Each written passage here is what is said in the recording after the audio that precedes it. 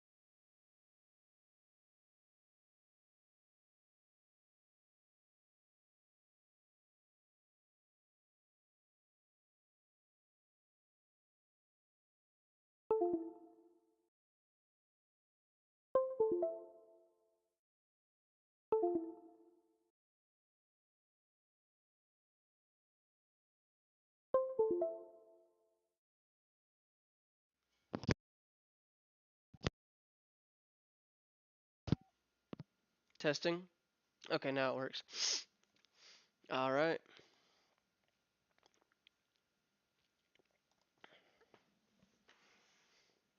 Ah, dang it.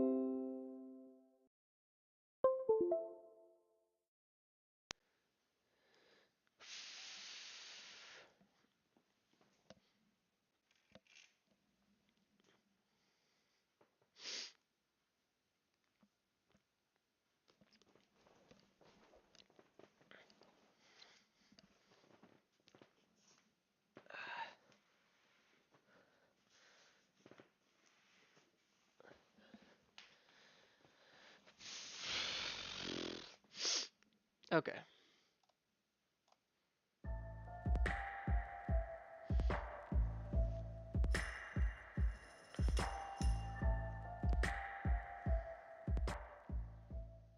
On the 17th of November 2012, 34-year-old Jose Salvador Alvarenga finished his breakfast and bid farewell to his fellow fishermen in the coastal town of Costa Azul. There were rumours of a gathering storm out at sea, but Alvarenga wasn't worried. He had navigated dozens of storms before, and he felt sure that this one would be no different. He would be back, he assured his friends, in time for a party that evening. But this promise, it would turn out, would be one which Alvarenga would not be able to keep. Jose Salvador Alvarenga was born and raised in a small town in El Salvador, where he went on to start a family of his own. At the age of 27, however, he became involved in a bar fight.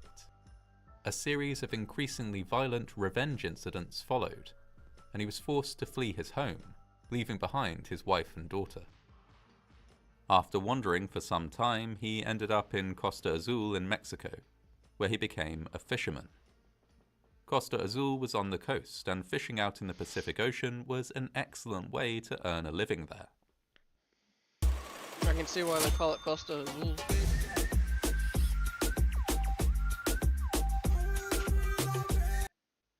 Alvarenga was a popular new arrival. He was funny and lively with a great sense of humour. He was known for his generosity and willingness to share, and often used his earnings to pay for the drinks of all his fellow fishermen. He also had a reputation for enjoying his food, and being willing to eat almost anything when he was hungry. He was sometimes teased by other fishermen for his appetite, but this gentle banter never appeared to bother him. On the 17th of November 2012, Alvarenga made ready for another fishing trip. He had just returned from a very successful journey out to sea, bringing back an icebox full of fish worth hundreds of dollars. Now, although there was news of an incoming storm, he planned to double his money by making another trip out. His ship, known as Shrimper from the Coast No. 3, was relatively basic. It had no structures and no running lights, and the anchor was missing, borrowed by a fellow fisherman. The biggest item on board was an icebox where his bountiful catch would be stored. He would normally be accompanied by his colleague, Ray Perez, but on this day Perez had an appointment that he could not miss. Impatient, Alvarenga recruited a rookie fisherman, 22-year-old Ezequiel Cordoba. Alvarenga and Cordoba sailed out into the open ocean, and were soon engulfed by a fearsome storm. Before long, the pair were bailing water out of the boat and desperately trying to keep it balanced amidst the massive, rolling waves. Realizing their situation was precarious, the men turned the boat around and headed for home through the towering waves. They travelled through the night, and by 8 a.m. the next morning were within sight of home. It was at this point, however, that their engine died, leaving them at the mercy of the wind and the waves. Worse still, the missing anchor meant that they could not maintain their position. Very quickly, the storm began to carry them back out to sea. Alvarenga radioed for help. A boat was sent out, but it would have required a near miracle for it to find the two men at the height of the storm. By the time the weather had calmed and a proper search mission could be organized, Shrimper from the Coast No. 3 had drifted far away from shore. On board, waves swept away almost all of the men's food and equipment as they battled through the night. By dawn the next day, they were alternately taking shelter under the icebox and frantically bailing out the boat. One day passed, then another. The storm abated and the men found themselves adrift, with no sign of land in sight. With both their engine and their only radio dead, there was nothing they could do but wait as, day by day, they were carried further out to sea. After almost a week at sea, they did pass a container ship, but were unable to attract the attention of the people on board. The Shrimper from the Coast No. 3 was tiny, with a very low profile and dull colouring that made it almost invisible against the water. Days became weeks. The men sheltered uncomfortably under the icebox to protect their skin from the blazing heat of the sun. They drank their own urine and licked dew from the surface of the boat. Alvarenga ate jellyfish which he caught with his bare hands, ignoring the burning sensation they created in his throat. Later, with more practice, he was able to catch small fish and seabirds too. Alvarenga one day caught a sea turtle, slaughtered it and drank its blood. Cordoba, though painfully dehydrated, refused to do so. He did, however, eat the meat of the animal. Eventually, rain did come, filling the boat with a slim pool of drinkable water that sustained the two men for days. By drinking rainwater and dew, and eating fish, birds, and turtles, they were able to obtain enough energy to survive. The experience was, however, taking a toll on their minds. They developed some routines to help with this. Cordoba, confused and desperate, would ask Alvarenga to go to the store and bring back food. Alvarenga would move to the far end of the boat, wait a few minutes, then return and explain that the store was closed, but they could try again the next day. This routine, absurd though it might be, helped to keep Cordoba calm. Albion Online is a sandbox MMORPG in which you write your own story instead of following a laid-out path. Explore a vast open world. Weeks became months. On what the men believed might be Christmas Eve, they ate a meal of seabirds. Cordoba's bird had recently eaten a poisonous snake. He became violently ill, and though he recovered, the incident left him fearful and unwilling to eat. Alvarenga now frequently had to talk him into eating and drinking enough to survive. Cordoba was undoubtedly deteriorating. He did not believe they would ever be rescued, and he was growing weaker day by day as he continued to refuse to eat. One night, the men made a pact. If only one survived, that survivor would visit the parents of the other to let them know how their loved one had passed. Not long after this, Cordoba passed away. Delusional with grief, Alvarenga continued talking to Cordoba's body for several days as though nothing had happened. Eventually, though, as decay set in, he washed his companion's body and buried him at sea. Alvarenga was now entirely alone in what seemed like an endless ocean. He drifted into a shipping lane. As many as 20 container ships passed his tiny boat, but Alvarenga could not attract the attention of any of them. Instead, he continued his routine of fishing and catching seabirds and turtles, sometimes keeping live animals in the boat to ensure his future food supply. After some time, he found a floating oil drum, which allowed him to collect precious rainwater. With only one mouth to feed and with his skills as a fisherman improving day by day, Alvarenga actually gained a small amount of weight. Food and water were always on his mind, but weren't an emergency. As the boat continued to drift, he searched for ways to pass the time. He did push-ups to stay fit, decorated his hair with bird feathers, and repaired and maintained the boat. He made a dried pufferfish into a ball and watched his captive seabirds fight over it. Sometimes he would talk to the sea, trying to convince it to drop him off on land. Most of all, though, he took refuge in his imagination. He later said that, "In my mind, I brewed fresh coffee every morning." One day, another container ship passed Alvarenga's boat. This time he spotted people standing at the railing, people who appeared to wave at him. Despite this apparent acknowledgement, however, the ship did not stop. The incident was devastating to Alvarenga's morale. Definitely.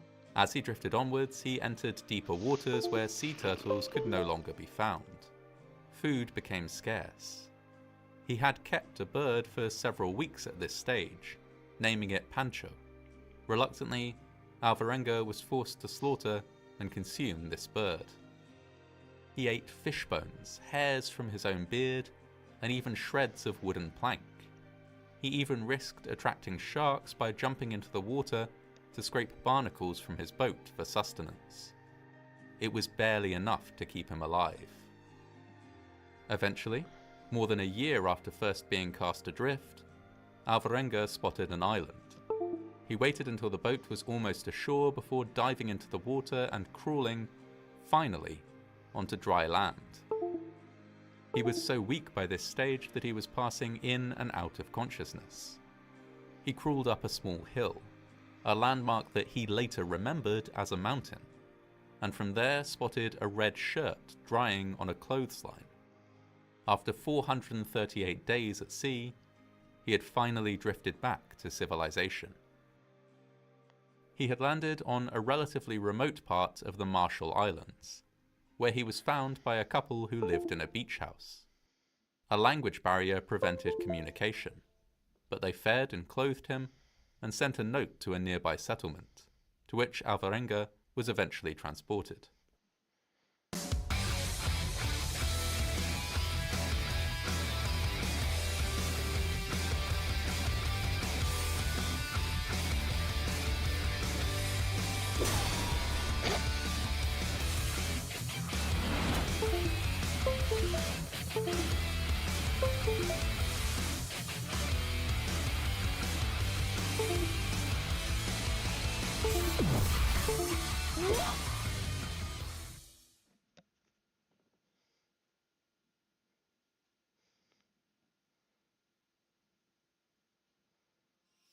The tapestry, where past, present, and future entwine.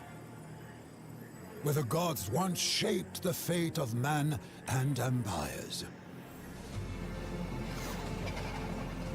But the gods are gone now, and in the chaos they left behind, some of us obtained abilities no mortal was meant to hold.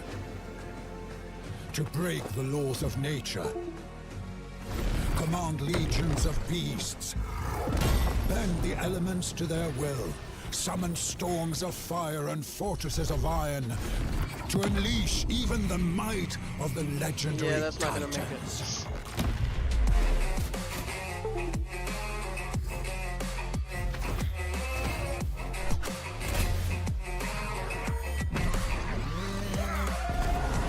This battle may save our world.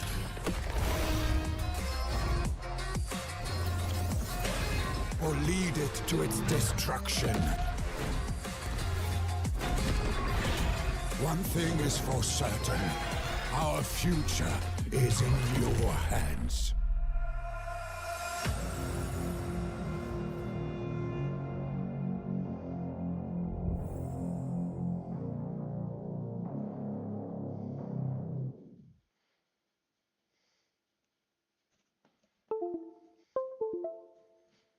Come on. The days after his discovery were confusing. He did not know if he was under arrest or simply convalescing. He was repeatedly interrogated, with immigration officials doubting his story. Media interest in his case was huge, and he found the attention of the press unbearably stressful. At one stage, a journalist impersonated a doctor to try and get an interview from him. After much questioning, Alvarenga was eventually flown home. As he had been missing for a year, he had been declared dead, and a funeral service had been held for him. His sudden return home, therefore, was akin to a return from the grave. Alvarenga, though, was uninterested in the fame his miraculous story brought him. The news did, however, reunite him with his daughter. She visited him in hospital while he recovered, and later he returned to El Salvador to visit her and teach her how to drive. Having survived a year at sea, he no longer feared the violence that had once driven him from his home. He also kept his promise to Cordoba, and visited his family to describe his companion's final days. He explained that, while the days leading up to his passing were in no way easy or pleasant, when Cordoba did pass away, he did so peacefully. Eventually, Alvarenga returned to Mexico and Costa Azul. He no longer works as a fisherman. He reportedly does not wish to relive or remember the 14 months he spent adrift in the Pacific. He is said to be happy, healthy, and immensely grateful to be alive.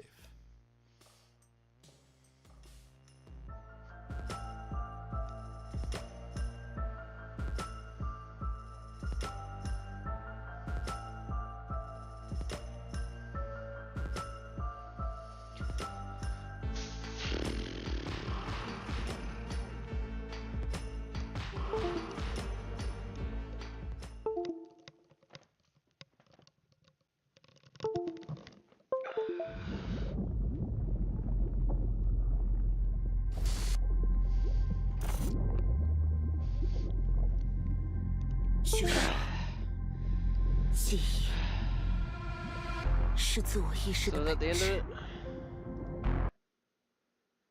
Okay. And what is Mr. So this Johnson have to couple, say they live about in the that? jungle right near the beach. And one day, they see a strange man crawling through the sand. And he's naked, and he can barely stand, and he's clutching a knife, and he's shouting something incoherently in a language they don't understand.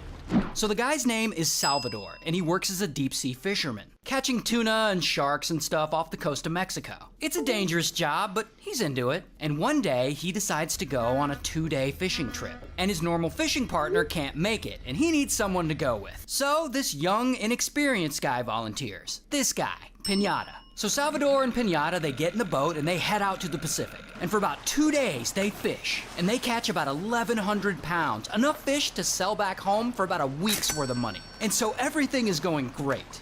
Until they're finally done fishing and they turn their boat around to go back home, and then, out of nowhere, kabam! A massive storm hits and the boat starts to fill up with water. And Pinata panics and he's using a bucket to get the water out of the boat as Salvador tries to steer through the massive waves. And finally, luckily, after a while, the storm starts to die down. And Salvador, he can see land. They're about 2 hours away from the shore. And that is when, boom, the boat's engine starts sputtering and it dies. So Salvador pulls out his two-way radio and he calls his boss and he's like, "Help, my engine is dead." And the boss asks for his location, but their GPS has stopped working. And then, to make it worse, the storm starts building up again. And it's getting stronger and stronger, and it's tossing the boat around. Sometimes the waves are raising them up 3 stories high before the boat drops. And Salvador realizes that the 1,100 pounds of fish they caught is making the boat unstable. So they just dump it all out. And they just keep throwing anything not useful overboard to lighten the load, like extra ice and extra fuel. And then the two-way radio dies. And by this point, Salvador and Pinata have been bailing water out of the boat for hours. And the engine still won't start. And Salvador gets frustrated and he's pissed off and he just loses it. He picks up the fish-killing club and he just smashes the boat's engine. And he grabs the dead GPS and the dead two-way radio and he just chucks them into the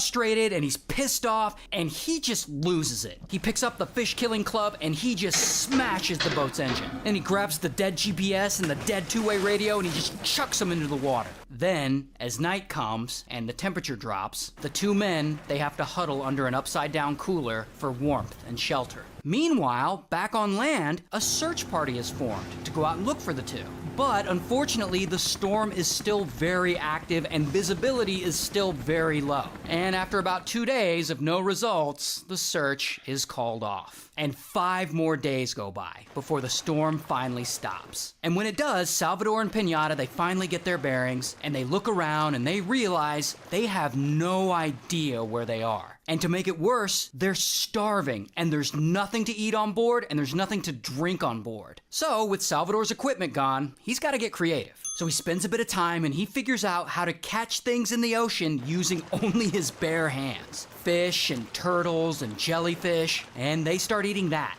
raw because that's all they have. And to drink, turtle blood and their own urine because again, that's all they have. And then one day they get lucky and a seabird lands on the boat. So Salvador, he quickly grabs it and he unalives it. And then they get to survive eating that for a few weeks. And then it finally rains, so they get to collect rainwater and they start drinking that. And so for 2 months, they live like this, eating raw animals and catching rainwater when they can. But as time stretches on, something comes over Pinata. He's not acting the same anymore, and he starts to get depressed. And as he's losing all hope, he slowly starts to refuse any food. He just simply can't bring himself to eat any more raw animals. And eventually, he just stops eating entirely, and he grows really sick. And Salvador and Pinata, they start to feel like he isn't gonna make it. So they make a pact. If Salvador makes it out alive, he'll contact Pinata's mother and deliver her a message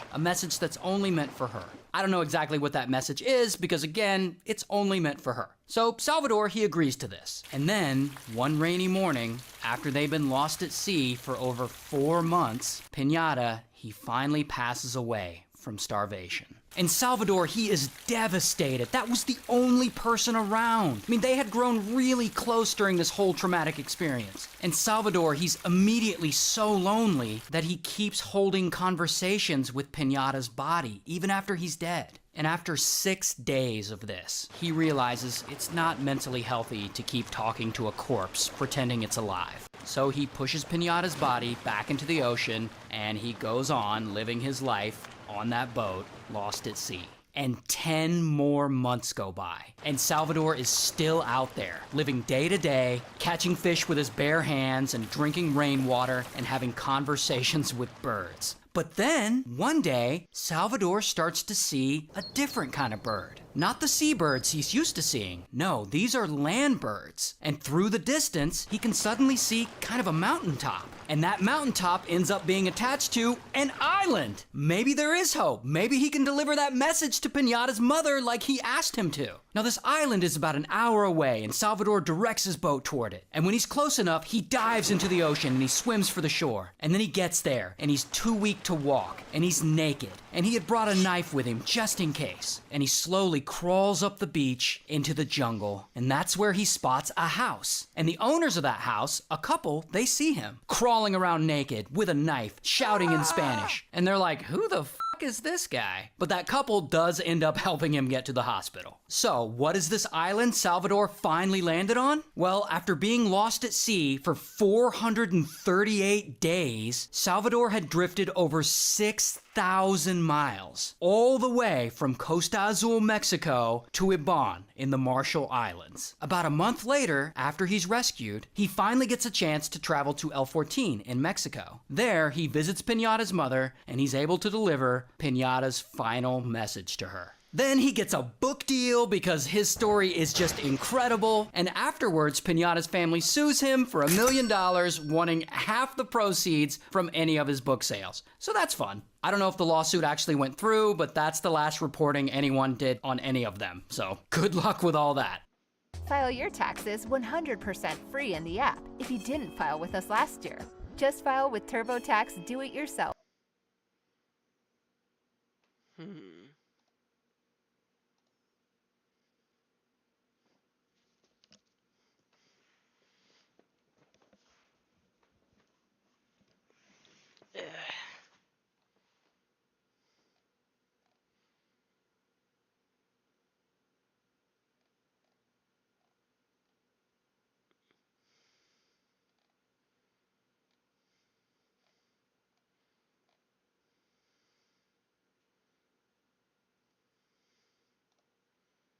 This is a map of every angelic being mentioned in the Bible. When you think of an angel, you probably see something like this. White fluffy wings, a floating halo, and long flowing hair. But it turns out that the real angels mentioned in the Bible are nothing like this at all, but are actually so much cooler. This video is going to be a bit different to the other videos on this subject, because most people when exploring angelology draw reference from the apocryphal or later mythological or traditional sources. But today we've analysed everything the Bible says about angelic beings. So unless stated as a theory, everything we'll discuss today describes the actual reality we live in. And some of these creatures are absolutely terrifying. We'll talk about some creatures you'd hate to come face to face with, as well as some you might not have heard of before. By the end of this video, you'll know everything there is to know about them. We know that because God created them before he created time and space. Identity check to learn some basics about angelic, their mission, their appearance, and the reason why they exist at all. I'm already watching your Let's video. start with a little identity check to learn some basics about these creatures. Angel kind are not But I'm not the eternal lowest beings. common denominator, so I should We know probably that fucking because chill. God created them before he created time and space. It says in Job that the sons of God, also translated as angels, sung for joy as they watched God lay the foundations of the earth. Although they're not eternal, they are immortal. There's a difference. Eternal means you've always existed and have no beginning. Immortal means that you did have a beginning, but you don't naturally degrade or die. The angels, therefore, are not destroyed when they rebel. Instead, they are imprisoned in the abyss, which is a super cool concept we discussed in this video. The angels also don't marry or reproduce like humanity does. We know this because Jesus in the Gospel of Matthew said that in the resurrection, us humans will be like the angels, where we no longer marry. But things start getting a little complicated when we look at these other details. Almost every time an angel is referred to in scripture, they are given male pronouns. 2 of them we know have male names and are described as such, but there's a strange passage in Zechariah that implies the existence of female angels as well. This is far beyond my pay grade, and I don't think we'll ever understand it until eternity comes to pass. Angels exist all around us, but they primarily live in an unseen realm. They affect our reality, but often in invisible and unnoticeable ways. The angels primarily live in the spiritual realm of heaven, but as we'll explore in this video, there's a bit of a hierarchy of angels. Some are sent to earth to serve humanity, other, more prominent angelic beings are stuck in heaven for reasons we'll explore shortly. The first group of angelic beings we'll meet are the beings you're probably most familiar with, and here's what we know about them. Awaken to a world of wonder in Final Fantasy XIV Online. Take it easy and play your way. Whether it's fishing, crafting, or taking on quests. Play solo, or team up with your friends. Now, we spent some time trying to come up with a cool name for this category of angels, but never really landed on one. So we're just going to call them common angels. If you're ever lucky enough to encounter an angel yourself, it's probably there for one of 3 reasons. They could be bringing you a message from God. The word angel literally means messenger, so this is the most common of the lot. They could be sent to perform a specific action or miracle. Or worst of all, they could be sent to carry out God's judgment on you. Yippee! Messenger angels are spotted all over the Bible. A messenger angel appears at the empty tomb to announce the resurrection of Christ. Another appears before Philip, directing him to meet the Ethiopian eunuch on the road in the book of Acts. Another appears to Cornelius, telling him to send for Peter right before the Gentiles receive the Holy Spirit. In fact, the entire book of Revelation is one giant message from an angel to a human. Messenger angels are by far the most common angel, because it's literally what the word means. Gabriel is the only messenger angel who is named. The first of 3 named angels we'll meet in this video. 3 named angels that get progressively more fascinating. He delivers a few key messages throughout the Bible, like explaining a prophetic vision to Daniel in chapter 8, and revealing the most detailed messianic timeline in the entire Old Testament to him in chapter 9. He also is mentioned in the New Testament, delivering the message of the births of both John the Baptist and Jesus Christ. But why doesn't God simply implant a message into someone's brain, rather than using some being to pass it on? Well, we could also ask the question, why does God use humans to pass messages to one another? Simply put, angels were created by God for this very purpose, to be ministering spirits sent to serve those who will inherit salvation. Just like our second type in this category, mission angels. Mission angels are a little more nuanced because they're sent by God to carry out a specific task. These tasks could be miraculous in nature, like closing the mouths of lions in the famous Bible story we all know and love, or supernaturally breaking the apostles out of prison not once but twice. One angel prepared a meal for Elijah which gave him energy for 40 days. Must have been a pretty crazy meal. And others came to comfort Jesus at different times of his ministry, both in the wilderness after being tempted by Satan, and in Gethsemane after being similarly tempted to withdraw from God's salvation plan. Some of these angels have several roles though. Like the angel who declared that Jesus has risen to the women at the tomb is actually the same angel who rolled away the stone and sat on top of it. There, he can be considered both a mission angel and a messenger angel. But the final category is the most distinct of the three.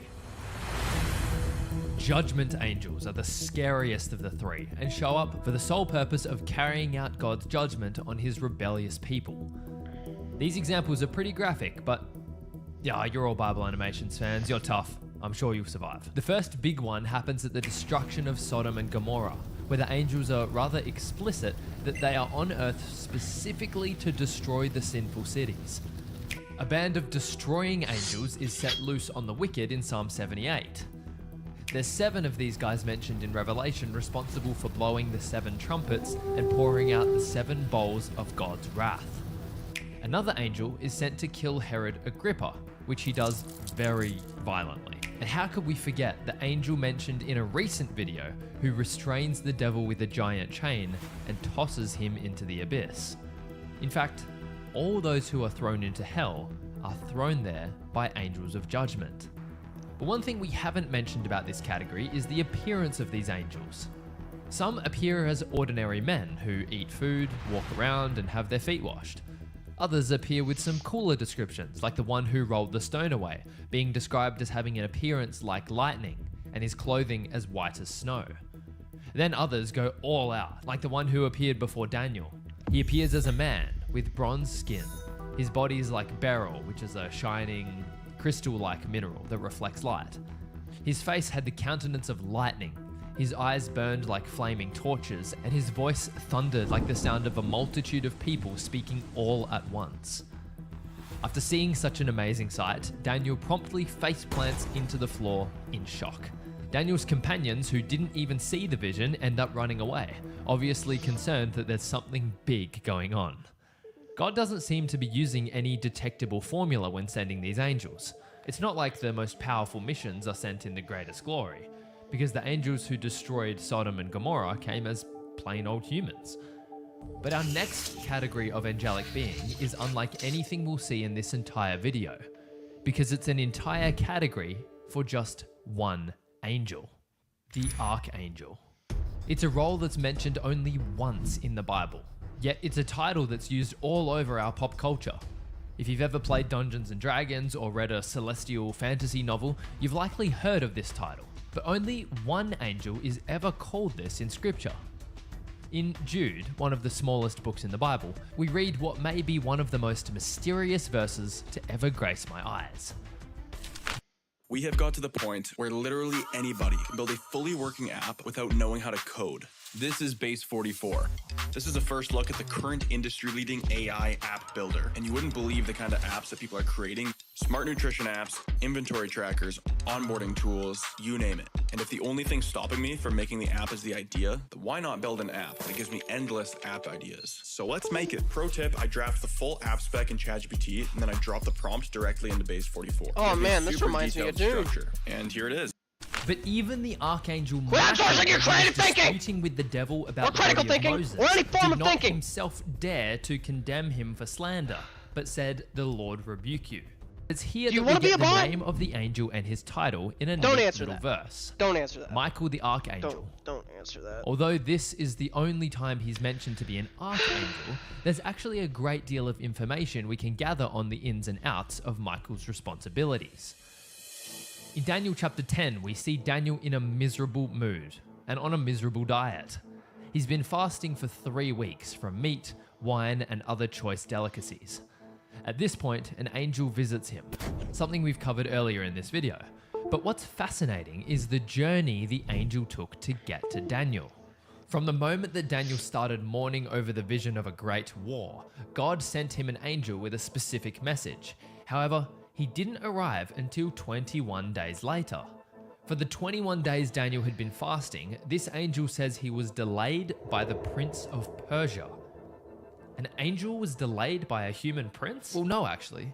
This Prince of Persia is a demonic prince, the ruler over the Persian nation at the time.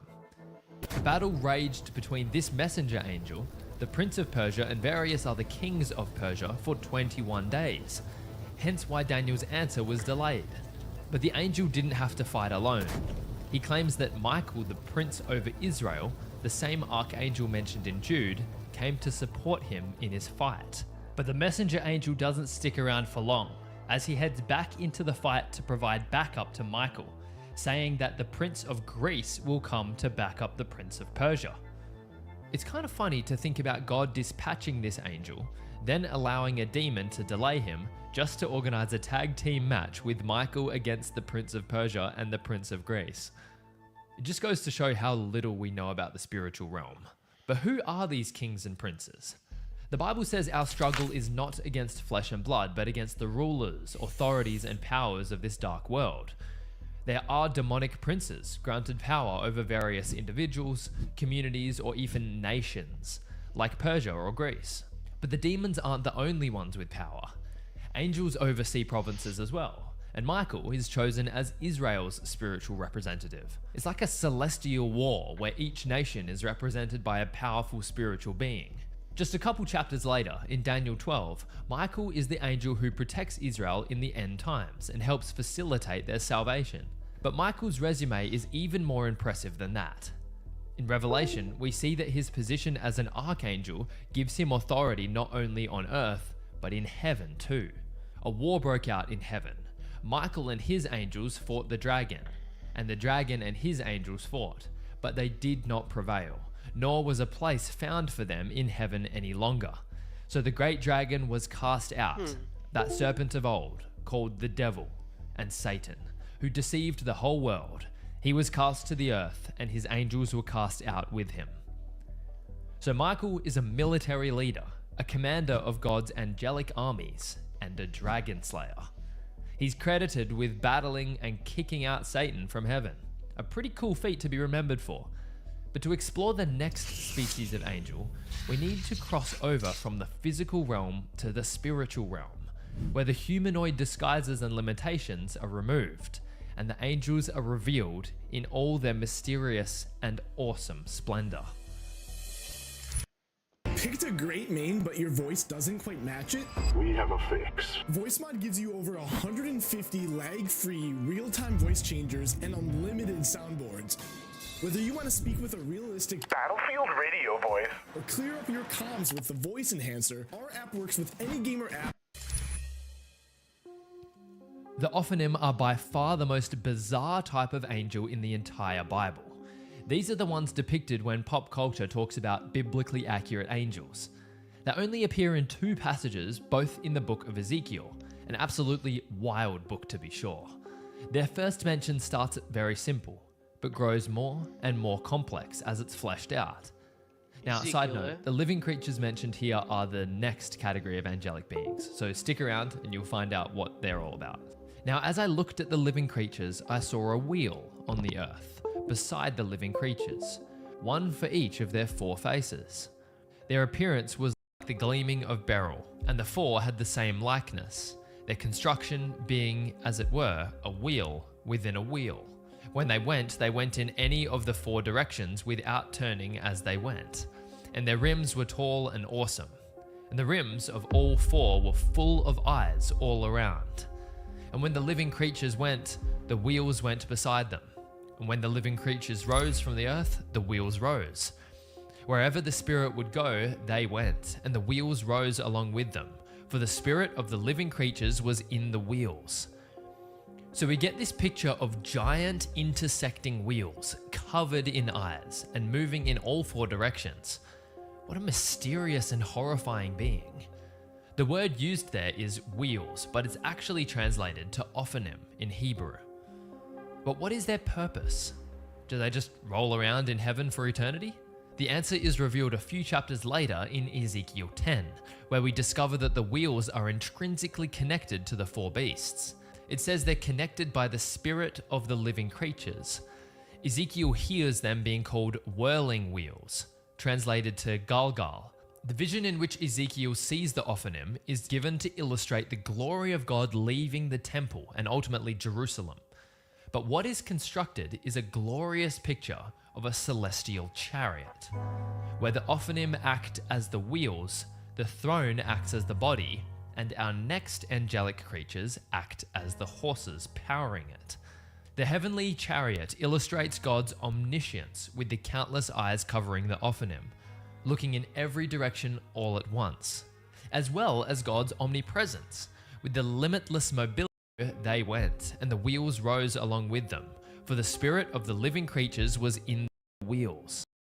And when the living creatures went, the wheels went beside them. And when the living creatures rose from the earth, the wheels rose. Wherever the Spirit would go, they went, and the wheels rose along with them, for the spirit of the living creatures was in the angels. They only appear in 2 passages, both in the book of Ezekiel, and absolutely wild.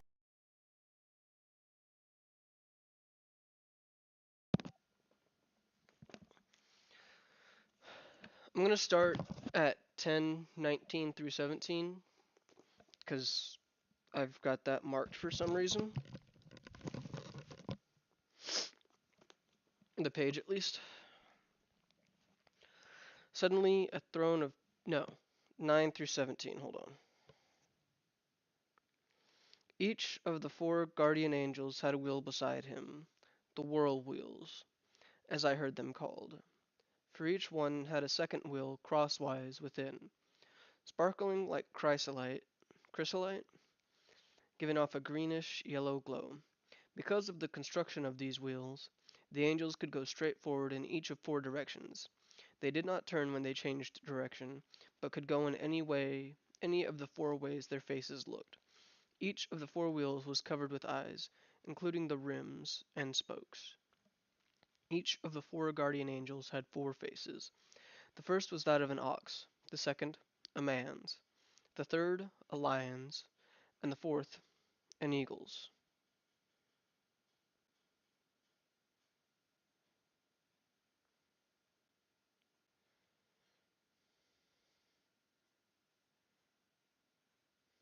Okay. By blue sapphire, it means lapis lazuli, or lazuli, however you say that. It says an ox, but then in the side notes it says literally a cherub's face. Anyways, these were the same beings I had seen beside the Chebar Canal, and when they rose into the air, the wheels rose with them and stayed beside them as they flew. When the guardian angels stood still, so did the wheels, for the spirit of the guardian angels was in the wheels. And then 1:15:21.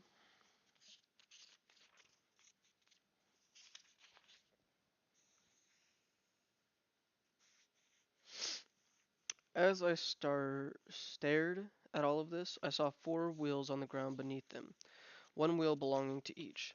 The wheels looked as if they were made of polished amber, and each wheel was constructed with a second wheel crosswise inside. They could go in any of 4 directions without having to face around. The 4 wheels had rims and spokes, and the rims were filled with eyes around their edges. When the 4 living beings flew forward, the wheels moved forward with them. When they flew upwards, the wheels went up too. When the living beings stopped, the wheels stopped, for the spirit of the four living beings was in the wheels. So wherever their spirit went, the wheels and the living beings were there too.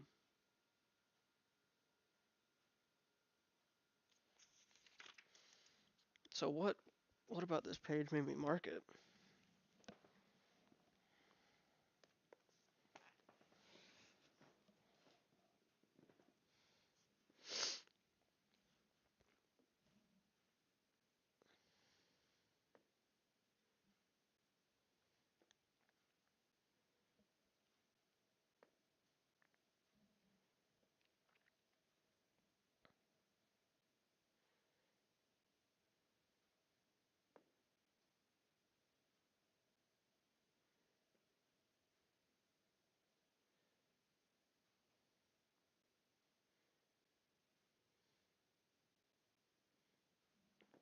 Hmm.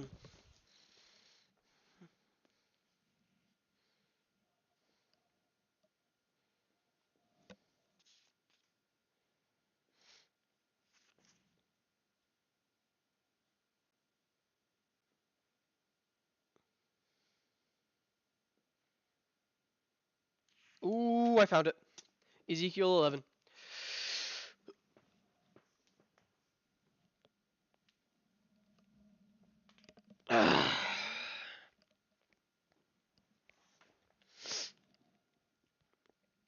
Then the Spirit lifted me and brought me over to the east gate of the temple, where I saw 25 of the most prominent men of the city, including 2 officers, Dizina, son of Uzur, Jazaniah, maybe, son of Uzur, and Pelatiah, no, Pelasia, Pelasia, Pelasia, son of Benai. Then the Spirit said to me, Son of dust, these are the men who are responsible for all of the wicked counsel being given out in this city. For they say to the people, It is time to rebuild Jerusalem, for our city is an iron shield and will protect us from all harm. Therefore, son of dust, prophesy against them loudly and clearly. Okay, so that was a quote.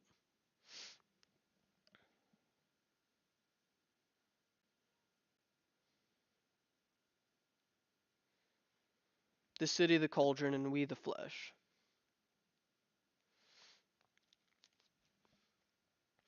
Then the Spirit of the Lord came upon me and told me to say, The Lord says to the people of Israel, Is that what you are saying? Yes, I know it is. For I know everything you think, every thought that comes into your minds. You have murdered endlessly and filled your streets with the dead. Therefore the Lord God says, You think this city is an iron shield? No, it isn't. It will not protect you. Your slain will lie within it, but you will be dragged out and slaughtered. I will expose you to the war you have so greatly feared, says the Lord God, and I will take you from Jerusalem and hand you over to foreigners who will carry out my judgments against you. You will be slaughtered all the way to the borders of Israel, and you will know I am the Lord. No, this city will not be an iron shield for you, and you safe within. I will chase you even to the borders of Israel, and you will know I am the Lord. You who have not obeyed me, but rather have copied the nations all around you. While I was still speaking and telling them this, Pelatiah, son of Benaiah, suddenly died. Then I fell to the ground on my face and cried out, O Lord God, are you going to kill everyone in all Israel? Again, a message came from the Lord. Son of dust, the remnant left in Jerusalem are saying about your brother exiles. The remnant left in Jerusalem are saying about your brother exiles. It is because they were so wicked that the Lord has deported them. Now the Lord has given us their land. But tell the exiles that the Lord God says, Although I have scattered you in the countries of the world, yet I will be a sanctuary to you in the time that you are there. Uh,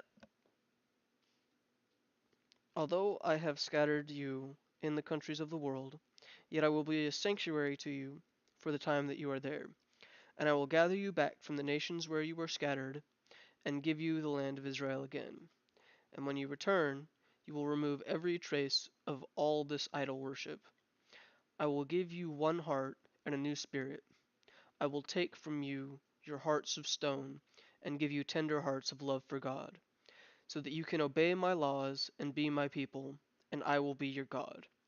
But as for those now in Jerusalem who long for idols, I will repay them fully for their sins, the Lord God says. Then the guardian angels lifted their wings and rose into the air with their wheels beside them, and the glory of the God of Israel stood above them. Then the glory of the Lord rose from over the city and stood above the mountain on the east side. Afterwards the Spirit of God carried me back again to Babylon, to the Jews in exile there. And so ended the vision of my visit to Jerusalem. And I told the exiles everything the Lord had shown me.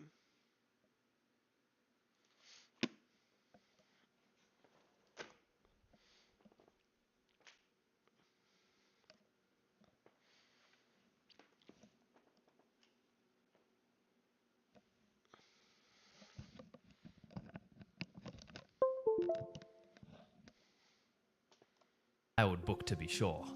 Their first mention starts very simple, but grows more and more complex as it's fleshed out. Now, side note, the living creatures mentioned here are the next category of angelic beings, so stick around and you'll find out what they're all about.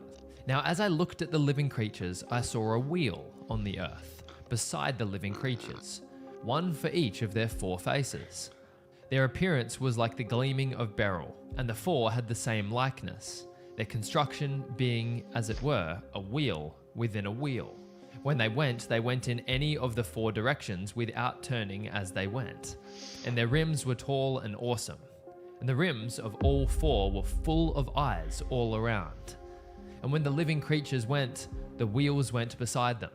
And when the living creatures rose from the earth, the wheels rose. Wherever the Spirit would go, they went, and the wheels rose along with them. For the spirit of the living creatures was in the wheels. So we get this picture of giant intersecting wheels covered in eyes and moving in all 4 directions. What a mysterious and horrifying being. The word used there is wheels, but it's actually translated to ophanim in Hebrew. But what is their purpose? Do they just roll around in heaven for eternity? The answer is revealed a few chapters later in Ezekiel 10, where we discover that the wheels are intrinsically connected to the 4 beasts. It says they're connected by the spirit of the living creatures. Ezekiel hears them being called whirling wheels, translated to Galgal. The vision in which Ezekiel sees the ophanim is given to illustrate the glory of God leaving the temple and ultimately Jerusalem. But what is constructed is a glorious picture of a celestial chariot, where the ophanim act as the wheels, the throne acts as the body, and our next angelic creatures act as the horses powering it.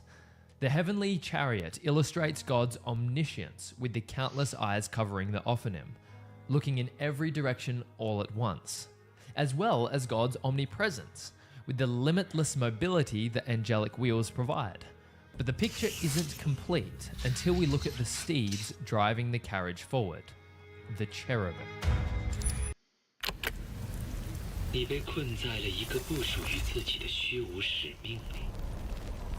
I'm not that cultured. Calm down. The cherubim are heavenly angels who exist around the presence of the throne. They have multiple faces, each belonging to a different animal. They're covered in eyes all over their body, and they have hands that extend out from under their wings. I can only imagine the complaints we'd get from parents showing this kind of stuff to our kids in Sunday school. But I think them being scary is kind of the idea. The cherubim exist to carry out 3 distinct roles. The first is to defend the glory of God from mankind. In Genesis, after Adam and Eve sinned, they were cut off from God's presence. The Bible specifically says that cherubim were placed at the east of the garden to keep man away from the tree of life. In the same way, these cherubim seem to be a sort of secret service for the heavenly king. They specifically dwell within the throne room of God, but there seemed to be an elite few created for a special purpose. And like Gabriel and Michael, there's one cherubim that's named, the final of our 3 named angels, and he might just be the most influential of the lot. As bodyguards tend to do, the cherubim keep man from getting into God's space, because if we did somehow access God, we'd be melted into soup on the spot. They of course cut us from the Garden of Eden, but this was an ongoing work. Ezekiel sees a vision that we've mentioned that's all about the removal of God's glory from the temple and eventually Jerusalem, indicating God had left the land of Israel for the time being. In it, the cherubim play a significant role.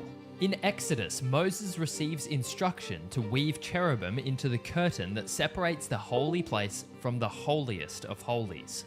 But this isn't the cherubim's only function. They also uphold God's throne, serving as a mount, if you will, for the glory of God. Ezekiel describes 4 living creatures covered in eyes, with 4 faces and feet like bronze. Above these creatures is a crystal firmament, and a sapphire throne on which the glory of God resides. As the Spirit moves, the creatures move, and the crystal throne goes with them. The Ophanim, which we mentioned before, follow the movements of the cherubim as if being pulled or pushed along by these angelic beasts. In chapter 10, it's explained that these 4 creatures were the cherubim, and it's at this moment that the cherubim lift their wings and the glory of the Lord departs from the temple, ascending above their heads into the sky. The idea of God riding on a cherubim is echoed in several other scriptures, like Psalm 18. The Lord sits enthroned above the cherubim in Psalm 80 and 99, and even the image of the Ark of the Covenant reflects this. When being told how the Ark of the Covenant is to be built, Moses hears God tell him to place 2 golden cherubim on the lid of the Ark. God will speak to Moses above the mercy seat, above the Ark, between the 2 golden cherubim on top of it. It's hard to imagine holier angels than this. Angels that are so close to God's glory. But being in the presence of God has an effect on you. Their role doesn't just consist of guarding God's glory and carrying him around.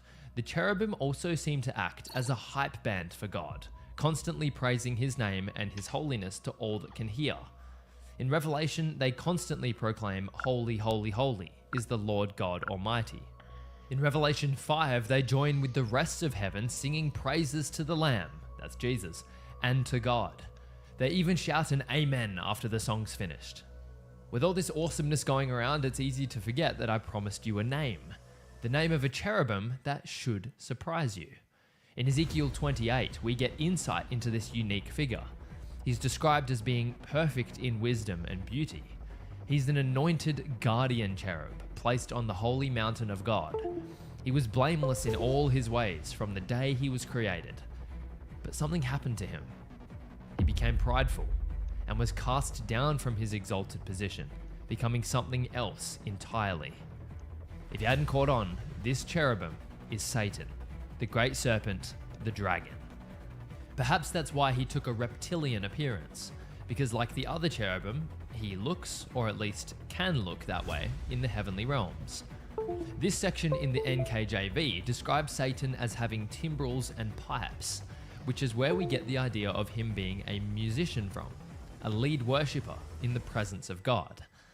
But despite how close these angels are to the throne of God, despite the fact that they literally hold it up and exist around it, there is another category of angel who sit a rank above the cherubim. Our next angelic species are as pure as they come, yet are shrouded in mystery. The seraphim. The seraphim are a mysterious species because of just how little the Bible mentions them. They only appear in a single chapter of Isaiah, where they're described in vague detail. But we have enough to piece together their purpose and a few mind-blowing insights. The word seraphim means burning ones in Hebrew, and denotes fiery phoenix-like imagery, the purest of creatures, radiating in the glory of God. Yet their appearance is rather intriguing. The seraphim are described as having 6 wings, similar to the previous angelic beings, but these ones use their wings in a different way. 2 of them cover their face, 2 of them cover their feet, and 2 are used for flying. Despite being made sinless and as pure as it gets, they have to shield their face and feet in reverence from the transcendent purity of God on his throne. This is why they're quoted as singing, "Holy, holy, holy," declaring just how set apart God is from even the purest of his angelic host. In the one and only vision we see from Isaiah, it's as if he's given a glimpse into the throne room zoomed right in, where only the seraphim and God himself are present. This idea is supported when Isaiah recoils, saying he's ruined because he's seen the King, the Lord Almighty. If the cherubim are responsible for the governing of God's throne room, the seraphim are responsible for worship and purification. Ever dreamed of leaving the ground level life behind? At US Aviation Academy, your first takeoff happens on day 1, guided by FAA certified instructors and a fleet ready for every stage of your training. From single engine fundamentals to multi-engine mastery, you'll log real hours, hone real skills, and fly real missions faster than traditional programs. Our state-of-the-art simulators cut learning curves, while immersive ground school turns complex theory into confident decision-making. Graduate job ready with airline preferred partnerships and financing options that keep your budget and your future in clear skies. Your cockpit is waiting. Visit usaviationacademy.com.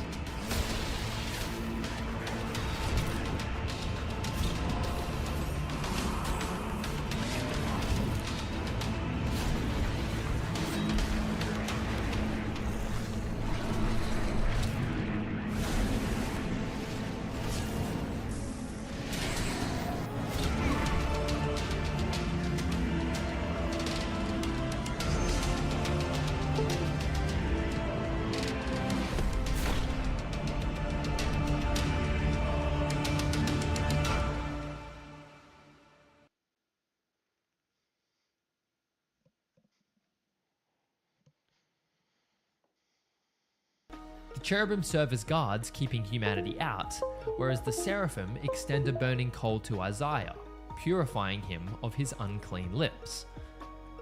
It's hard to imagine an angel category closer to the throne than these ones. But there is an angel that has seen the face of God. An angel that is completely distinct from all other angels and wields more authority than the rest of them combined. An angel that doesn't just drive the throne, doesn't support the throne, and doesn't even worship around it, but takes a seat right next to God himself. The final category of angel is really no category at all. It's a single individual who appears all over scripture, known as the angel of the Lord. We've looked at a vast array of angels in this video, but not a single one speaks like the angel of the Lord speaks. He commands an authority as if he were God himself. Like in Genesis 16, his first appearance, where he claims to multiply Hagar's offspring, a claim only God himself ever makes in scripture. Or later in Genesis, when Abraham is about to sacrifice his son Isaac, the angel of the Lord says, "Now I know that you fear God because you have not withheld your son, your only son, from me." Moses catches a glimpse as well when he encounters the angel of the Lord in the burning bush. There he claims this huge statement, I am the God of your father, the God of Abraham, Isaac, and Jacob. Later in the book of Judges, the angel of the Lord says something similarly astounding, claiming that he led the people out of Egypt and that he will never break his covenant with the people. But perhaps the coolest passage of them all is found in an often forgotten minor prophet. Picture this: Joshua, the high priest of Israel, is standing before the angel of the Lord. He's covered in filthy garments, and he has Satan standing next to him, hurling accusations at him about his sin. The angel of the Lord pipes up and commands that Joshua be given new clothes, clean and spotless. But he goes even further than that. He personally promises that he will remove the sin of the land in a single day. I've got to ask, does this sound like the words of any angel you've ever read about before? Or perhaps does this remind you of a certain New Testament character who accomplished something almost identical?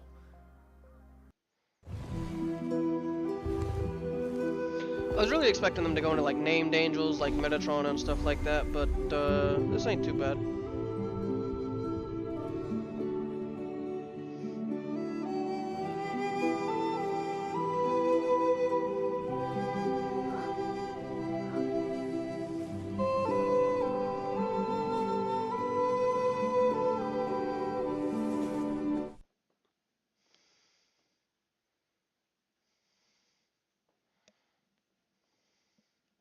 Thinking about playing D&D online?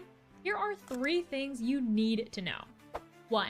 No setup needed. Just open your browser and start playing D&D, Pathfinder, and more. And you can create unlimited free characters. 2. Everything is automated. Dice rolls, stat tracking, and even lighting effects. Design and play the campaigns you want on our virtual tabletop. And 3. Find your perfect party instantly. Whether you're a beginner or a pro, Roll20 connects you to thousands of players. Ready to roll? Click below and start playing right now for free.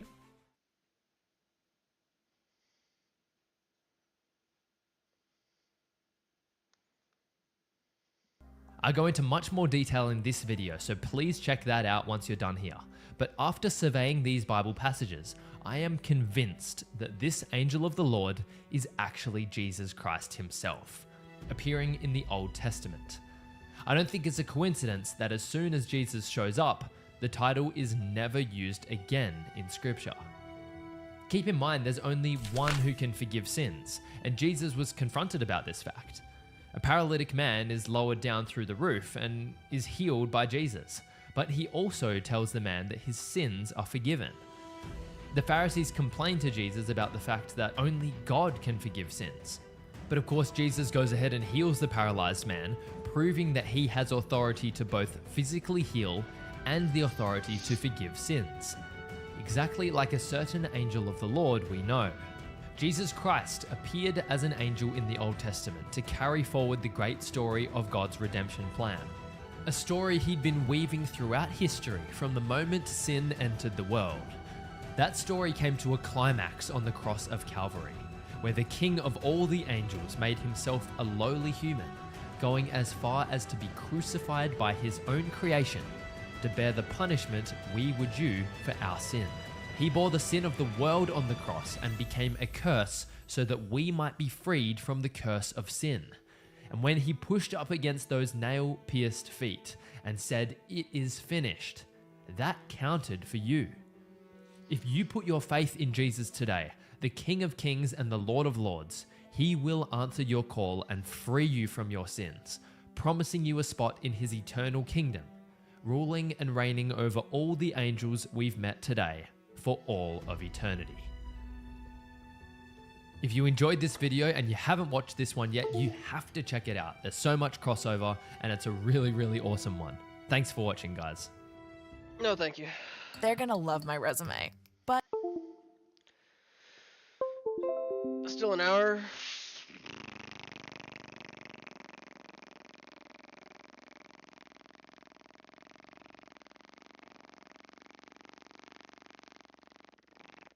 Great fucking movie.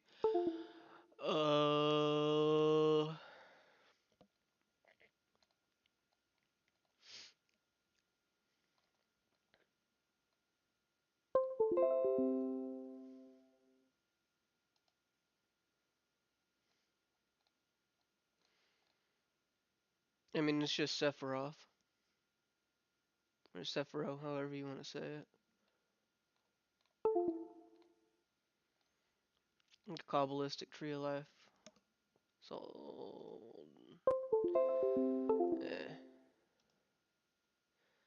oh, so this is actually my stream manager? Hold on.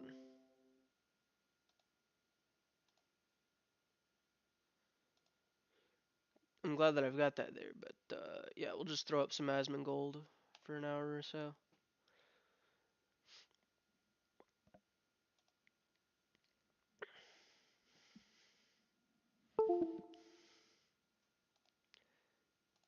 Some of the stuff he says is kind of retarded, but most of it is absolutely based. It's the same thing like, oh, I advocate for taxes. Okay, well, because I think taxation is theft, then I can steal your stuff because you're advocating for stealing. And satire always sounds retarded. Can you? This is it. It's so stupid. I can't believe he's even saying this.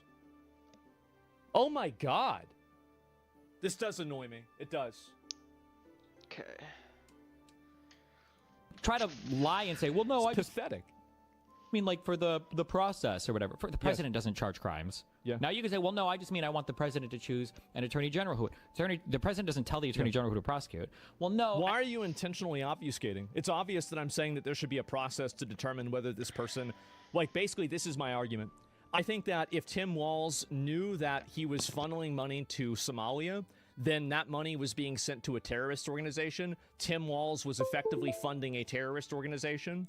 And read some of the comments that are wild. Oh, I'll get to that. Is direct his attack towards Asmongold, of course, right? Yeah, I think that's basically treason. Is that not treason? I mean, I think that's just categorically treason. It is. And if there's no evidence for that, then obviously he shouldn't have that happen. Duh, of course. But it should be investigated. Why is this such a problem? I would say the same thing about Trump. I would say the same thing about anybody else. Advocating for a political process that has extreme consequences is very different than advocating for vigilante justice and vigilante political violence. This is crazy. I would just want a president. Destiny is pretending to not understand lawful enforcement of the government because he doesn't agree with it? Yeah, exactly. Pretending to not understand. Man, many such cases, huh? They would have the disposition that would choose an attorney general that would also go after this guy for treason, for but get the fuck out of here, you loser fuck. Oh, I don't know about that, man. I mean, like his own, and here we go. Let's talk about the actual thing that I said. Tim Walz, I think, did know that the money was being funneled back to Somalia. I think that he did know. And I think that people, the multiple whistleblowers, even inside of his own party that said that, I think that him, as soon as the video went public, and like the Nick Shirley video, him immediately dropping out of the governor's race, I think was very, very condemning. And I think also the fact that all of the other people around him had been convicted of fraud for like the Feeding Our Future stuff, I think that there's a very, very high probability that Tim Walz knew this was happening and he facilitated it happening. I think there's that. I think it's very possible. And I think that there are enough pieces of independent evidence there that an investigation should be done. I don't see why this is such a confusing and problematic thing to say. I really don't. It makes perfect sense to me. Unless the most extreme, dramatic, brutal, aggressive option is on the table, I'm staying home. Yep. I'm staying home, bro. I think this is a huge problem, that politicians are able to get away with stuff and people are able to get away with things. Like, in my opinion, whenever you defraud and you hurt millions of people, I think that your head should be on the chopping block. I do think so. But the difference between me and Destiny is I don't think that should be decided by some random retard on Twitter who decided to pick up a gun and go take things into their own hands. I think this should be decided in a court of law, just like every single other legal outcome is decided in a court of law. If you're scamming Medicare fraud and you're stealing billions of dollars, yeah, I think your head should maybe be on the chopping block. I absolutely think so. If you're a politician and you're taking bribes from foreign countries, yep, heads on the chopping block, absolutely. And I think that we have so much bad behavior, just completely random and just flagrant law-breaking behavior from politicians who are literal fucking traitors to our country. And we are pacified by our basic, pretty much our success. Like, the country has been so successful and we've made so much money that nobody even considers this. If there's no accountability, it's going to keep happening. Absolutely. It'll never happen. That's fine. Then I guess he's not going to win. You're not going to get my vote. Yeah, I'll tell you that. Explain how I'm wrong. Yeah, you're not going to get my vote. It's not happening. Yeah, I sleep. But like, that's just politics. That's just a meme. So that doesn't matter. Meanwhile, me advocating for somebody to pin their location and don't let them join liberal protests. Guys, well, you're okay with self-defense. That means I can shoot you. Wait a minute. So you think somebody should go through a legal process? Oh, well, I disagree with you. So that means I can do the same thing without the legal process. Because those are the same things. This is Reddit tier false equivalency brain dead argument. That's like a call to violence. Okay, Chief. It is a call to violence. It's undeniably a call to violence. It's not even like, what are you talking about? Obviously it is. You can't go out and harass people in real life. Like, no. You literally can. No, you can't. It's against the law. What are you talking about? No, why are you even saying this? It's literally against the law to go out and harass people. Are you retarded? I don't. This is amazing. How does somebody say this? You fucking retard. It's not illegal to go out and shout at somebody, especially if you're protesting. If you're going after that person and you're trying to triangulate the location and you're doing it repeatedly, it is harassment and that's against the law. It absolutely is. Of course. That's not against the law. Where the fuck are the First Amendment, Second Amendment? Where's the First Amendment? I can't triangulate somebody's location and then distribute it to other people so then somebody can act on it and then be violent. You're literally advocating bully somebody. You're not like bullying somebody. That was the word that Destiny used in order to like explain what he wanted people to do to Hassan. This is insane. You should never be advocating to go out and bully somebody in public and triangulate their location. This is asking for trouble. It's asking for violence. Gawker did it in 2010, and it got shut down because it put people in danger. This is obviously bad to do. This is the thing that Destiny does, is that he has this stupid, brain-dead, extremist, well, because they said this one thing, I'm going to say something that's equivalent, that's, you know, my version of it, and you just, like, that's all he does. That's it.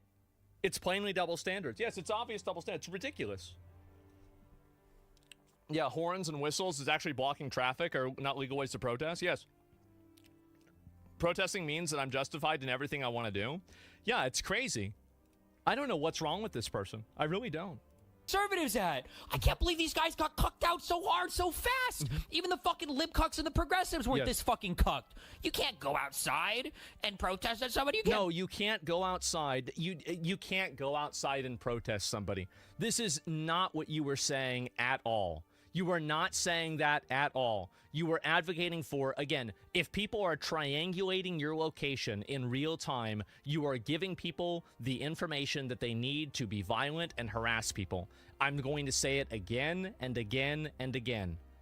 Nobody should be advocating for broadcasting a person's immediate specific location. It's doxing. Why is he advocating for doxing? Like, I don't even understand this. This is ridiculous. What are we doing? It's scary we have individuals like this walking within society. Well, he's basically and this is the outcome, right? And also, you have to remember, in the original clip, Destiny said that if somebody did that to Hassan, like implying if somebody killed Hassan, that, you know, people would be happy. You are baiting this into happening. You're not talking about protesting whenever you say somebody should find his location and bully him. And by the way, if he got killed, I think people would be happy. What are you talking about? It's obvious what you're saying. I mean, like, this is insane that we're even having this conversation. Really, it is. This is fucking insane. What is wrong with you?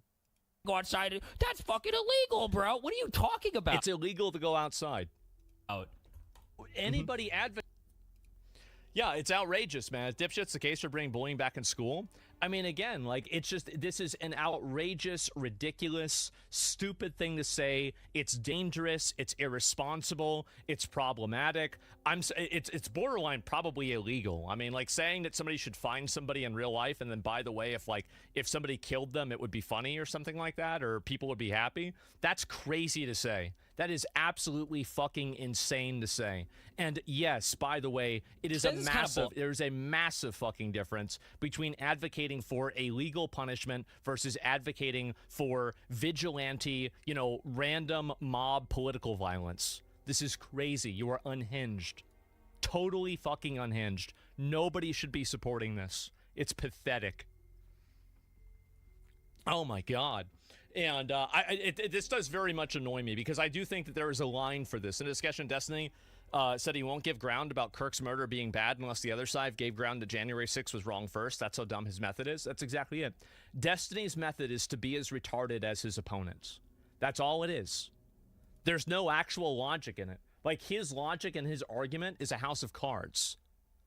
It's built off of somebody else basically saying something, and then he's saying the opposite of that, and basically, well, now it's okay for me to be retarded because you're retarded. This is the part right after. What is this here? Is there another part of it? Mm-hmm.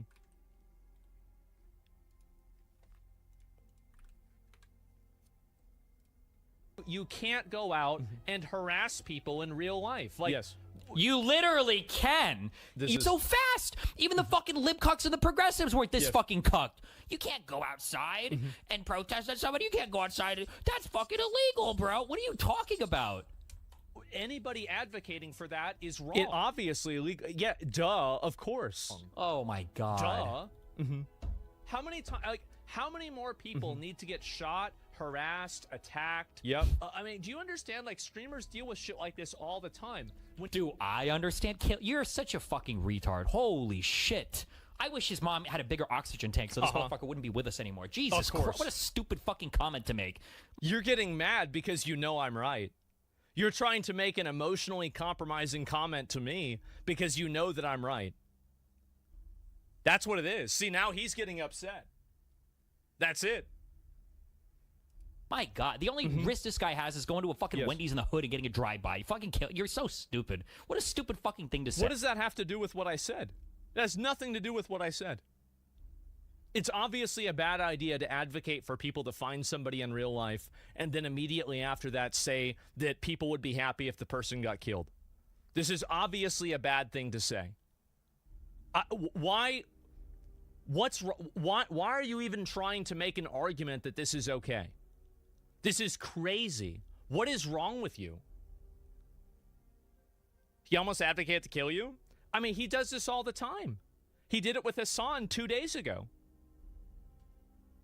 Hey. And you have somebody like Destiny that's going out there and promoting that shit. Yes. That's crazy.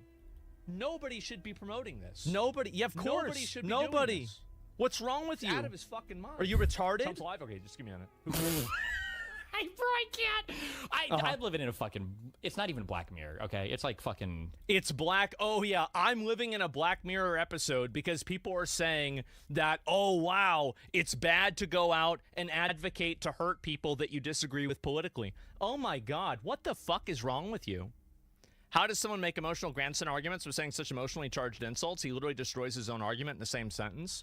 I mean, who cares, right? And the thing is that, again, you've got more people that say this. Would a voter of Slanesh gets first and vote of Argyle? When two dudes I don't like start fighting? Yeah, of course, right? As someone actually died in an explosion, it's a meme or a dumb take he had? No, she died of cancer. No, she had COPD. She had end-stage COPD, and the fire from the oxygen tank sent her to the hospital that day, but she was going to go anyway. Like, the fire from the oxygen tank actually had nothing to do with her dying. It really didn't. This is just something that people invented on social media because it's like a good imagery, right? That's the reason why. And so anyway, Jesus, associated Roachman political takes need to be checked in a mental hospital. Of course, right? Let's listen to Destiny for for political takes too. Like, oh yeah, if I disagree with you, that means I can advocate for somebody to kill you if I can falsely equate what you're saying to something that I think. It's such a ridiculous, stupid thing to say. And I honestly, like, I mean, you're borderline advocating for, like, basically killing people. I mean, what are you doing? What's wrong with you? You're right, Destiny shouldn't have been permanent for what he does, but he should just give Twitch reasons to keep the perma. I mean, this is insane to say that. It really is. It's nuts. So, talking shit about your parent. I mean, again, Destiny has enough of his own real-life problems. I don't want to get into that. I don't really care about that, if you want me to be honest. Somebody insults my parents. They insult my family. Like, what am I supposed to say? Am I going to make a joke about Destiny? Like, I don't care what Destiny's personal life is. It literally is of such little consequence to me that I haven't even read about it. I don't care what he says about my mom or my parents. I care about what he's saying about this political stuff and the fact that he's out there advocating and trying to make a false equivalency to going out there and saying that somebody should be tried for treason versus it's okay to politically assassinate people that you don't like. To think that that's the same thing is a Reddit tier false equivalency. And Destiny does this constantly. It's pathetic. Absolutely pathetic and retarded. Anyway, I'll read a few more comments and then we're going to look at the rest of them. It's crazy that he's saying that having a trial to hold someone accountable if convicted is the same as some retard doesn't like you stalking and harassing or attacking you in public. What a fucking idiot. He is. He's being a complete fucking idiot. And I don't know why you would say that. Let's be mad. They're just mad because I'm on their side. Oh, sure. Definitely. And what's this here? He had good personal character, man. Everyone has. Exactly. And there are always people that like to make these arguments. I don't know why people do this. It's very weird. Deb Noise, why do you think that? Why do you think that? I'm actually curious.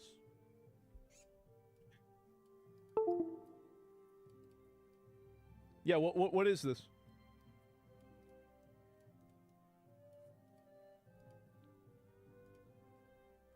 Yeah, let me see what he's saying here. Tim Spears had officers, no empathic vehicle. Oh, this is another argument here. It was, by the way, that argument was superseded by a Supreme Court argument. Your dad kept your thoughts in check. Can you explain what you mean by that instead of using averages? Like what does that mean to you? Like, can you give me an example of that? People love to weaponize my dead parents against me. I think this is, it's really kind of indicative of, you know, these are the kinds of people that are trying to always talk about empathy and support and everything like that. They love to do this. It's a fucking weirdo. Yeah, it's definitely a fucking weirdo. What a fucking weirdo. Why would you say that?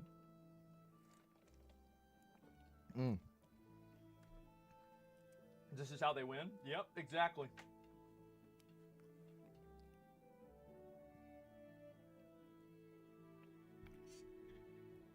Ban a retard? Yeah, no, I mean, I'm just curious, right? Because people do say this. Oh, there's no explanation. Oh, here we go. He saw your grifting and tried to tell you how bad Trump was? Yeah, he didn't like Trump, sure. You realize my dad supported me and he thought that I was right, didn't he? Like, trying to weaponize and impose your political views on my dead parents so you can get your perceived win and try to patronize me, it's pathetic. It's just pathetic. It's so pathetic. It's so embarrassing. I can't believe somebody would even do that. Really. And also, my dad, the only thing that my dad was mad at me for is that I didn't go even harder and even more extreme. That's what he was mad about. Ignore him. He's trying to, yeah, the guy's trying to hurt you with words. Exactly. Yeah, he's trying to invoke things like that. And that's always how it goes. They're trying to make you into Batman? Oh, God. Yes, of course. They have nothing else to attack you for, so they use your parents for really rat behavior. I know. And it's just crazy. Like, I mean, if my dad had seen that clip, let me tell you something. I'd have to turn off my mic. Because he would end up getting banned. He would get me banned if he would respond to that clip. Absolutely. This is 100%, 200% not the case. This entire idea that my parents had like these different political views than me, or they would have been disappointed about it, all this is it's just emotional weaponization. And the reason why they do it is because they don't have anything else.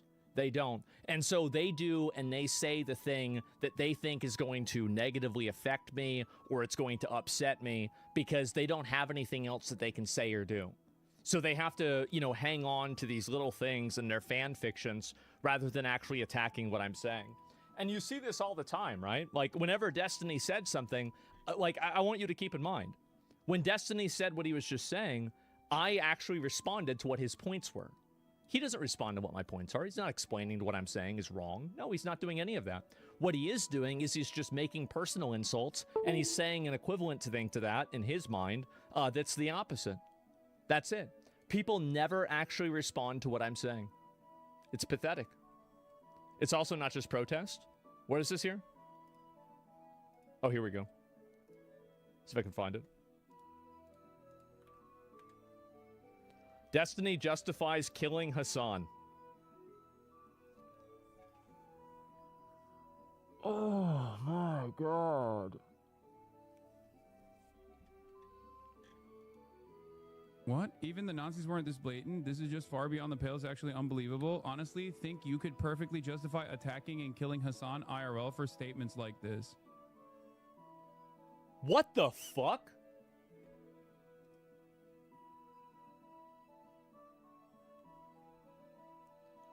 What the fuck is going on? This is totally fucking unhinged. Oh my god. Like, what is wrong with you? I don't even, this is nuts. It's 5 months old. I don't know if it is or not. I have no idea. Yeah, I mean, this is the kind of stuff. Yeah, oh my god. It's a weirdo, yes. And excuse me. Eventually somebody will do something bad. And again, nobody should be advocating for it. This is what my opinion is. Again, I will reaffirm and reassert my opinion. Nobody should be ever advocating for any political violence at all, period. Whether it's against this stupid bitch or even against Destiny. Nobody should be politically violent against Destiny. Nobody should be politically violent against Hassan. This is outrageous. Anybody that's trying to advocate for that, this is what they want. The people that are advocating for that want to turn your fucking country into a third world shithole. They want to turn it into a third world shithole that is dominated by a heckler's veto of the most psychotic, deranged, dumb fuck out there in the world who gets to decide what's right and wrong. Political violence is the death of democracy. Absolutely. Funnily enough, people would advocate to hurting you IRL. Of course they would. They're doing, I literally just got done watching a clip seeing that happen. And so I do see that, and I think that this is a red line that nobody should cross. It is a red line nobody should cross, and it is insane for Destiny to say that, well, because you're doing political stuff, that means that it's okay for people to advocate to kill you. This is insane. It is. It's totally fucking nuts. And I don't know what to say. You would know shitholes look at your house? Absolutely. Takes one to know one. That's right. Like that, they use him to attack your character. If they don't like you, Dad, they use him to attack your character. Tech down. Yeah, true. Yeah, anyway, let's see a video of Philippines mayor in the car and being fine. I did see that, absolutely. So, yeah, don't you think that, even though Hassan calls for death, listen, Hassan has called for things that I disagree with too. Like, but this isn't about, like, you're trying to make this a team sport. Like, one side is wrong, one side is right. This is the problem, is that this is a principled view that I have that nobody should be doing political violence. It is that simple. Anybody who's advocating for this is a fucking nutball. I am shocked that anybody is saying this. It's crazy. Again, it is midwit level, Reddit tier, false equivalency, brain dead argument. Because you support self-defense, that means I can shoot you.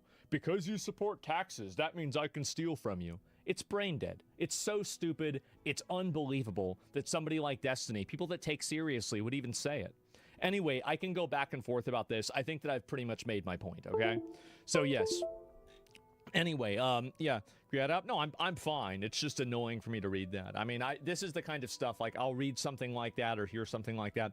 I don't even think about it 5 minutes later, if you want me to be honest. I mean, there's so many other things that are going on in my life that, you know, am I really going to get hung up and, like, fucking, you know, attached to something stupid like that? I mean, yeah, it's going to annoy me. But at the end of the day, there's a lot of things that annoy me, okay?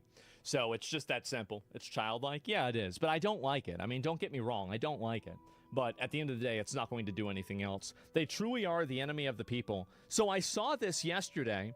I don't know. Is this true? That they photoshopped his face to make him look more attractive? This is already at the top of the sub. The actual uncropped original and the clearer Chadfield fake. What the fuck? What we saw yesterday with the media was, well, I'll just give you one example. Here's a guest on with Jake Tapper on CNN. Wait, and what Soft is Life. this? We can't do business as usual right now anyway because our city has been invaded by masked gunmen kidnapping family members and friends and neighbors of ours. Masked gunmen. To send them to concentration camps. Oh, God. Yeah. Just one note. I'm not here to defend ICE, but I'm not a big fan of people using the term concentration camp to describe detention camps. That has a very specific meaning in terms Well, of. they take people to Same. I understand that, but they take people to Fort Snelling here, which literally was built as a concentration camp, and Alligator Alcatraz, which I think we can all agree. Oh, geez, guys. I wonder what's worse, Auschwitz or Alligator Alcatraz? What a dishonest little fucking weasel. What a nasty little freak. Oh, my God. Is a concentration camp. I'm not saying they're Dachau. I'm not saying they're putting people in ovens yet, but these are concentration camps. Yet. What was that? That's one for the box, boys. You got to put people like that in the box. That's crazy. How do you even do that? Yet. Oh, my God. Wow. It's not going well on CNN. Uh-huh. Imagine being that producer. Yeah. Like, before they go live Yeah. with the shot, and you look at what that cat's wearing, and I'm gonna you skip think ahead this a little segment's bit. going to go Yeah. well? Hey, Media spin. We have got to talk about what MSNBC did with the image of Alex Preddy. Apparently, they did not think that their hero was hot enough. What? And so they or someone from whom they got the picture is clearly this? manipulated the photo that is out there of Alex Preddy in his nurse's scrubs to make him look better in the image that Nicole Wallace showed on the air. Now, I just... Oh, my God. No way. They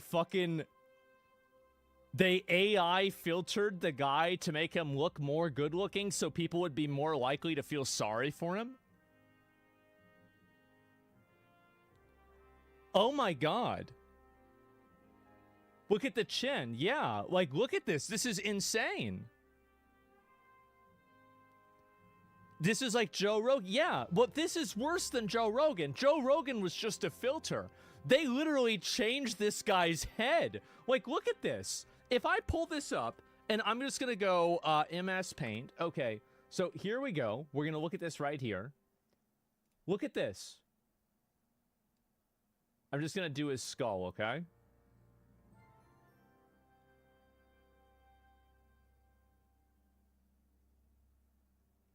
Oh, it's a little bit, it's kind of fucked up. Give me a minute. Sorry, I'm actually, I'm professionally retarded. Give me a minute. I actually have to focus. I have to focus. This is very hard for me. Okay. All right, can I move this? Oh my fucking God. They actually made his face rounder. They made his smile more pronounced. They they lowered his chin like this. They changed obviously like his forehead also. Oh my fucking God. They looks maxed him. Yeah, bro. They did. Who does this?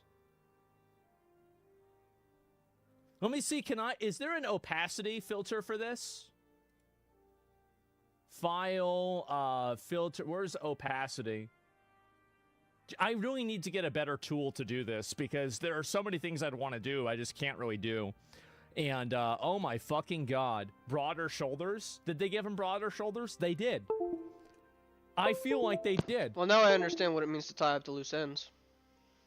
Man. That is unreal. I'm showing, yeah, let's put this up. It's the original, Tanner. and then the after. All right, now, I actually looked very This is close. I put my shameless. reading glasses on, and I zoomed in, and you can see, actually, what they've done. They've darkened his hair. Again, I don't know who did it, but MSNBC used it. Uh-huh. They darkened his hair. They filled in his hair a little to make him look slightly less bald. They tanned him up.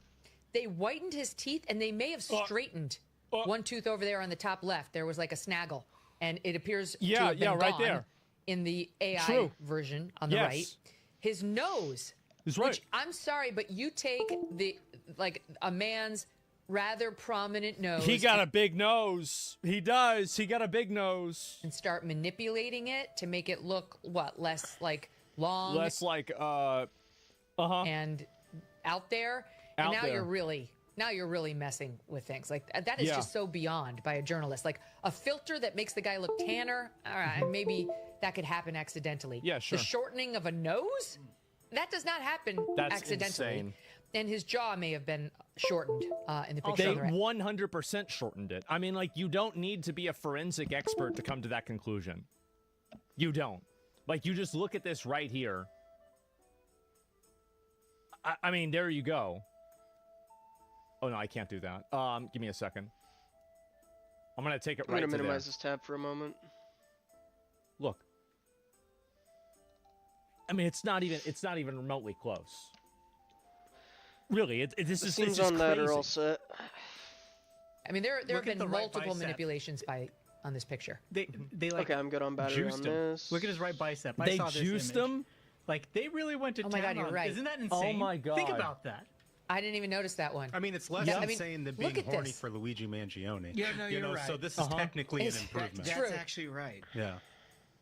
Well, can you listen to the messaging that Nicole Wallace was giving her audience when she used the manipulated image? Listen.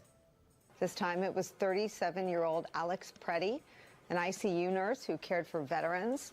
Donald Trump and his cabinet, his administration, are demanding once again that you not believe your eyes and ears.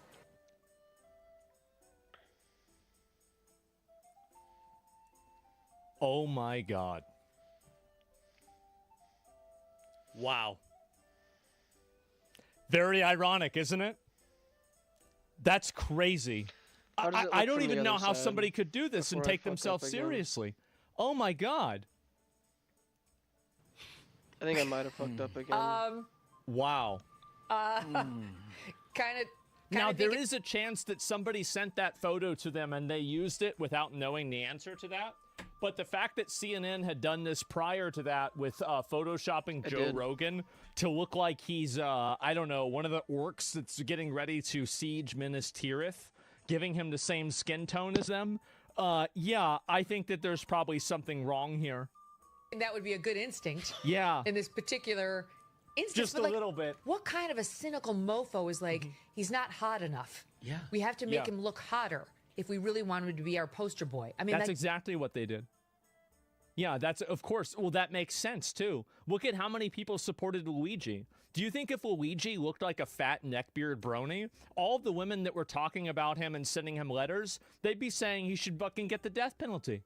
It has nothing to do with that. And this is how just, like, one-dimensional and dumb everything is now. It is. It's unbelievable. that is Wow. effed up. It just shows you how this is all acting. Yes. I genuinely believe the Natalie Portman tears are fake. The Glenn Close outrage is fake. It's performative.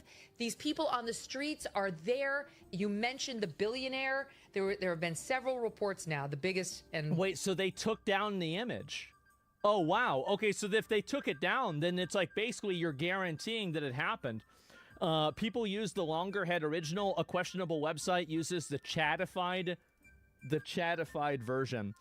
Border Patrol chief praises agents who use Alec Preddy, who is a Ramil. It wouldn't even be a first careless AI processing used for a story, and AI enhanced his shooting. MS Now even admits in the description for the video. So this is the video. They're finally admitting it here. Okay, what are they saying here? And editor's note, MS Now swapped out the original thumbnail image for this video. The previous thumbnail was used as an AI-enhanced image of Alex Preddy. Wow. Using an edited photo is disgraceful. I know. This is unbelievable what they're doing, man. And Alex Preddy, yeah, it's Alex Preddier now. Isn't that nuts? MS Now is a rebranding of NBC. Yes, I know that, man. And meanwhile, it's a little White House. What is this here? I can find post digitally altered image of a woman arrested after ICE protest. I have no idea even what this is. I haven't even seen this. Yeah, I mean, obviously nobody should be posting this. It's not even a question. Are they animated people too? Yeah. And also, I think that very clearly people thought that was AI. If you're photoshopping something and you're presenting it as if it's real, I think that's different. But no, they shouldn't be doing that either. This is, again, more of the, oh, but what about this other thing? This is totally, anytime somebody does that, they're not actually trying to argue with you. They're just trying to shift the focus away from what's being said because they don't want to have the thing that they agree with be criticized. This is outrageous. Let me go back over. I'll look at the other post. Oh, is this has been arrested? Oh my God. Okay, let me get to that. And where is the image of this happening? Because I didn't even know this happened until maybe I remember whenever I heard this and I thought it was fake. I did. I thought it was absolutely fake. This is crazy. Where is the fucking... I'm trying to find the name of the guy.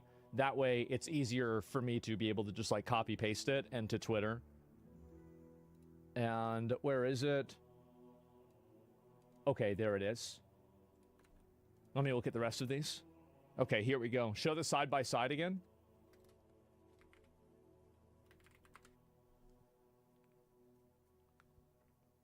All the major news outlets shared a fake image of Alex Preddy knowing it. Wait, what? This one's fake too? Wait, what?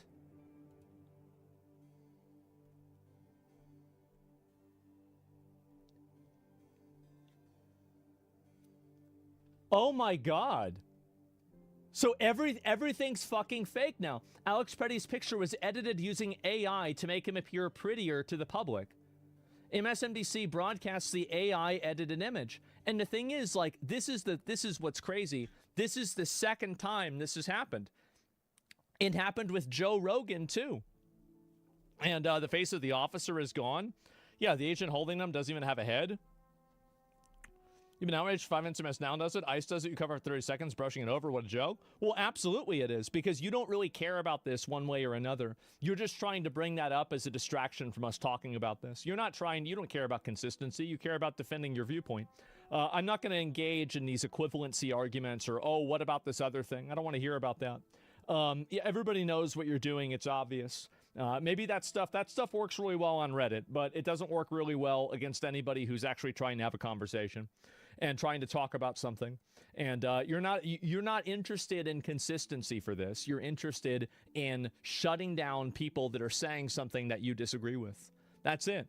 And anyway, MSNBC or whatever they're calling themselves seem to have decided that Alex Preddy was not pretty enough for their news story, so they decided to enhance him with AI to make him look better. Add this to the pile of reasons you can't trust the mainstream media, and if you want to watch the video in the screenshot, it appears from the 25-second mark. There it is. And I don't know what this is, man. It's just crazy to see this happen. It really is. And why he doesn't, that's just insane. That's why he doesn't debate people. I don't debate people, because they lie. People just lie. They lie, misrepresent things constantly. It's what everybody does. And that's it. They've done this multiple times. They did it with Trump, too.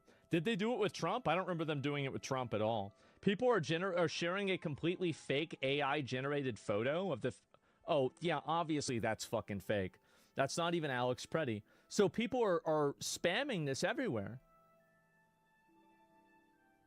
No way an AI-generated version of a guy is on Times Square billboard.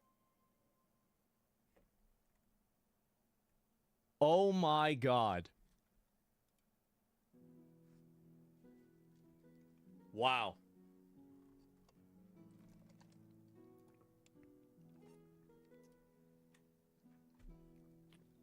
Man, that is insane.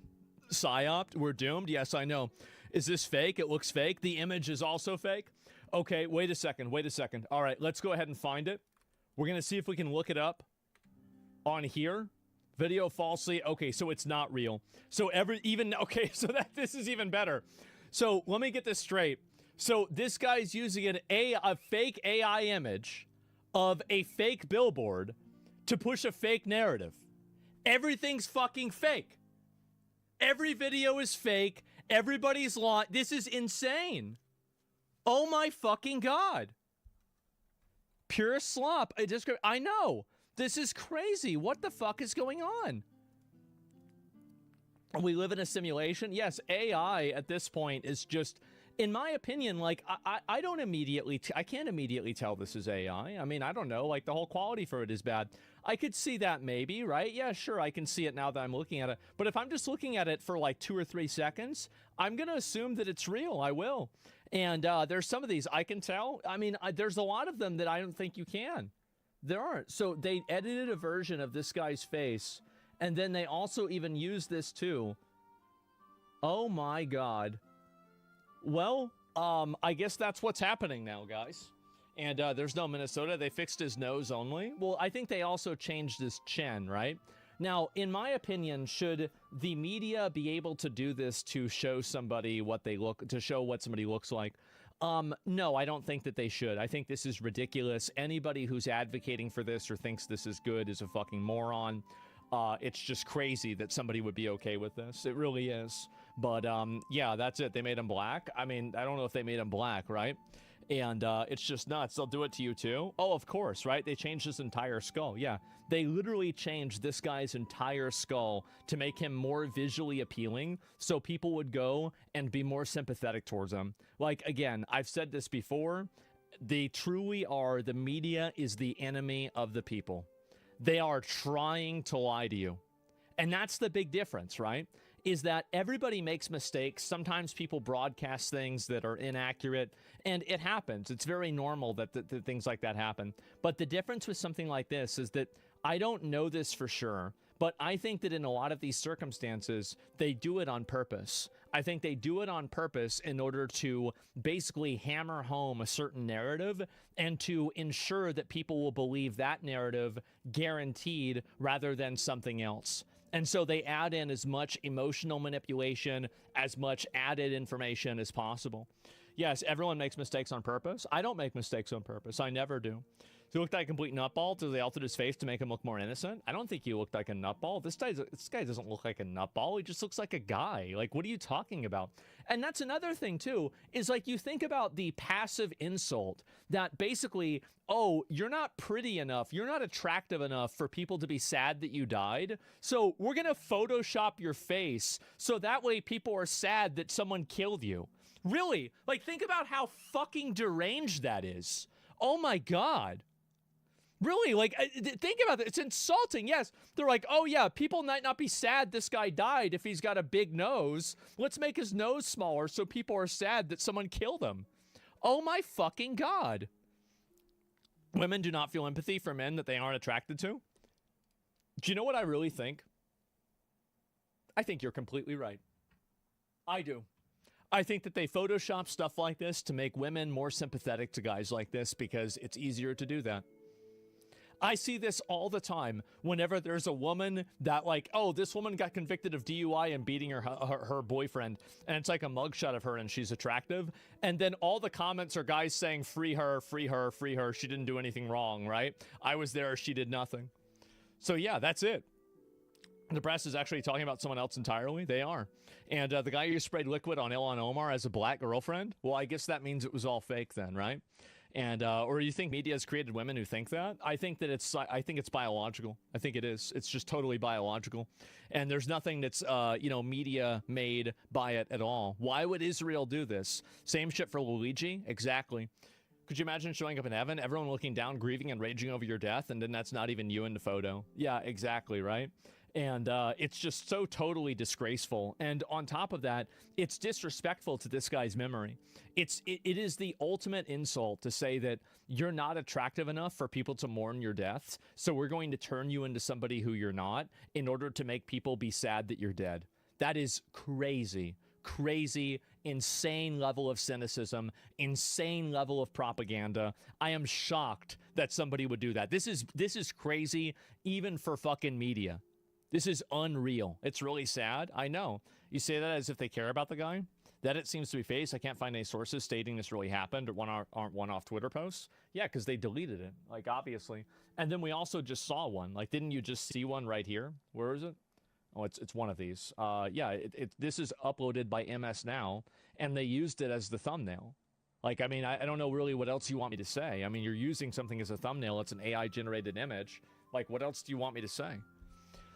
They also made him look Okay, all right, we'll address the elephant in the room. They made him look less Jewish. I don't even think that's true. I just think they gave him a smaller nose. Guys, there's a lot of people out there that aren't Jewish that have big noses. It's so stupid. I know. Yeah, but like, that's what people are saying. It's just unreal what's going on here. Absolutely crazy. I don't know what else to say beyond that other than this.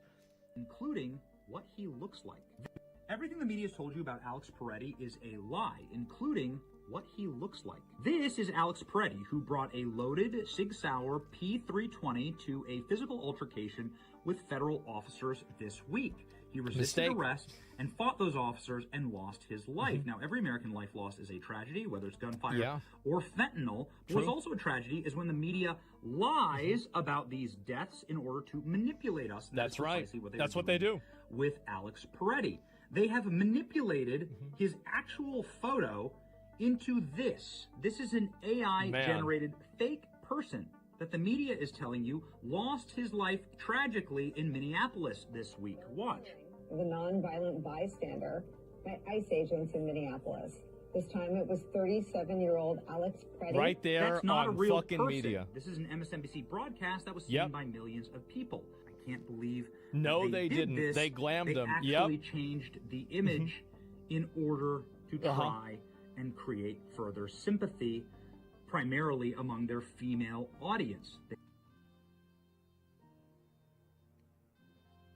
Man. They know this. It's psychological That's crazy. warfare. MSNBC is disgusting Oh my God. for doing this. Imagine They are. if you It's die outrageous. for your cause and then somebody at MSNBC decides you're too ugly to be a martyr. Yep. We see you, MSNBC. We know what you're doing. Oh, God. We did the exact same thing to Joe Rogan. Yep. Just a reminder. Joe Rogan didn't look sick enough. Yeah, he didn't look sick with his normal filter, so they turned him into looking like an orc. His COVID That's right. video, and Alex Peretti It's wasn't insane. Peretti enough. They're also not telling the full story about who Alex Peretti was. They want you to think that he's simply a innocent nurse who was caught in the crossfire, but that's not true. He was actually a professional agitator who was hunting down ICE agents and actually had broken a rib in a confrontation with federal agents a week before.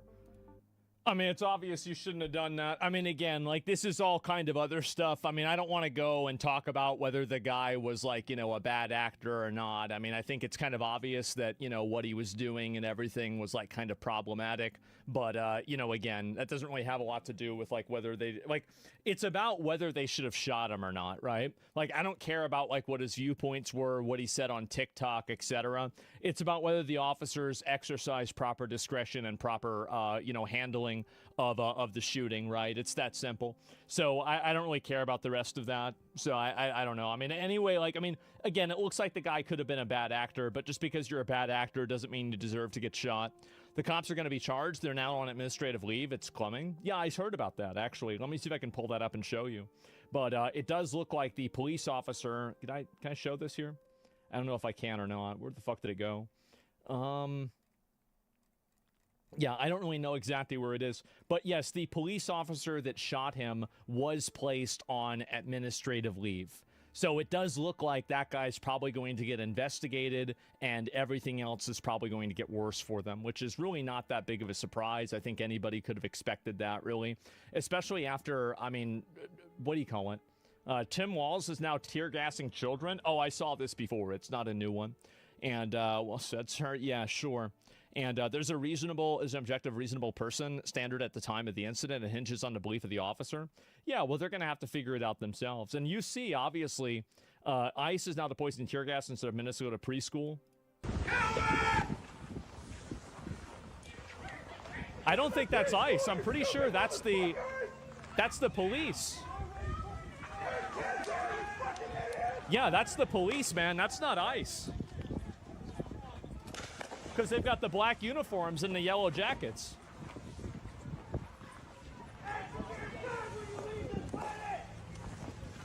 Yep, that's the state police, absolutely.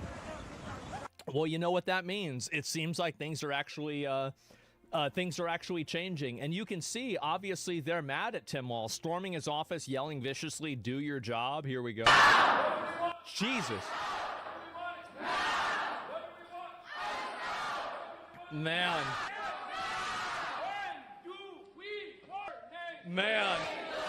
They mad as fuck, huh? They really mad. Oh my God. And you lost the vote? Exactly.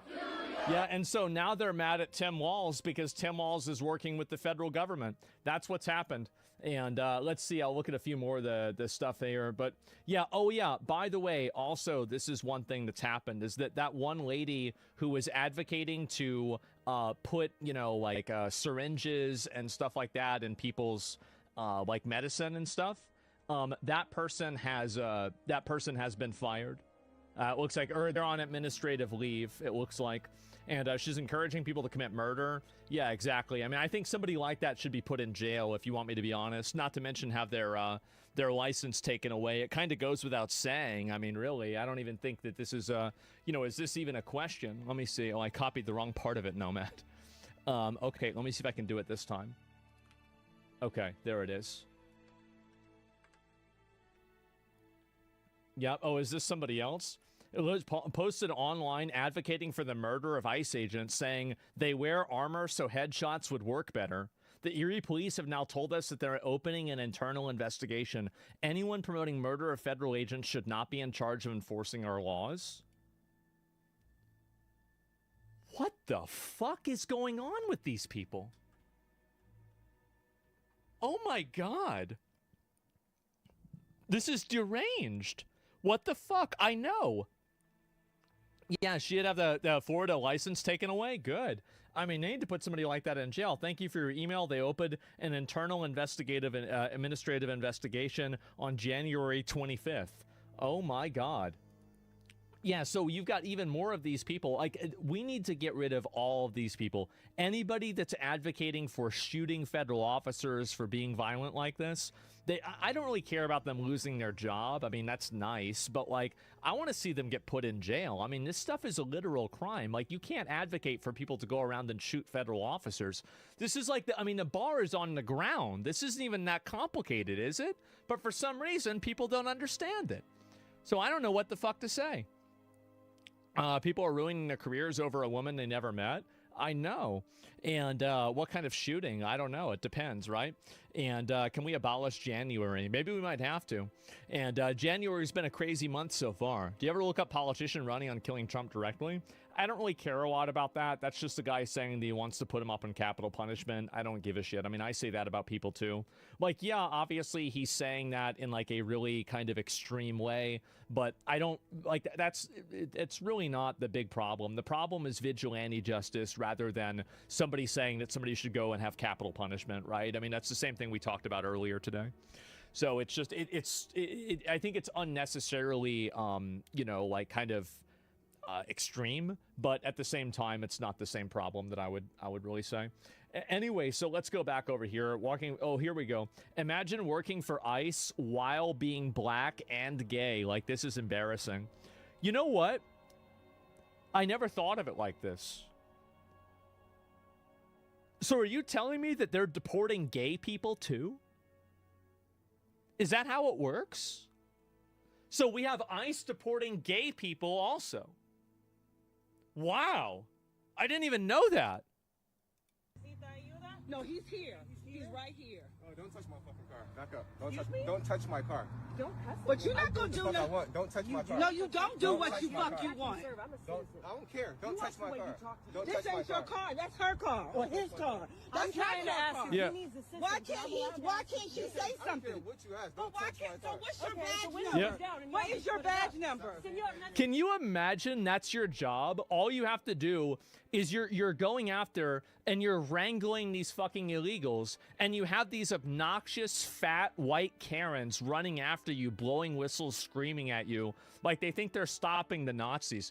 Can you imagine how fucking annoying and stressful that would be? Oh my God.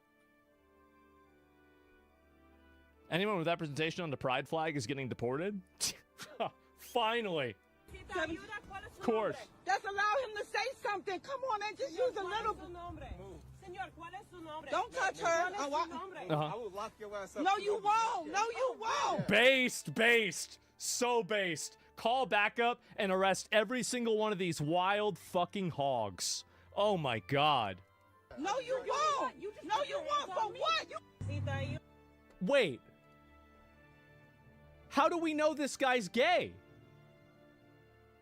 Imagine working for ICE while black and gay. Are they saying the guy's gay because he's good looking? So, the guy's gay because he's got nice eyebrows. He's pretty good looking. Like, what is this? His voice? Embarrassing being a white liberal woman that thinks that she speaks for black gay men.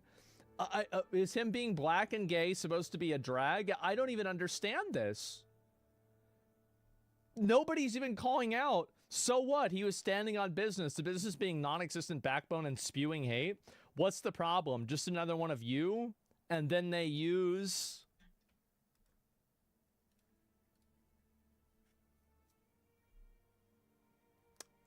And they use this emoji against this individual.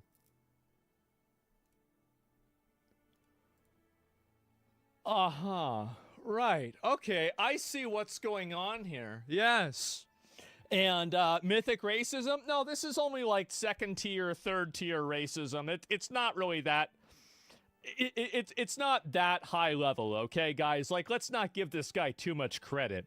He's using just a little bit of old school, you know, a little bit of the usual old stuff, right? Malcolm X said liberals are the worst. Isn't it so weird that as soon as they do that, they're calling this guy, I guess I can't say my dad called him that, right? He called raccoons that. He called raccoons that. He didn't call black people that. He called raccoons that. And so, yeah, I mean, this was normal. Yeah, this is normal. Like, we're in the South. We're in Florida. Yeah, this is it. It's the abbreviated version. Yeah, saved. I just wanted y'all to understand this. It's not, no. And imagine tweeting this racist, bigoted dog shit and thinking you're an intelligent human. You're a scumbag. Oh, my God. This is nuts. Why are you shaming a working black man? Did you forget how... Okay. Oh, Nathaniel...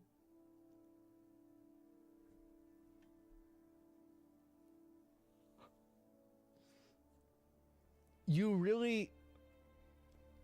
I'm gonna be honest. It's gonna sound bad. But my inner 14-year-old is like... Because if you switch the letters... I wonder if I'm ever gonna grow out of that. I really do. I wonder if I'm ever going to not think shit like that is funny. I hope not. I really do. I hope not. I think this shit's hilarious. I'm sorry. In America, you can be black, gay, and an ICE agent. You should appreciate that fact. Oh my God. The disrespect is crazy. Respect ICE agents. Absolutely. I'm so glad to see all of these mentally ill, like weird freaks that are finally getting more pushback for being against ICE. I totally support ICE. I think ICE are great. Obviously, there should be accountability when they make a mistake, but we need ICE. We need to get rid of all the illegal aliens. And anybody, any streamer that's talking about how ICE is bad, get the fuck out of here. You don't even understand it. You don't even get it. Yeah, absolutely you should get rid of these people. They're not supposed to be in the country. Holy fuck. Yeah, it's a great blueprint. I just used it. Yeah, I've got that locked in for later on. Oh, yeah, just a little... Damn, bro, like... Damn, they really... Somebody said they walking like they know they got shit on. Look at that, bro. Like, damn. This is me walking into 7th grade with my brand new pair of Nikes. The brand new Jordans. Just let them know. Let them know you got that shit on.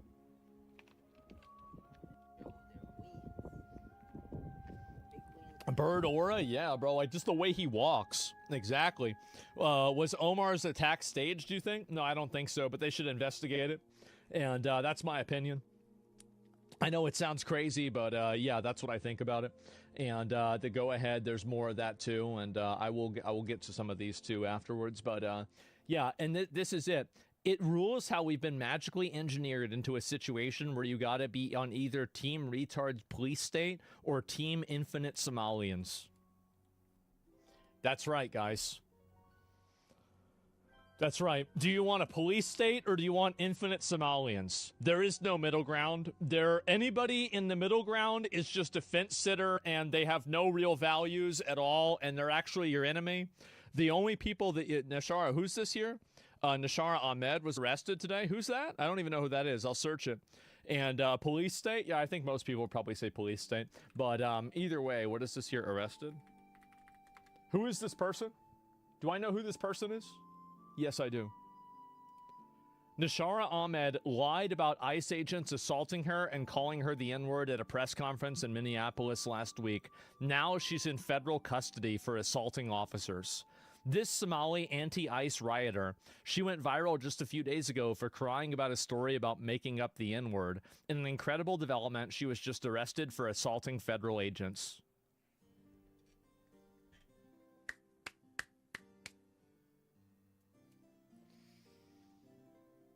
Oh, man, you love to see it, don't you? I mean, that's really something special, guys. It really is. Wow. Yes, dude, exactly. I love seeing this. And not enough bananas and rice. And this is the woman, if you guys might have... These two men, and I was waiting for these two men to hold the door for... ICE can't be racist and... Oh, this isn't it. Where's the bananas and rice? These two men, and Where's bananas and rice? We got to hear this again. So I'm Somali. I'm proud to be Somali.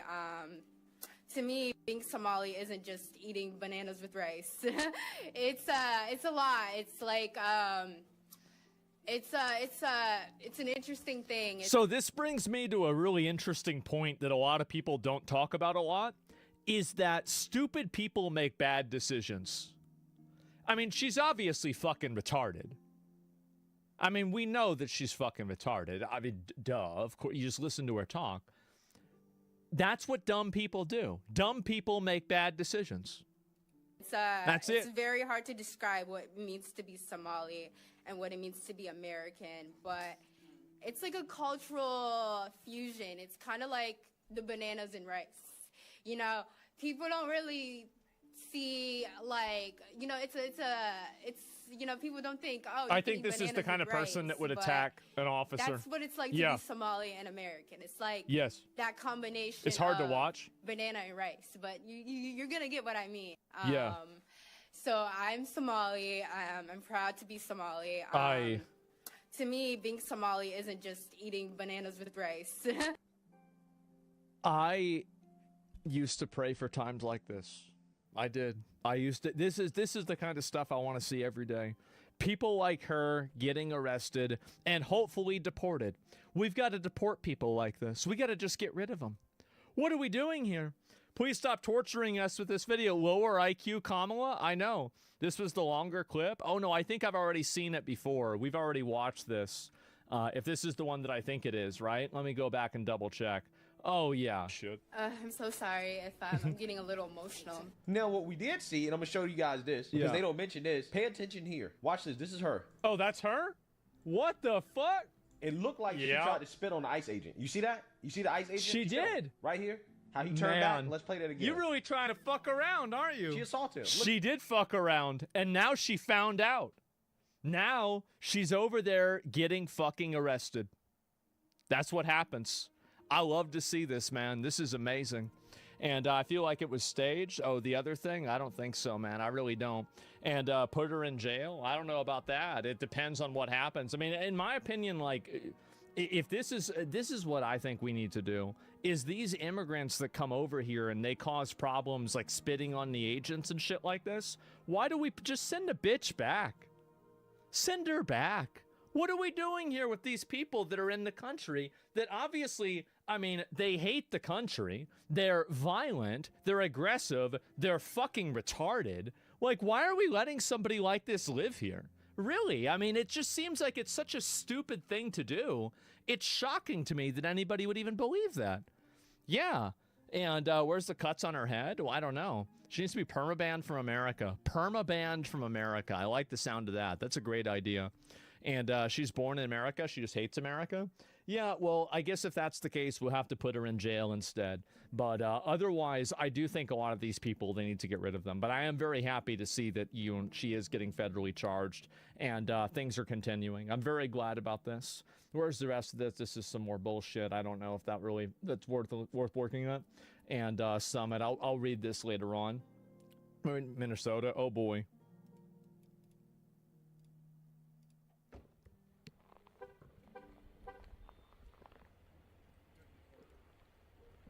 Uh-oh.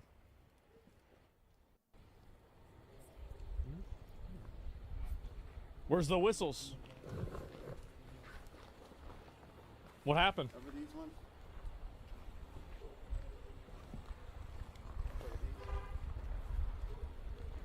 Yep. Thuggling blindly. Let me see here. If I pull this up. They're coming? Yeah, I know. And finally, they're going after these people. I'm really glad to see this. I'm very, very, very glad to see this. And what is this? You're trying to link me here? The IRGC, yes. So basically, things are... I mean, very, very clearly, things are circling the drain with Iran. They are. And I understand the meme clip of me seeing something and thinking it was something else, and I said the same thing, but it is, in fact, true. Let me go back and show you this. Saudi Arabia... Well, what is this here? Oh, no, this is it. It was bullshit. Okay. IRGC is a terrorist organization, October 2018. I didn't even know that.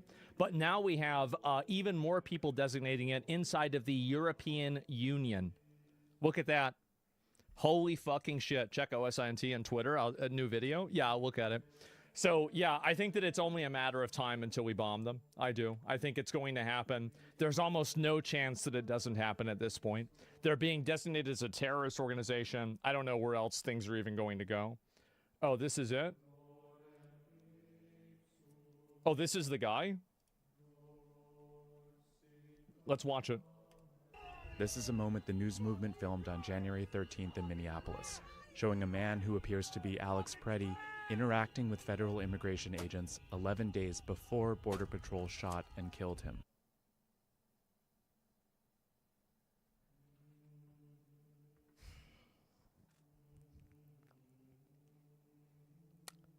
Do you remember what I said about how if you don't hold people accountable for bad behavior, it actually is unsafe for them? If they had arrested this guy back then, he probably would have been in jail and he wouldn't have had the chance to get shot. Because once you allow people to go and be even more aggressive and even more violent, they're going to keep upping the ante. This is what I've said. Yes, the little problems turn into big problems that get worse and worse and worse. I've said this. They should have arrested this guy right then, and this would have been shut down. The longer that you let people do this, the worse it's going to get. They pushed the line. Yes, they pushed the line until it's too far. And they should have arrested this guy. Kicking the light. I mean, not only is this illegal because it's a federal officer in the car, but it's also massively unsafe. There's a reason why we have lights on the back of our cars. You can't just kick somebody's lights off for no reason. So when I see this happening, this is really, really problematic. Our footage was analyzed by the BBC, whose facial recognition technology confirmed his identity to a 97% degree of accuracy. Oh my God. On the morning of January 13th, our team received a tip that federal agents were blocking a street at the corner of East 36 and Park Avenue in Minneapolis. We arrived around 10:15 a.m. Yeah. We saw observers shouting at the agents as they walked back to their vehicles. When they started driving away, the man kicked their taillight. Oh my God. An agent then got out of the vehicle, grabbed him, and pushed him to the ground. Yeah, they should have arrested this guy immediately. Because this is it. The shit's too real. Yeah, I think that's him. I feel like it looks like it's him. Yeah. Oh, guys, it's another time of him not resisting, right, guys? How about that? Isn't that double crime? Since he most likely would have been let out already, then you'd probably say you should have kept him in jail. The point is, people don't like this change, no matter what you do. People like this do change. Do you think that he would have done this Do you think he would have done this if he knew that he was going to get sent to jail? I personally don't think that he would. I think that people do this whenever they think they can get away with it. I don't think that this is random acts of violence. I think these are calculated decisions that they decide based off of what the probability of them getting in trouble is. That's what I think it is more than anything else.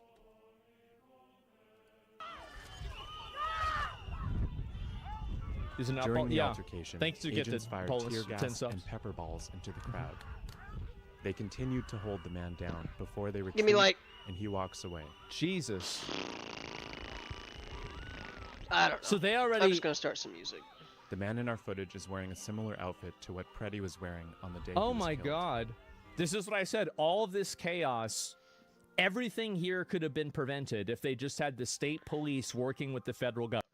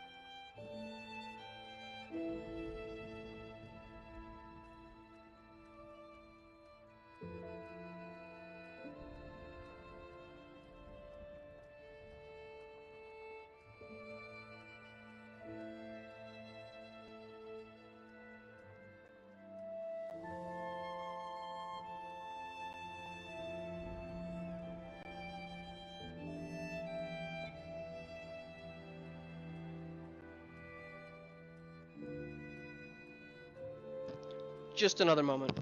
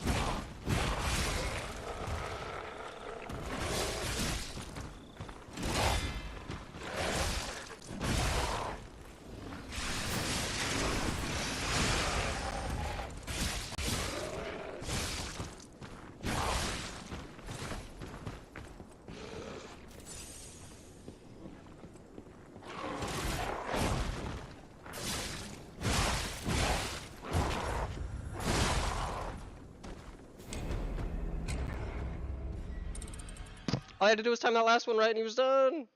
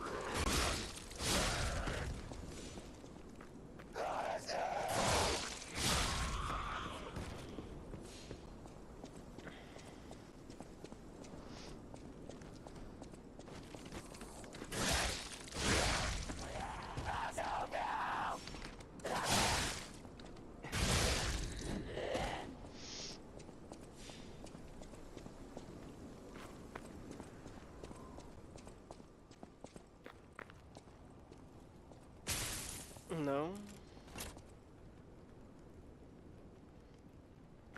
So I must drop in from above or something. Okay, yeah, that is literally it.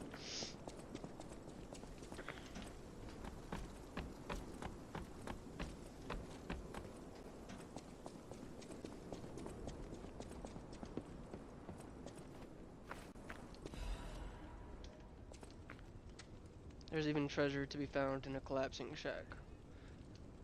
Wait, what? Find out what happened to the greedy couple.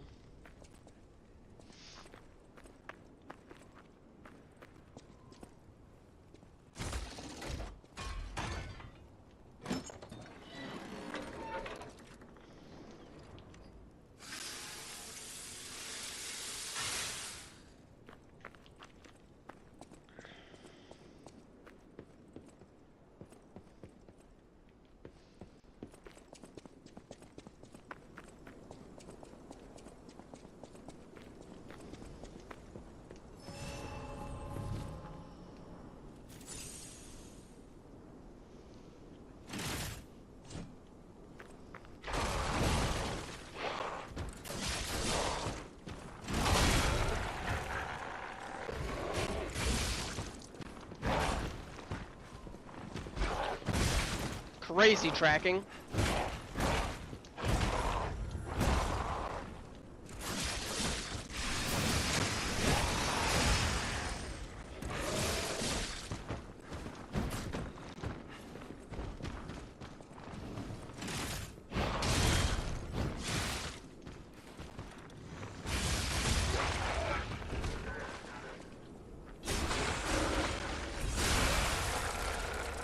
Slum Shack Key.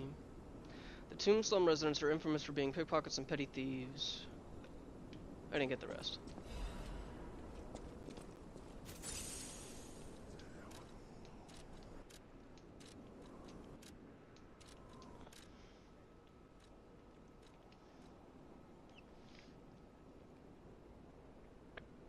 This shack might hold the treasures they have hidden away.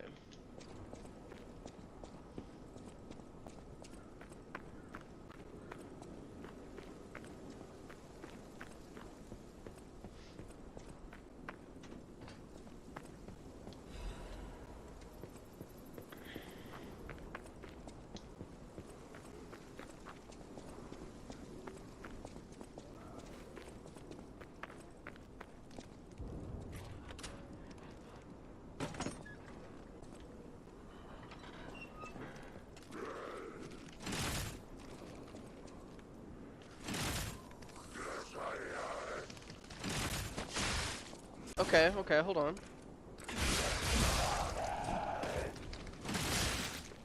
No, I actually have to hold it. I thought maybe it had active frames on press.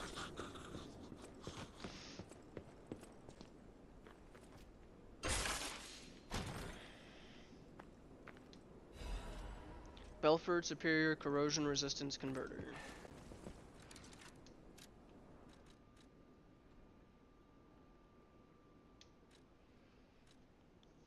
Better all the way around, just weighs more.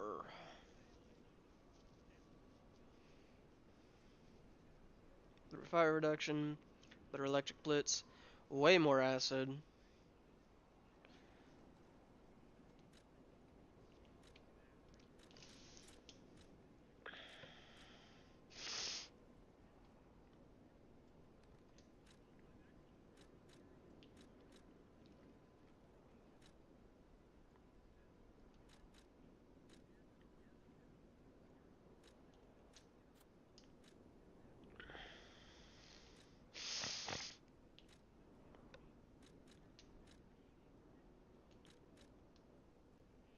What is the star next to it? Does that mean like somebody wants it? It's a quest item?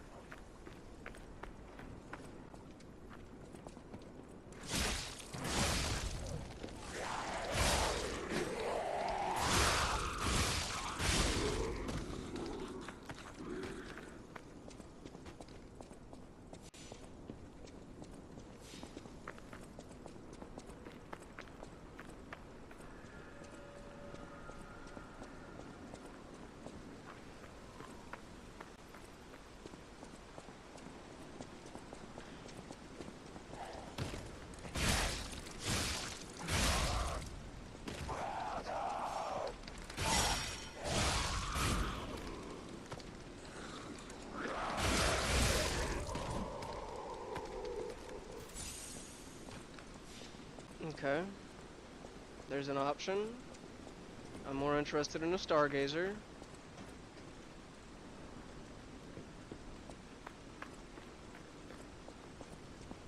Nope. I'm taking the elevator.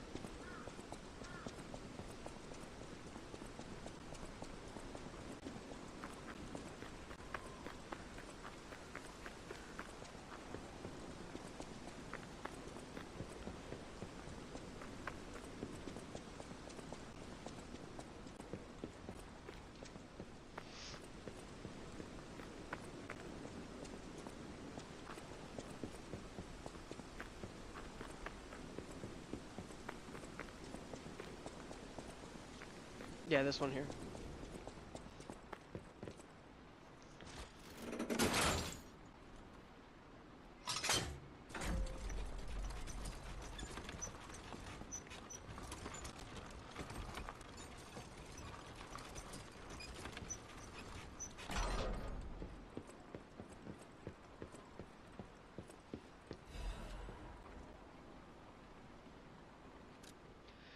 Everything changed after the doctor spread the blue medicine. I buried my brother. I don't even know it was my brother. Who is the doctor? Whose blue hair is in his cane?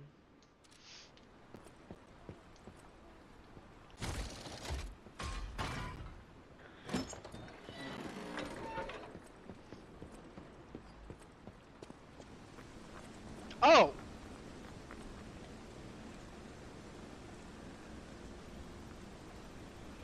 Well, with that being the case, we're sending it.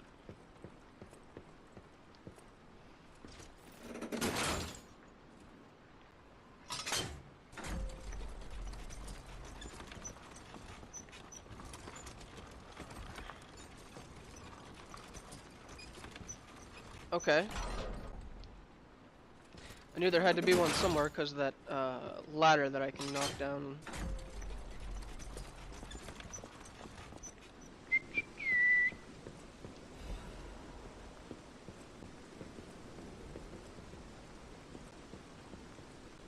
Okay. No, I'm tripping.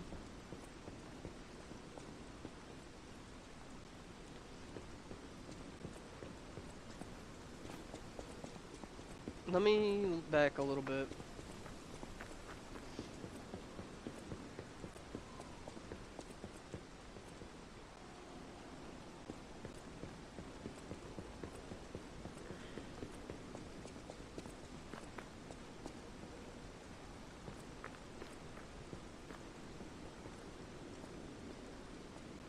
I can't tell if that's a door.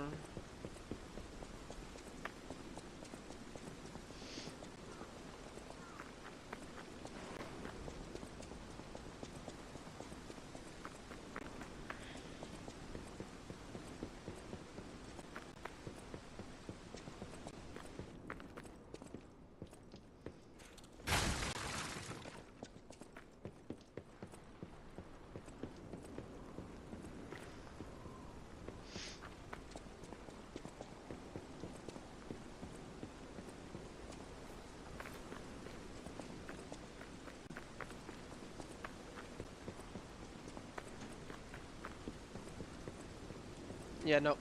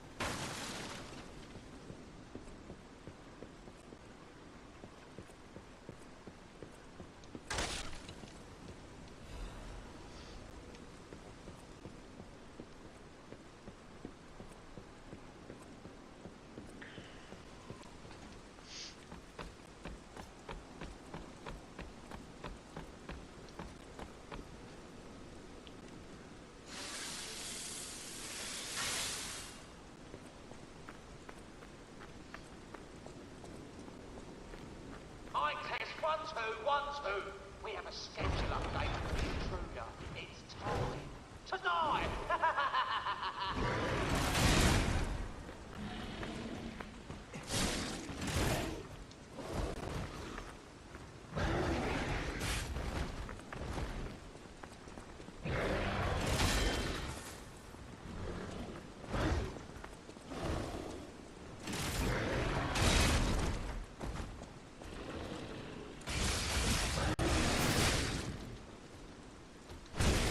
No, no, no, no, no.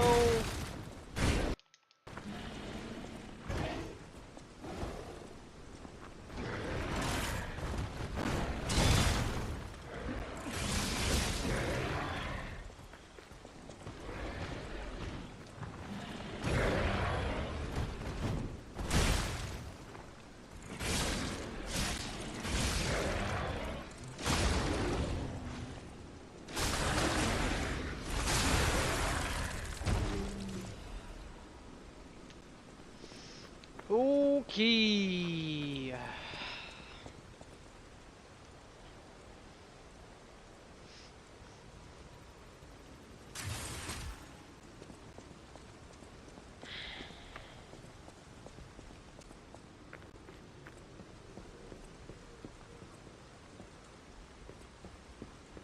I hope I don't have to fight that thing to get in here again. Now, here's a safety reminder for all the malcontents of the Marlin district. A nasty puppet has invaded our territory. Be careful. So now that everybody knows I'm here,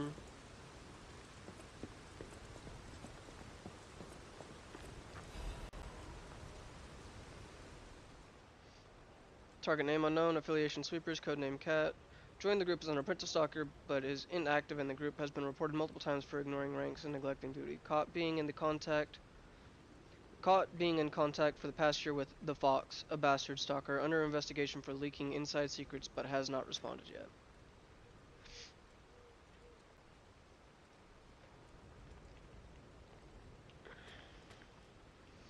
As it is with the bastard, she is assumed to have been ousted from noble succession. The interesting thing is, she claims that a cat is a bastard of the family, so in other words, her lost sibling.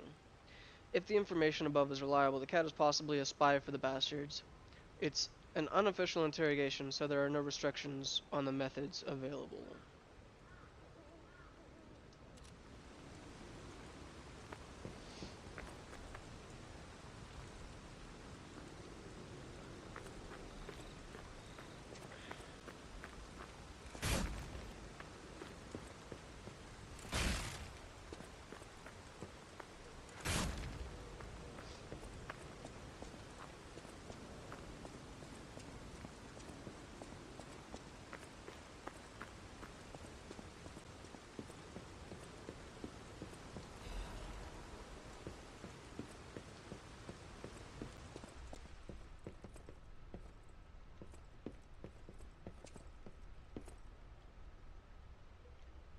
Up or down?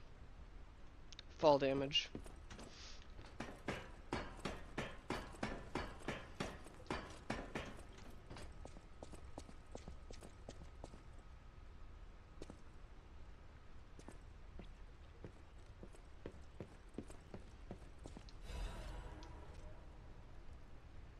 Okay.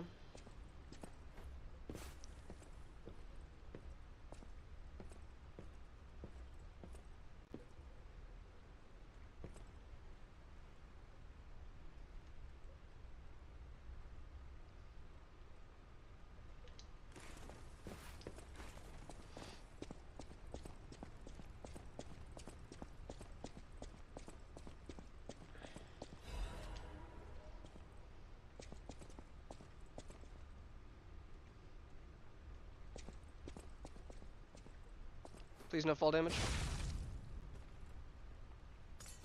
I didn't trust that beam, to be real.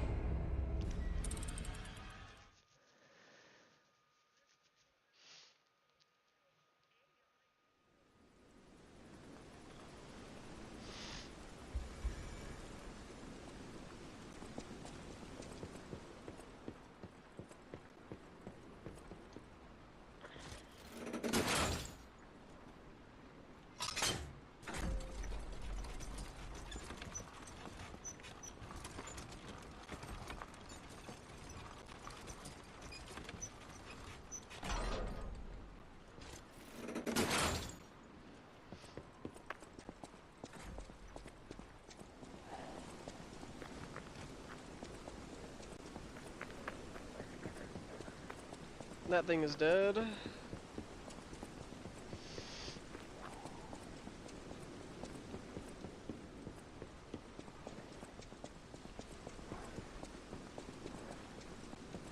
Nope. Nope, nope, nope, nope, nope, nope, nope, nope, nope, nope, nope. Just gonna keep it moving. Y'all can have fun.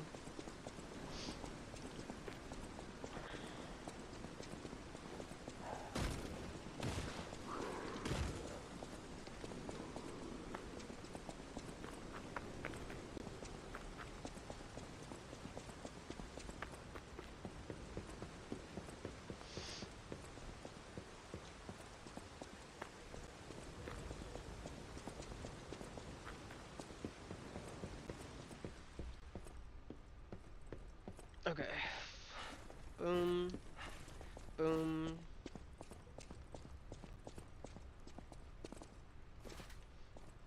Oh. No. No, no, no, no, no, no, no.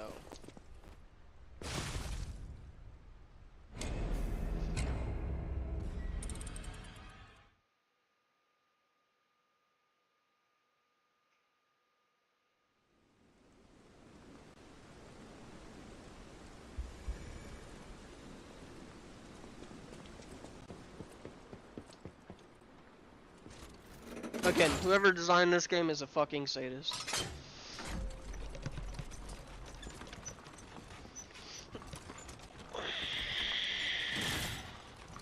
No, I don't want to waste my Legion. God.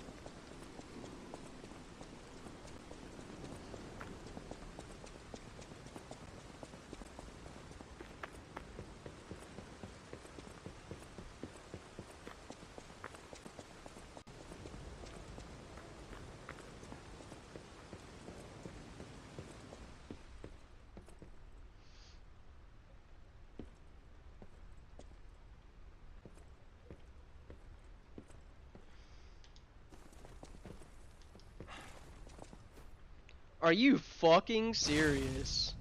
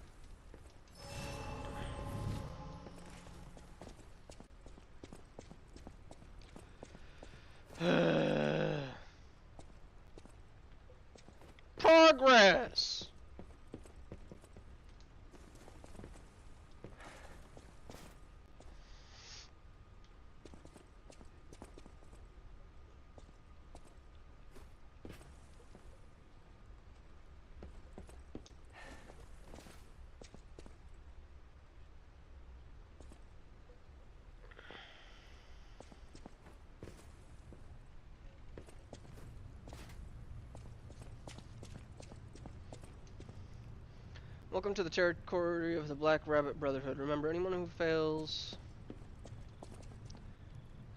to pay the protection fee on time is headed straight for the coffin.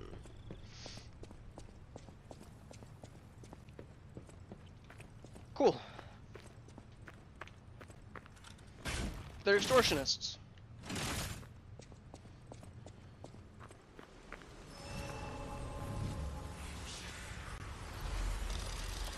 Is this the fox and the cat? Oh, I saw you go into the factory. But you're here. So, wait. You came out of the factory? That's a new one. I thought you would have been burnt to a crisp. But look at you. All intact. Brother, being too frank is rude. We should praise him for being stronger than he looks. Why not join forces? Play our cards right, and we could defeat the villains who rule this area. I'm game. They're the Black Rabbit Brotherhood. The baddies who torment the residents around here. We heard their hideout is stuffed with treasure. And it's a good time to liberate this place as well. Pretty sweet deal, don't you think? All you have to do is create a distraction. That's it. The rest we can handle. So, you gonna do it?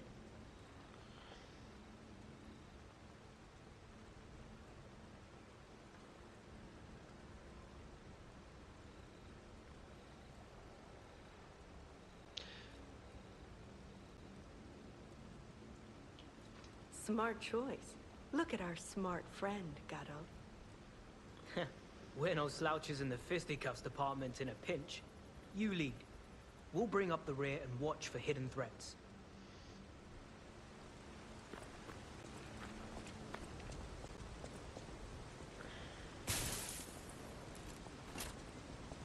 I just wanted some cheddar bread. What do you think? Not bad, eh? Our new dumbass. Yeah, I kind of thought this was a setup, but I also saw it as a challenge.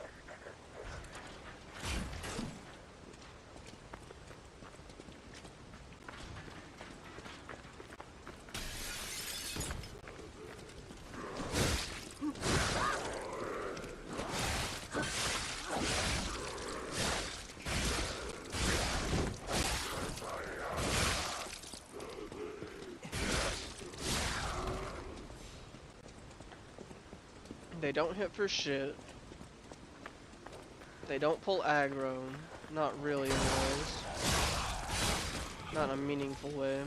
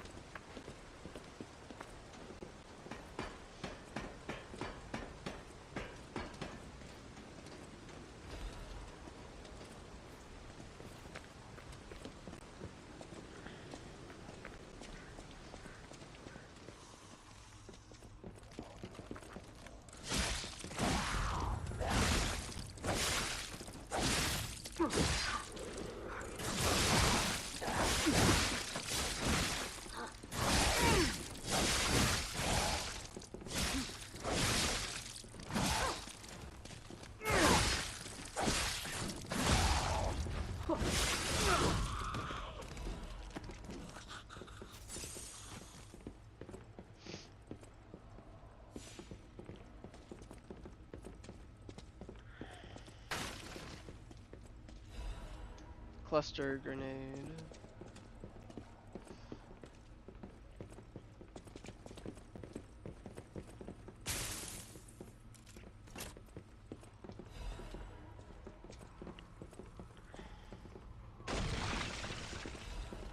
Red.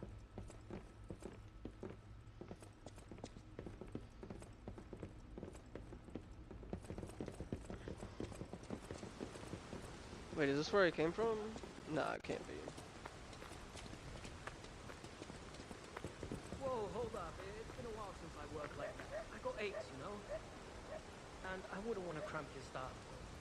I'll take a breather here, then catch up later.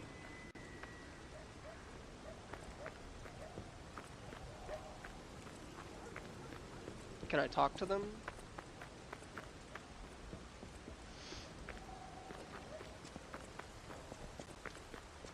Yeah, so y'all wanna make me do all the heavy lifting. Fuck that. I mean, I knew that was the game plan from the jump, but...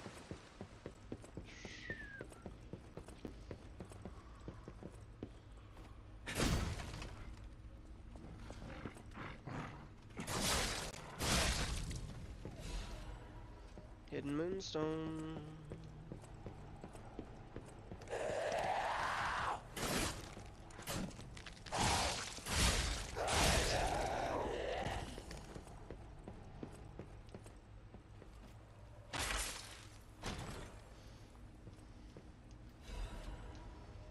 Arch brake cartridge.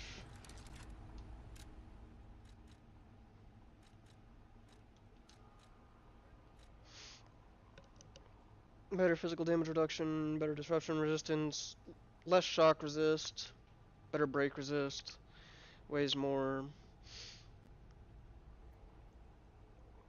I haven't seen anything with shock.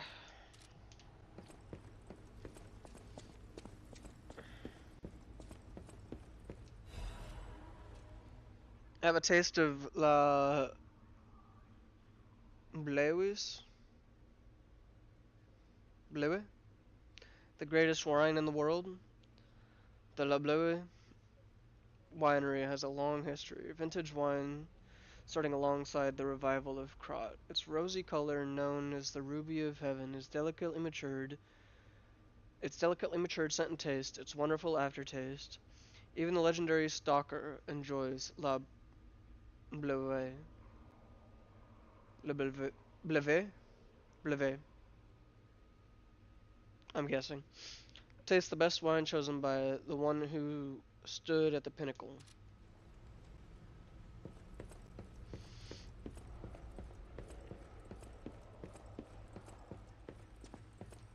Is this the Red Lobster?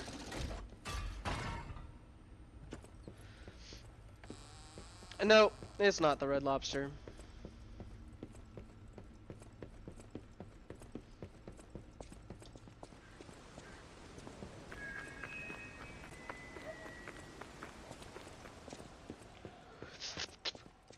Okay.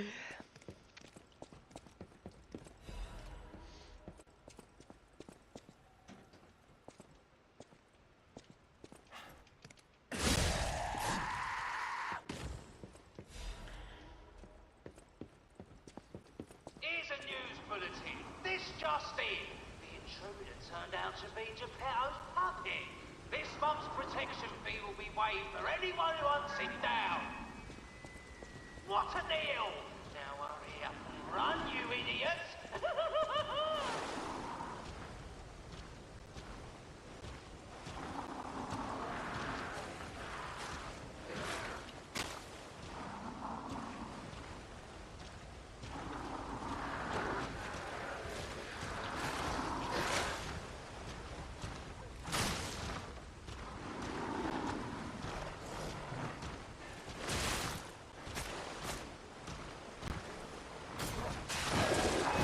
Okay, hold up.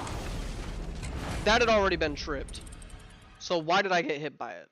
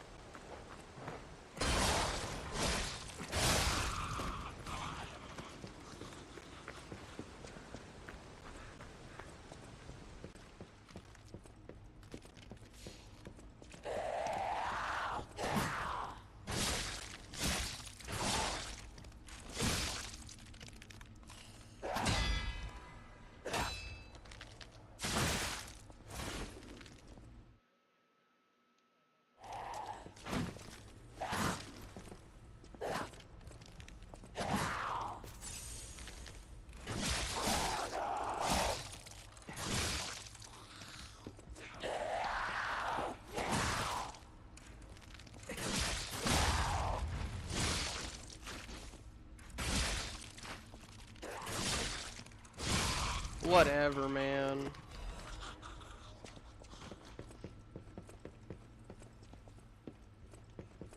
Okay, so I can actually just run past.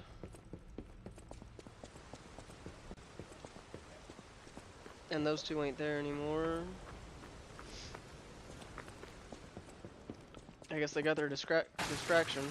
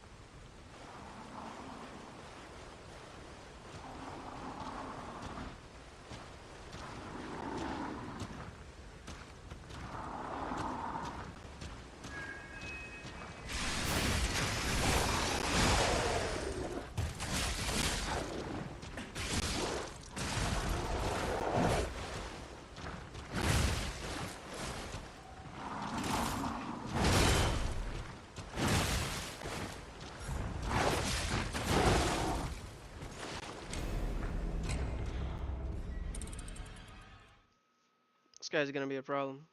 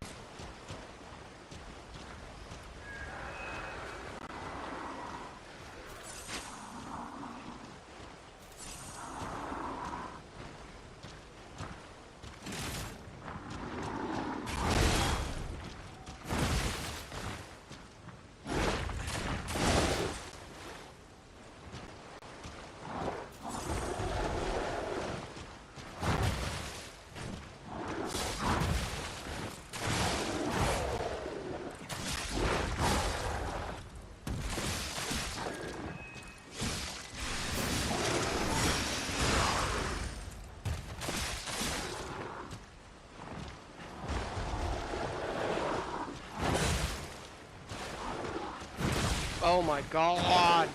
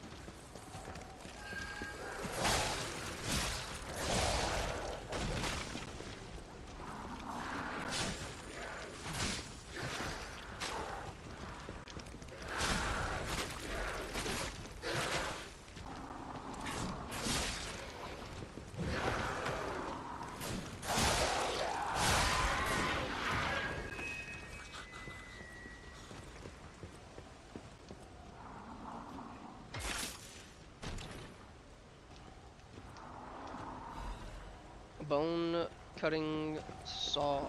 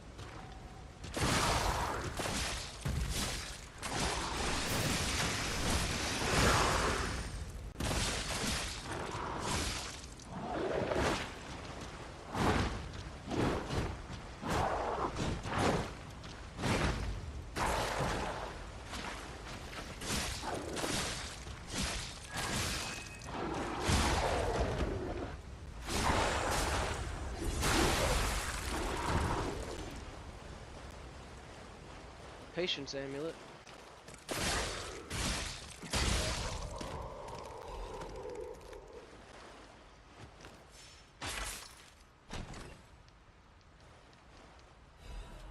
Quartz.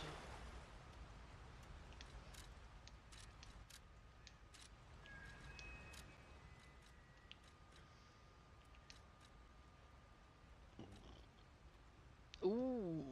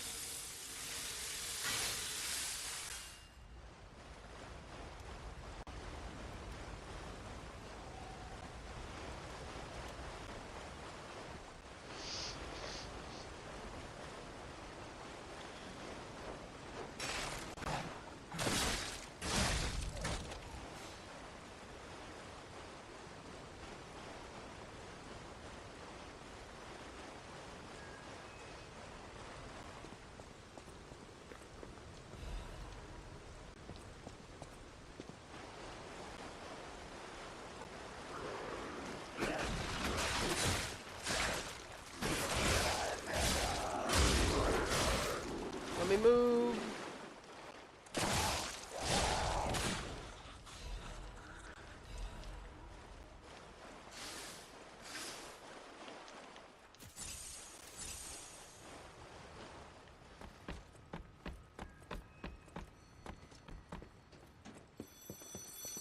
Hello. Another fine day in the city of Krog, but I wonder, my friend, just where you've been?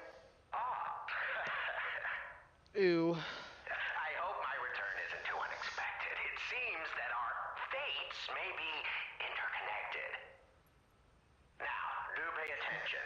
You won't want to miss when the king of all riddles says, "Riddle me this."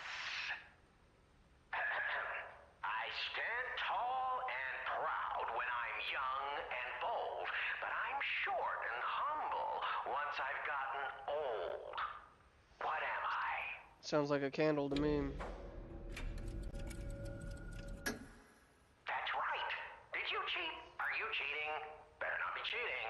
You're irritatingly good at this. Or am I? Oh, impossible. I am the king of riddles, and you are just, well, you.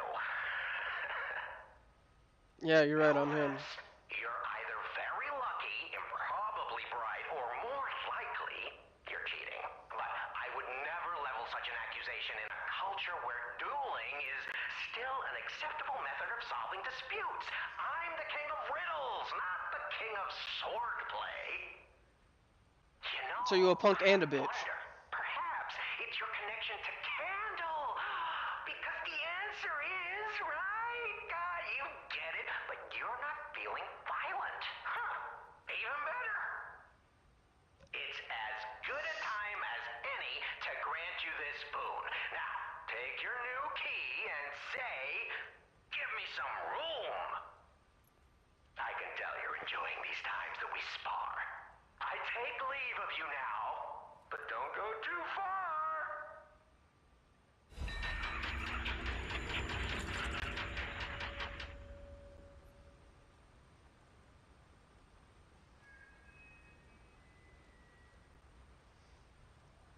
Man, I hate pseudo-alphas.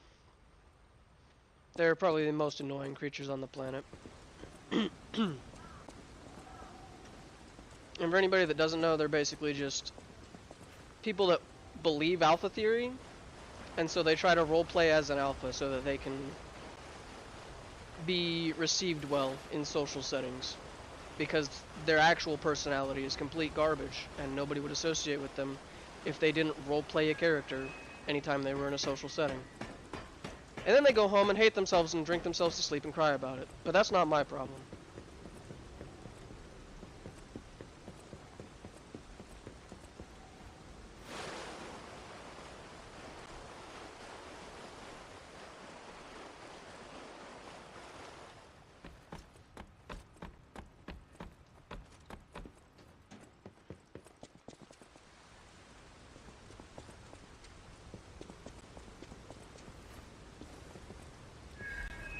Shot put. I'm talking like an 8-pounder, a 6-pounder. Don't matter much, I figure. It's basically just a cannonball, no matter how you put it.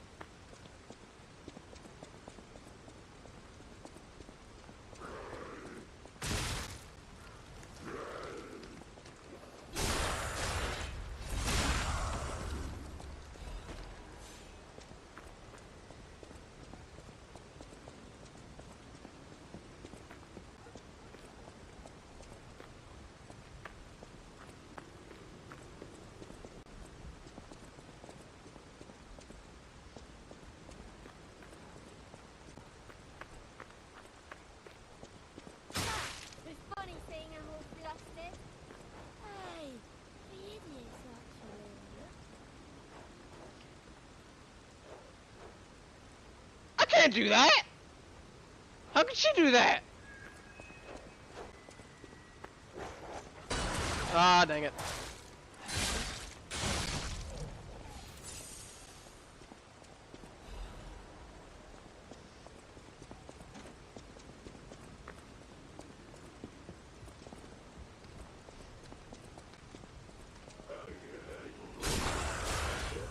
Hey, we're back at the Red Lobster!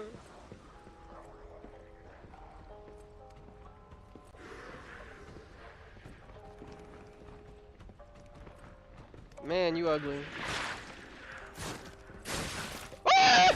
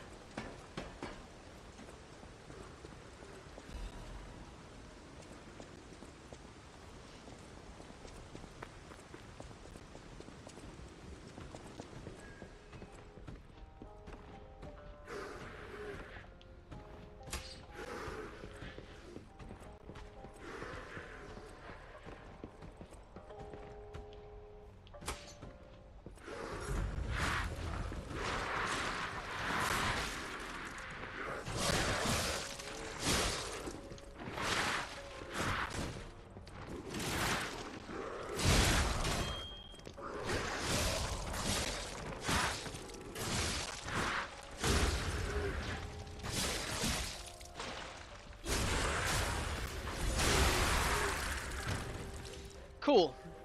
So the shield isn't a single target hit, it's actually a very small AoE.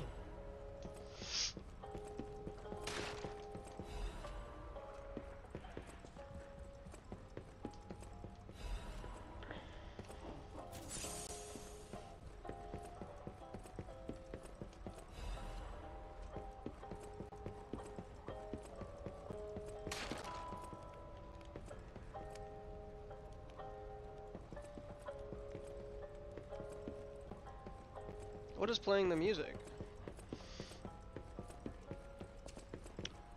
Although,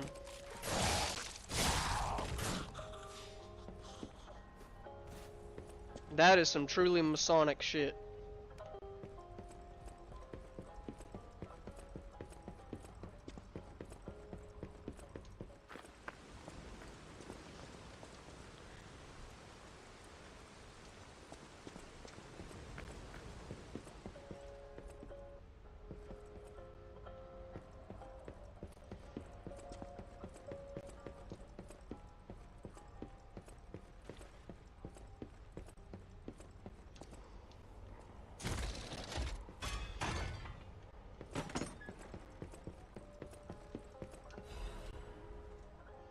Menard Charity House Guide. The Menard Charity House is also known by its nickname, the Rose Estate. Originally, we were a charity organization for poor children, but today, with the Menard family's sponsorship, we've become a boarding school with high-quality welfare and education curriculum.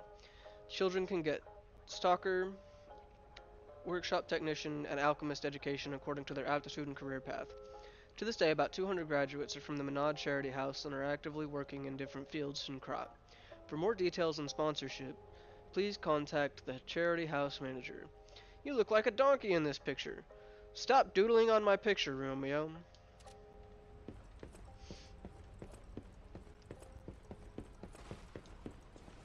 Okay.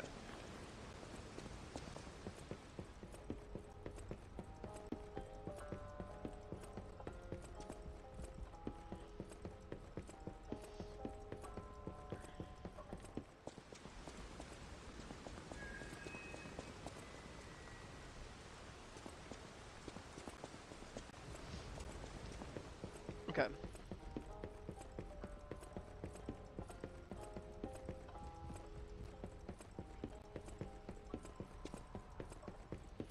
As long as I don't die to fuck-ass fall damage, I'm fine.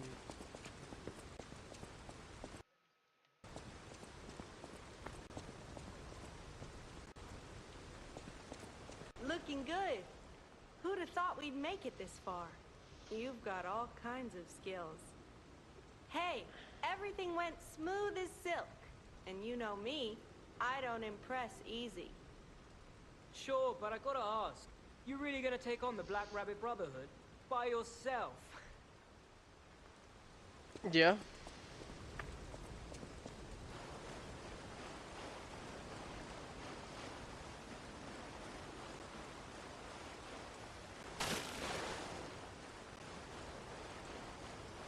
Okay.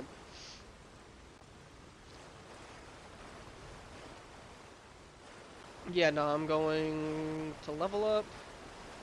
And I don't think...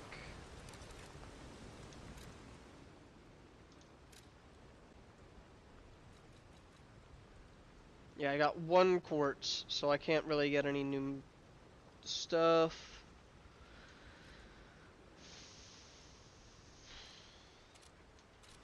So yeah, I'll just take a level, so I keep my ergo.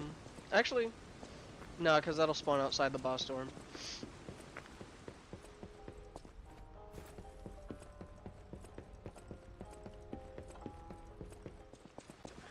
Wait, nope. Other way.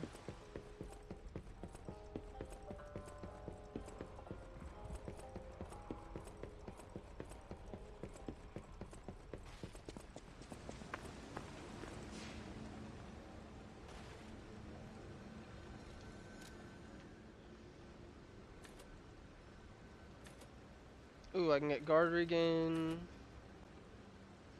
I can get some more damage.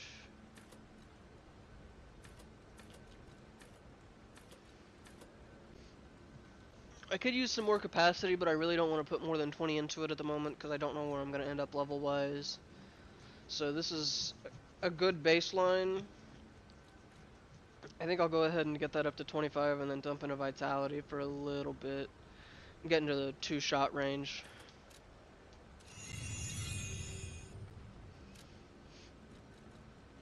Let's see, I need...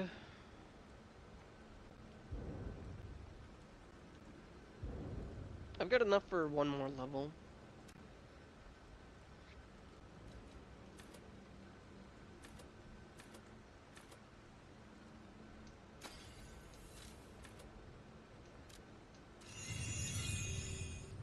Yep. Now, what was that other icon?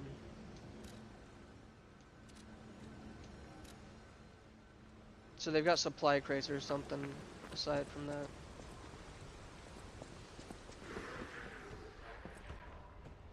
Wait, how do I get up there?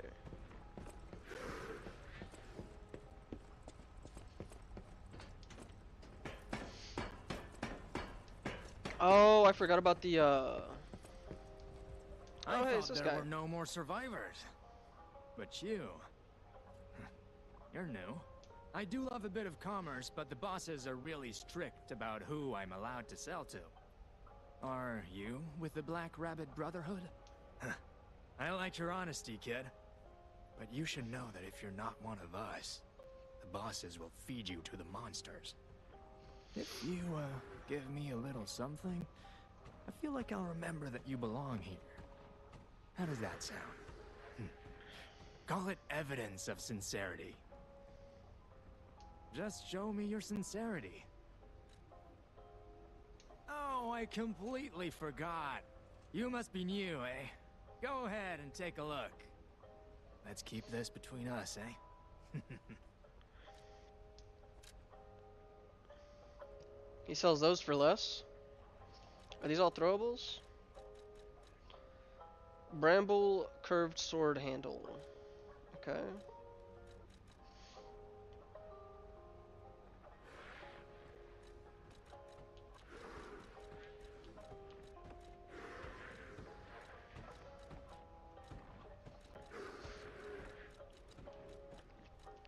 $38, $58, $72.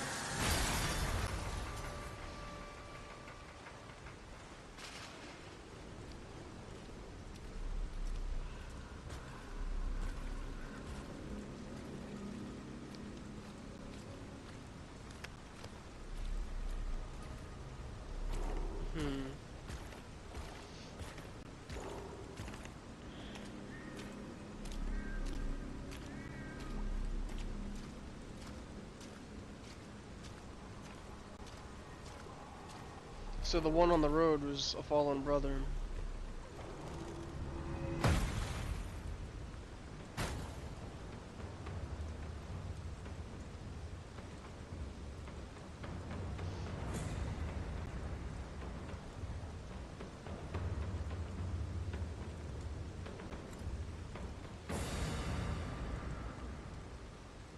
Thanks for laying out the welcome mat. You ain't seen nothing like my brother.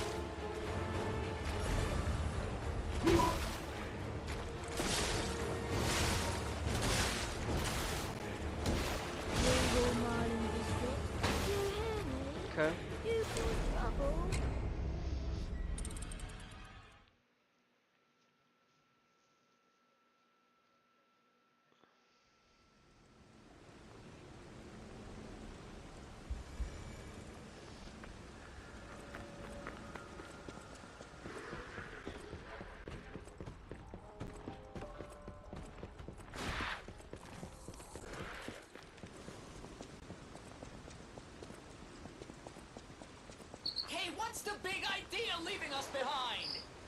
Oh, I knew we shouldn't trust them. Let's get out of here and give those lousy bums the business.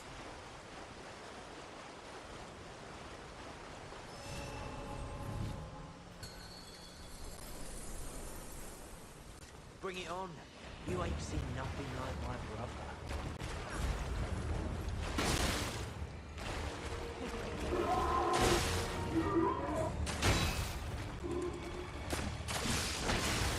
Yeah, gotcha. I'll make sure to recycle your...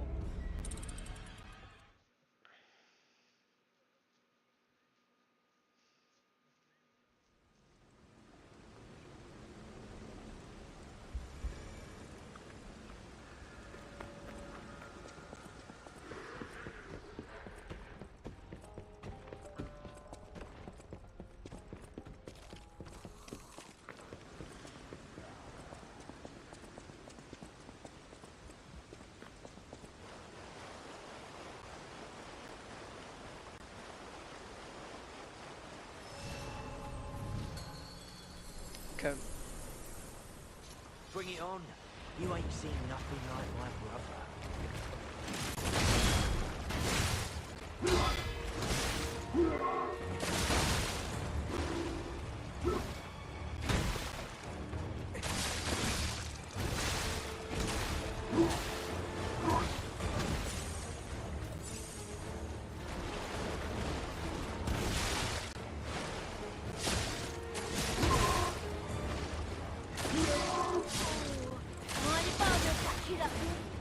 It's been a while since I've got anyone 6 feet under. Okay. So they ain't running the 1v1v1v1. They're running the 1v1 and jumping.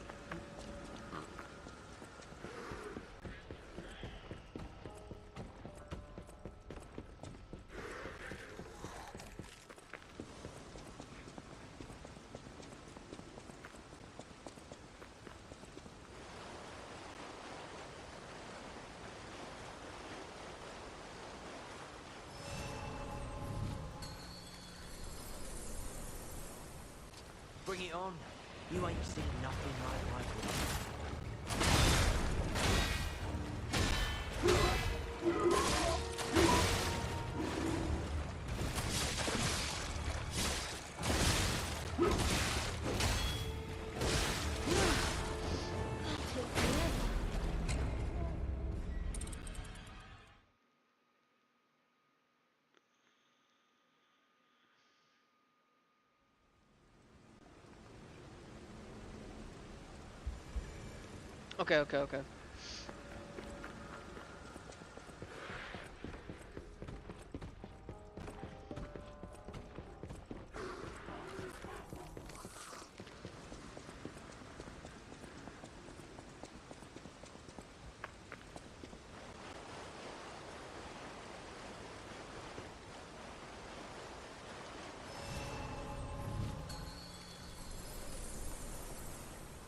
Bring it on. You ain't seen nothing like my brother.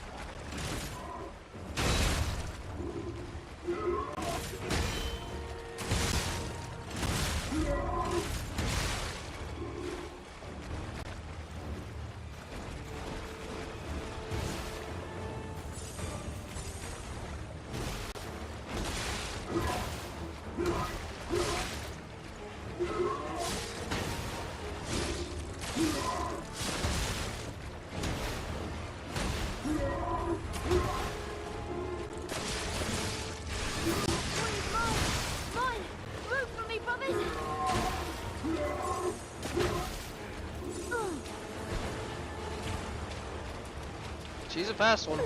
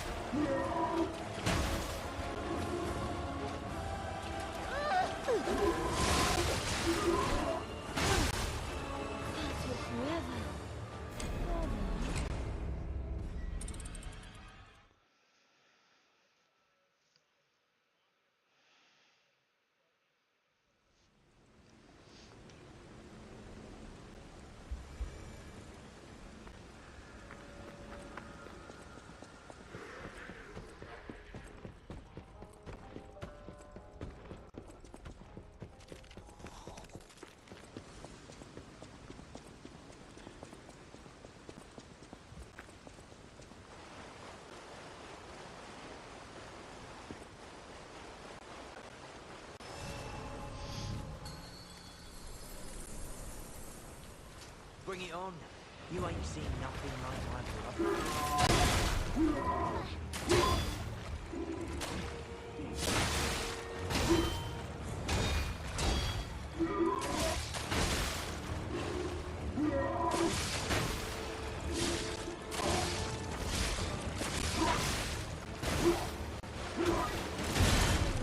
Mind if I don't back it up? This is gonna be so much fun. That took forever.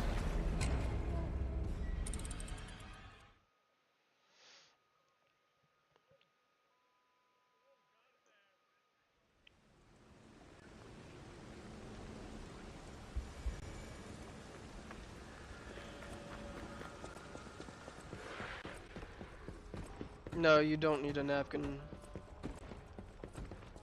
Some random motherfucker sprays some random shit on you, the first thing you do is go to a wash station.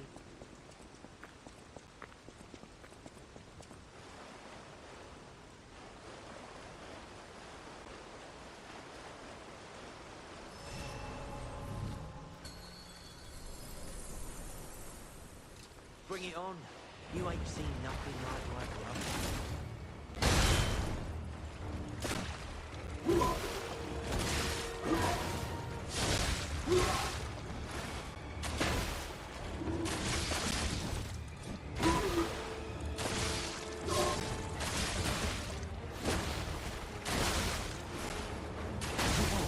He just has crazy tracking on that. Who wants to watch this guy?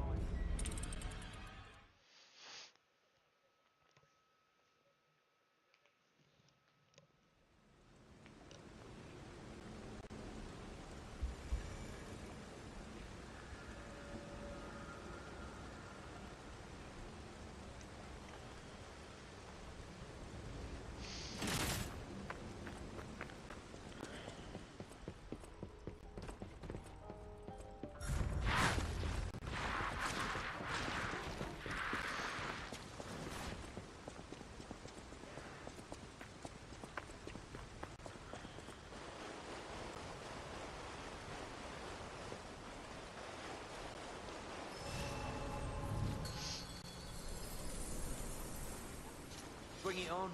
You ain't seen nothing like my brother.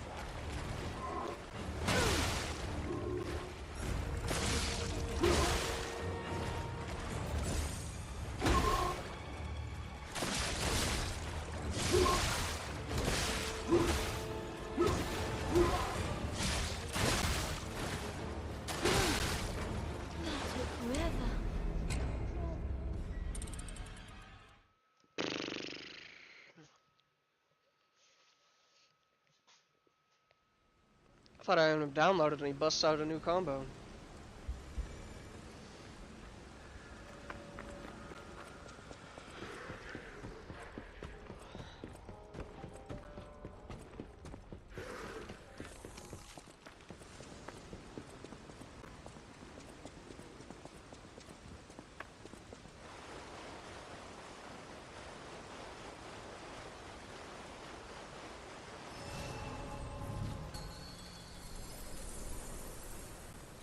Bring it on. You ain't seen nothing like my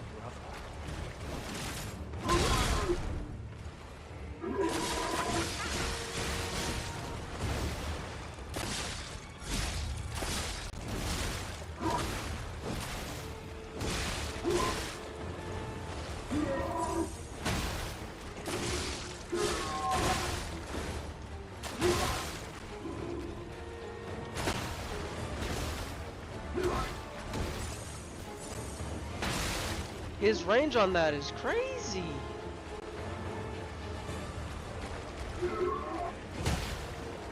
But it is limited. It's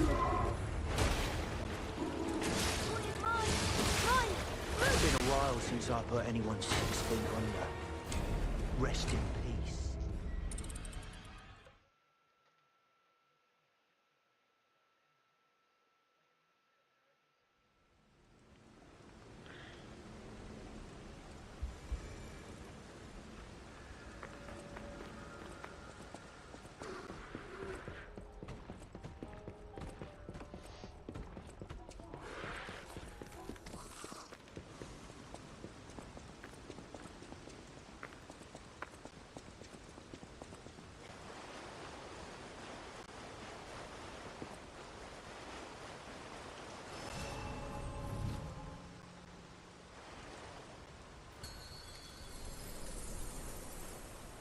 Bring it on.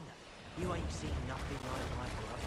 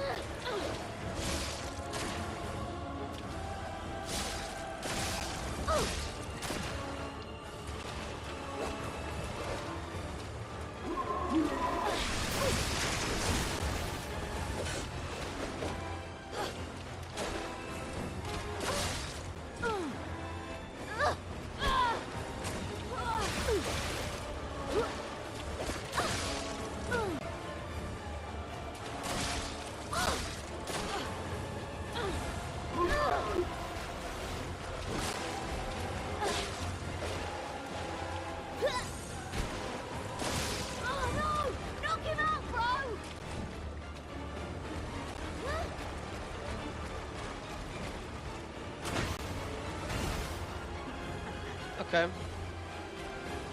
So I can return it to a 1v1.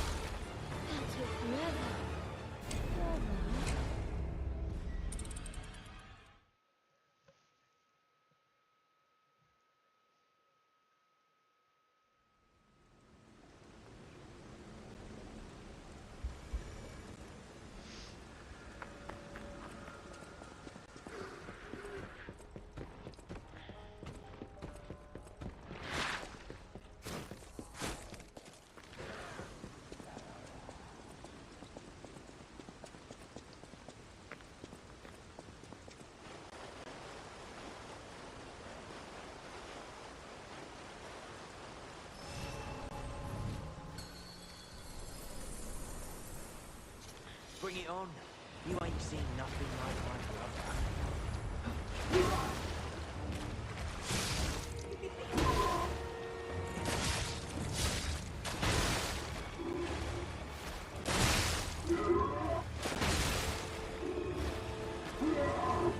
Been a while since I put anyone 6 feet under.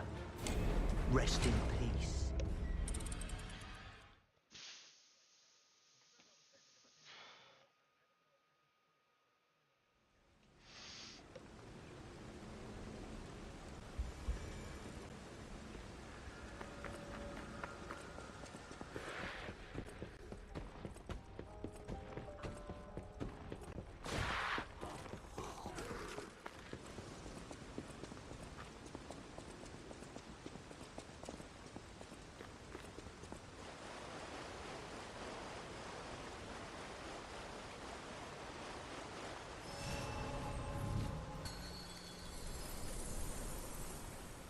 Bring it on. You ain't seen nothing like my brother.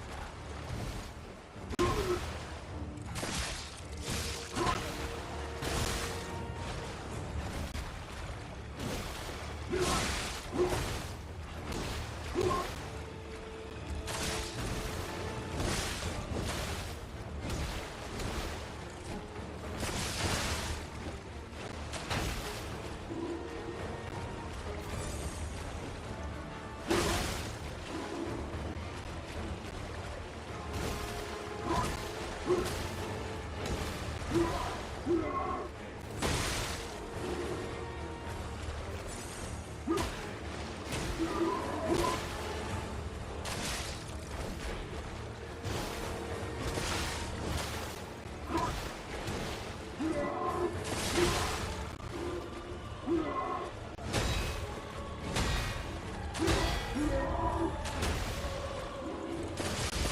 is mine! Mine! Move for me, brothers!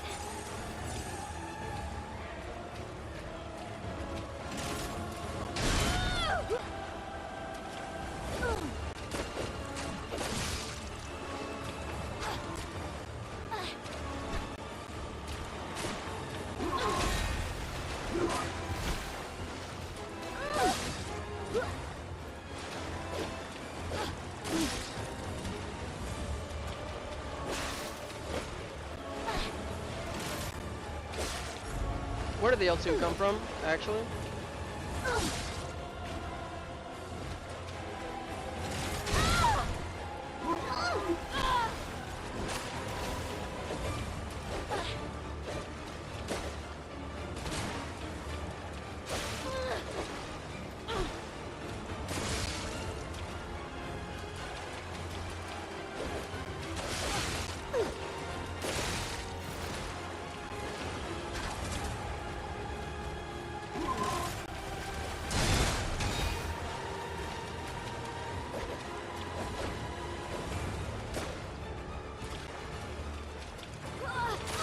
Oh no! Knock him out, bro!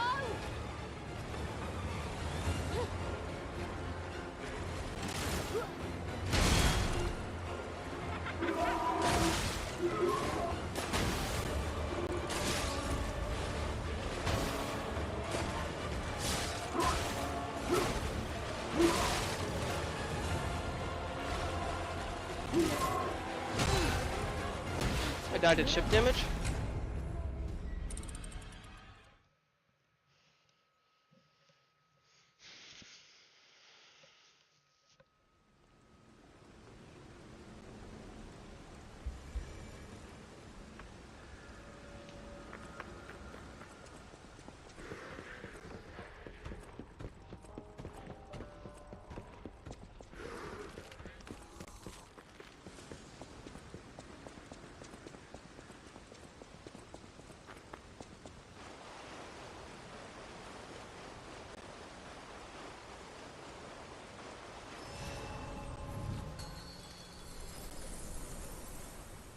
Bring it on.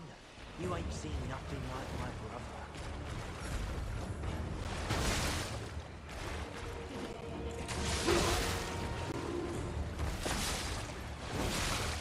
Rainbow Marlin District. Do you hear me?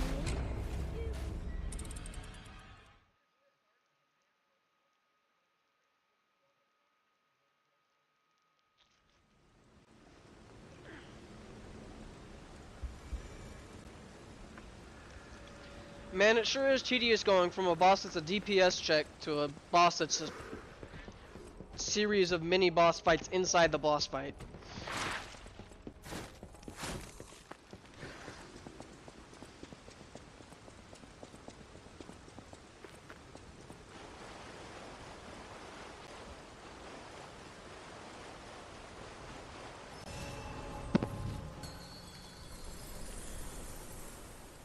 Bring it on. You ain't seen nothing like my brother.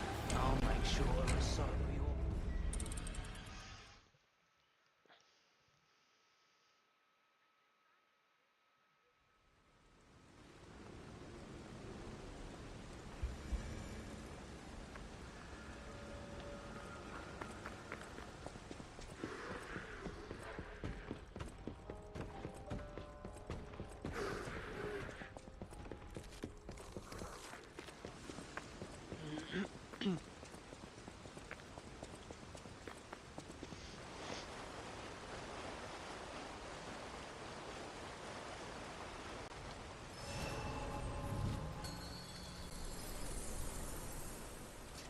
it on. You ain't seen nothing like my brother.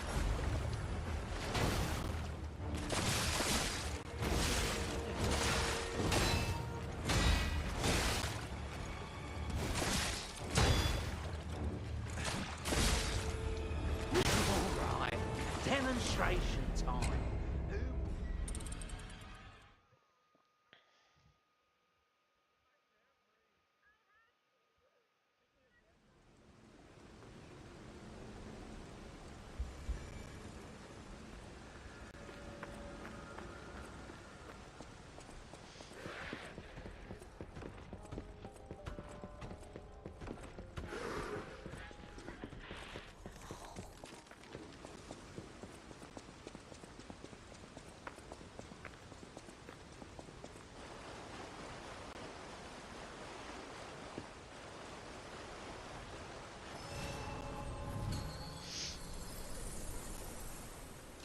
Bring it on. You ain't seen nothing like my brother.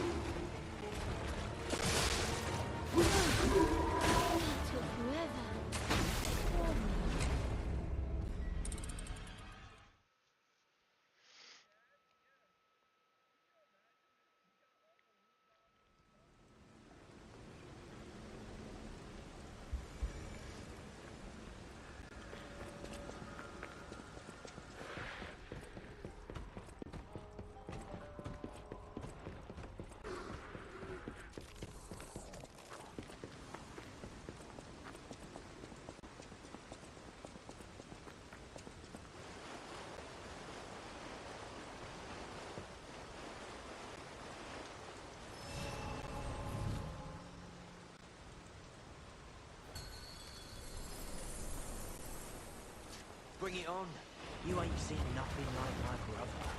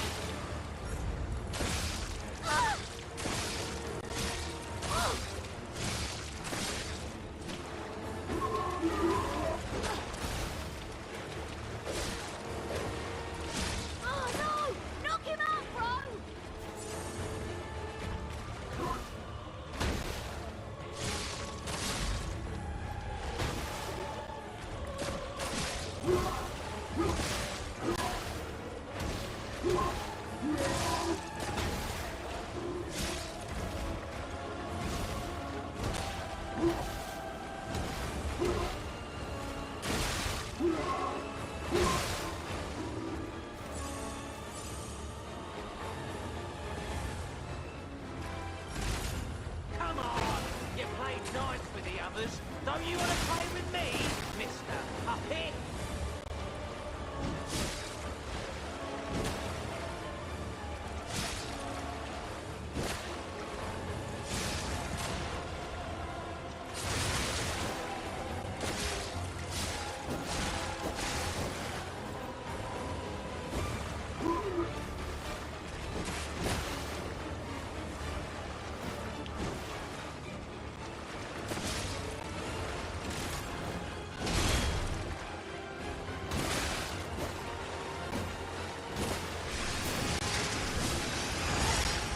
Geppetto's puppet, huh?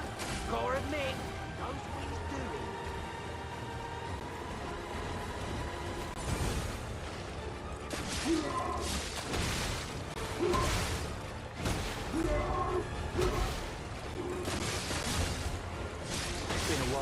looks like what anyone's 6 feet under.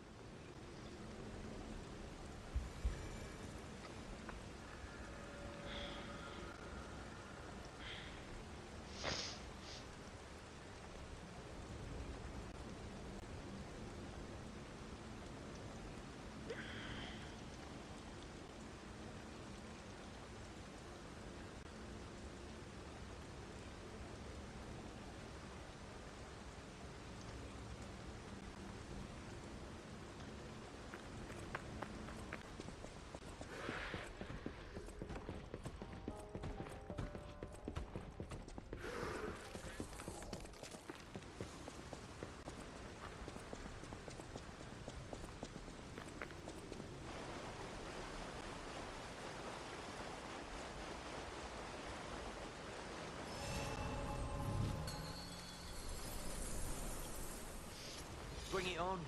You ain't seen nothing like my brother.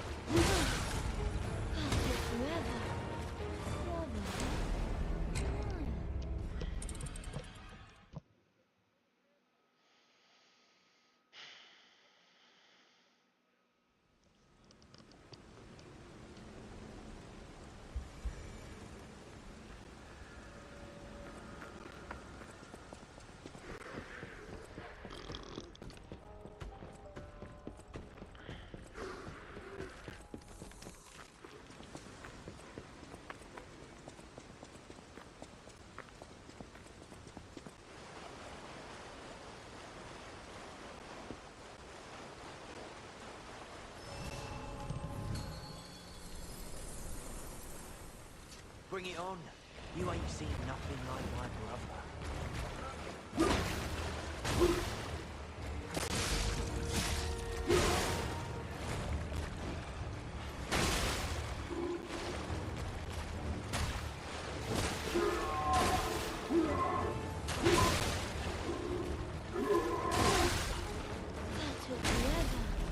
That timing is off.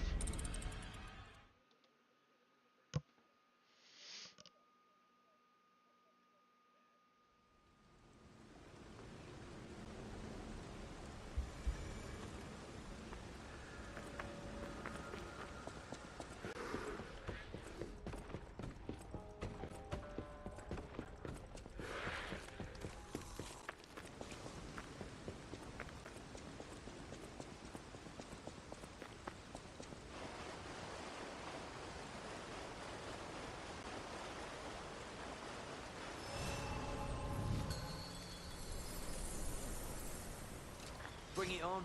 You ain't seen nothing like my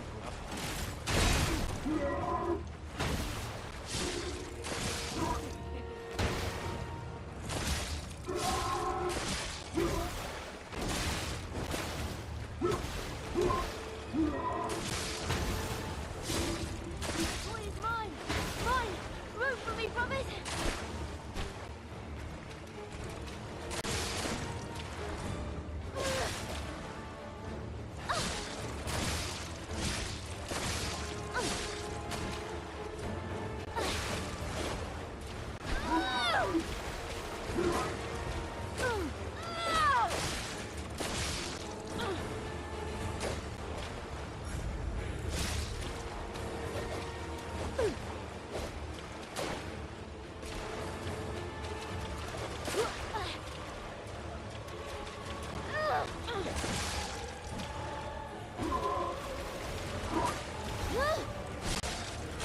Oh no!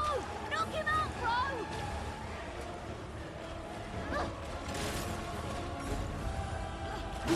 I forgot that doesn't block reds. Tried to dodge the last second and ate it.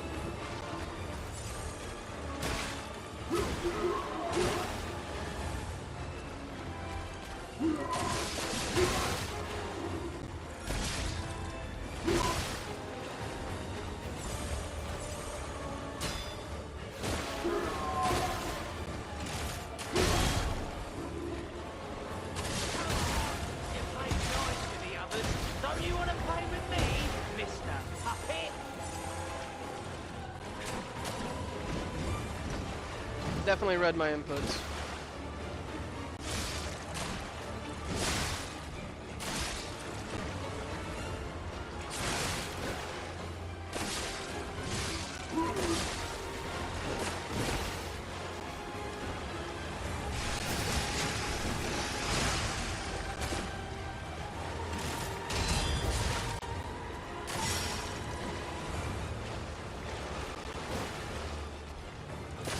So this is Geppetto's puppet, huh?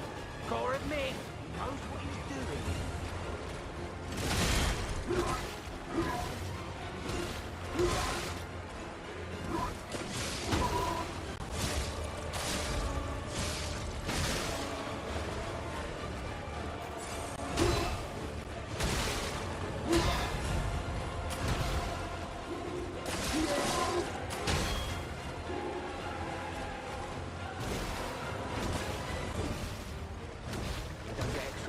Fighting fair, survive and win. That's it. It's been a while since I put anyone 6 feet under. Rest in peace, Geppetto.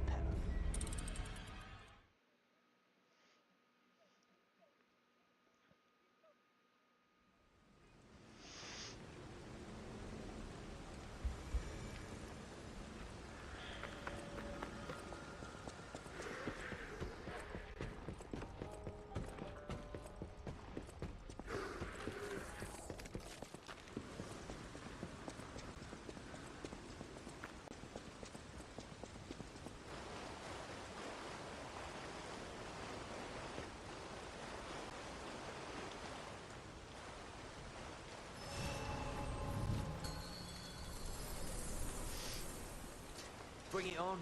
You ain't seen nothing like my brother.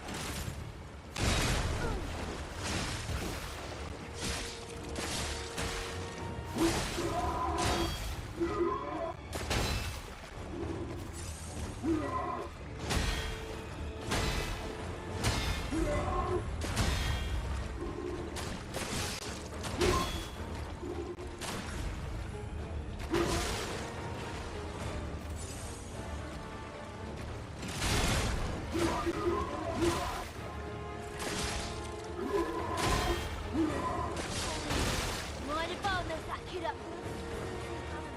So much fun.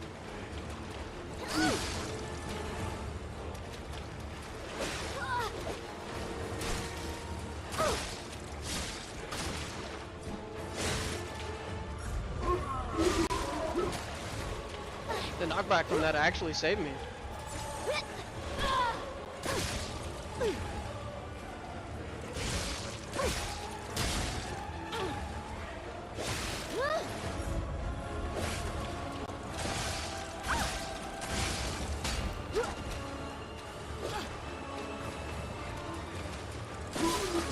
Oh no! Knock him out, bro!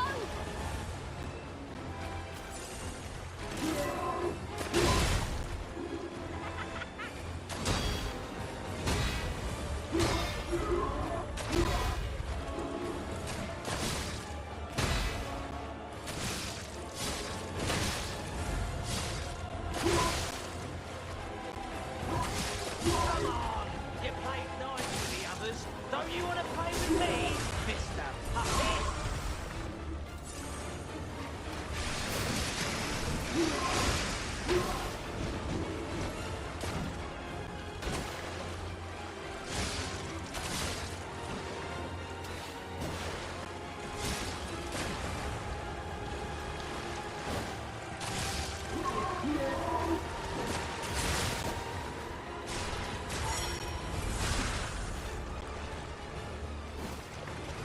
So this is Geppetto's puppet, huh? Gotta admit, he knows what he's doing.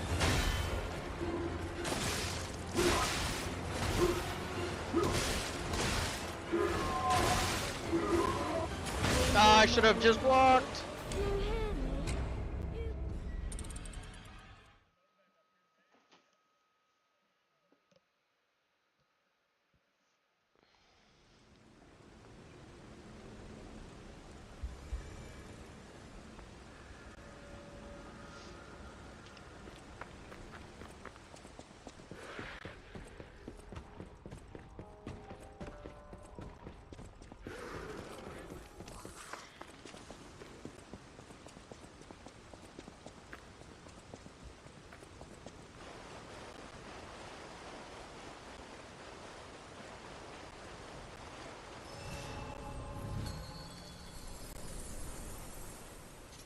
Bring it on.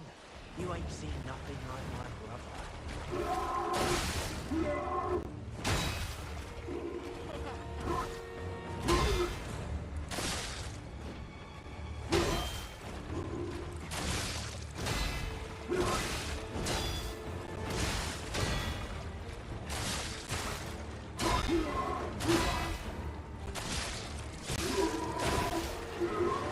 It's been a while since I put anyone 6 feet under. I just realized that guy has a noose tied around his neck.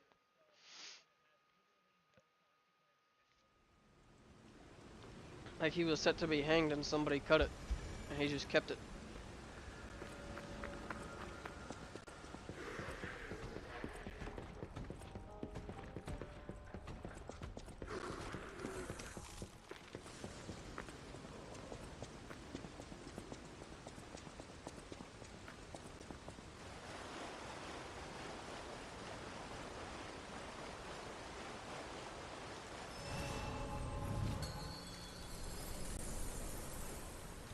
Bring it on. You ain't seen nothing like my brother.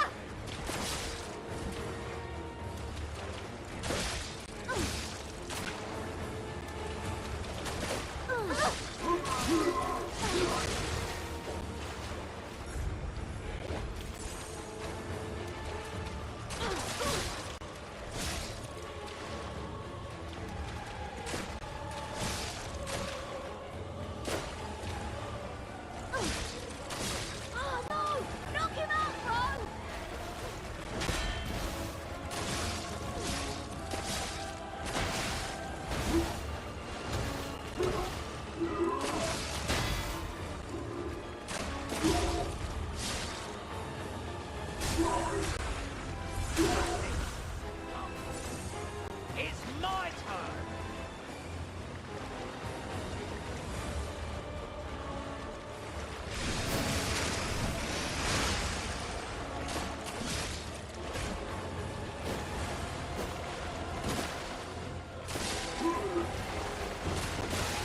I couldn't run because of him.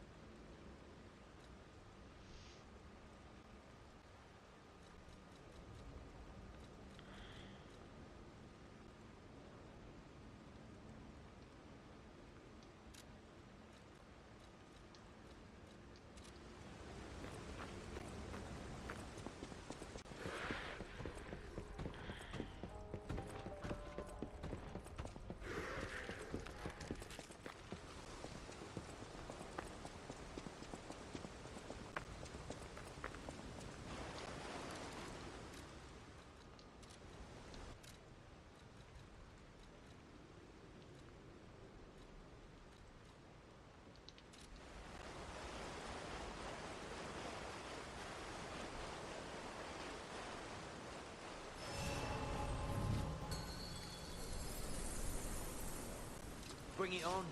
You ain't seen nothing like my brother.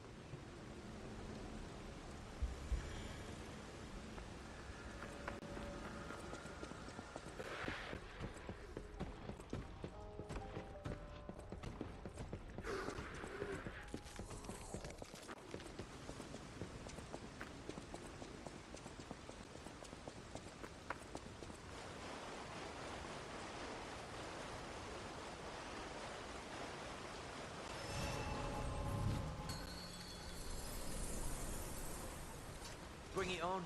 You ain't seen nothing like my brother.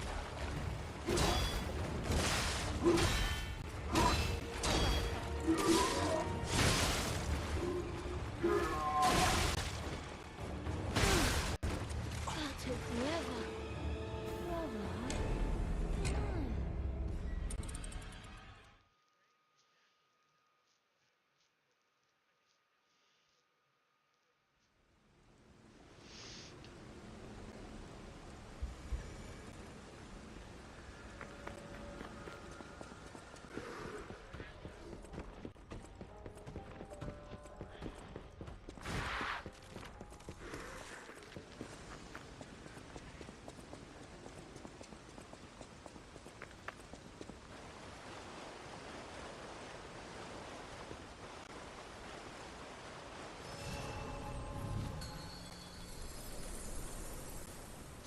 Bring it on. You ain't seen nothing like my brother.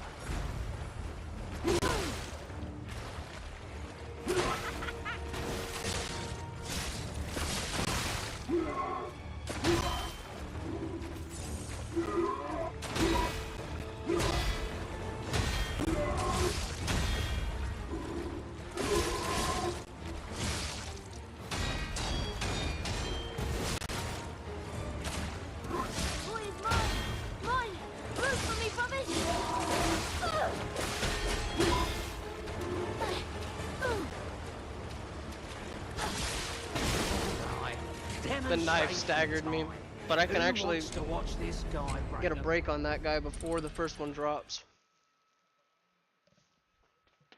Be right back.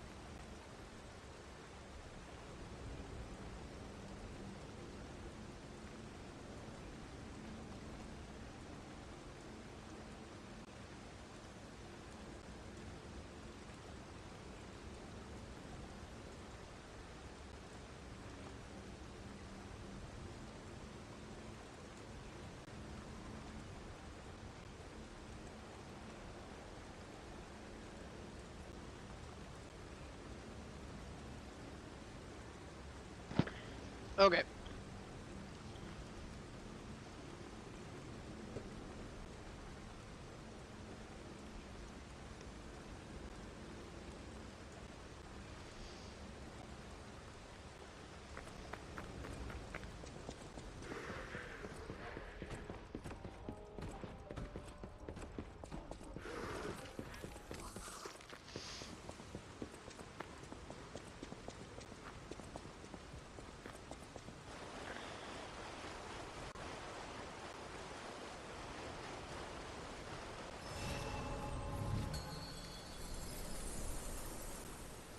Bring it on.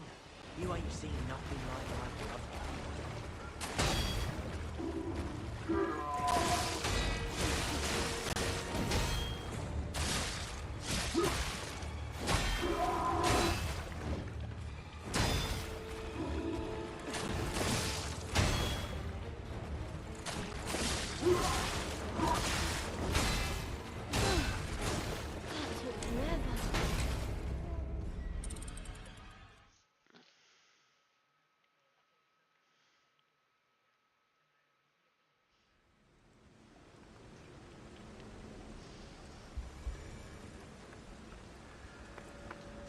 Aegis is out.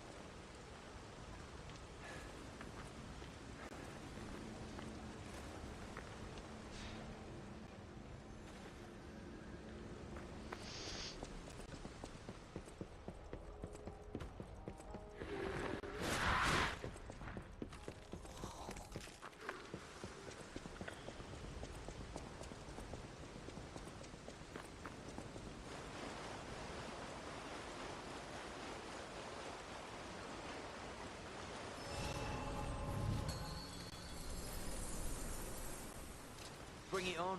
You ain't seen nothing like my brother.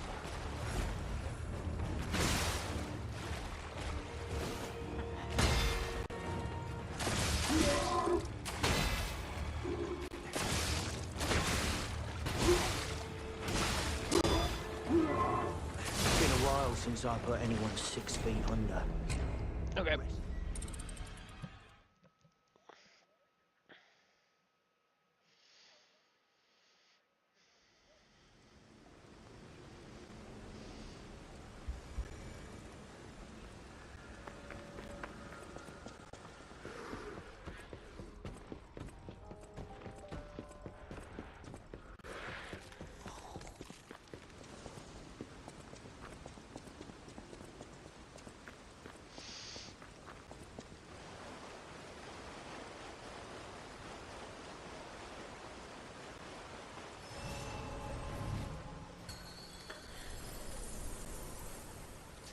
Bring it on. You ain't seen nothing like my brother.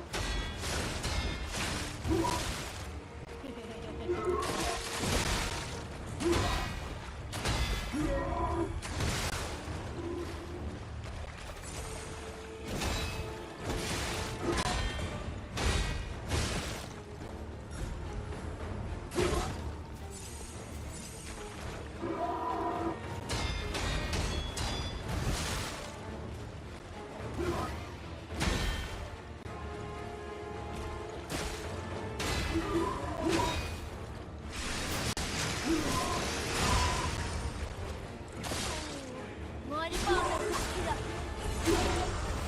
Oh my God.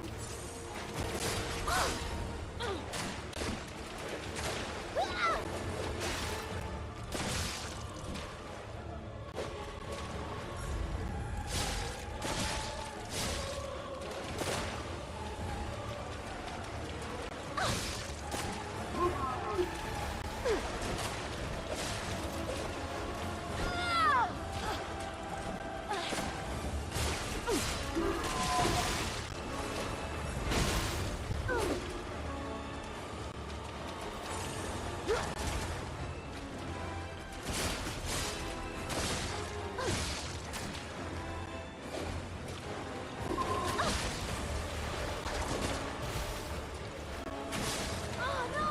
Knock him out, bro!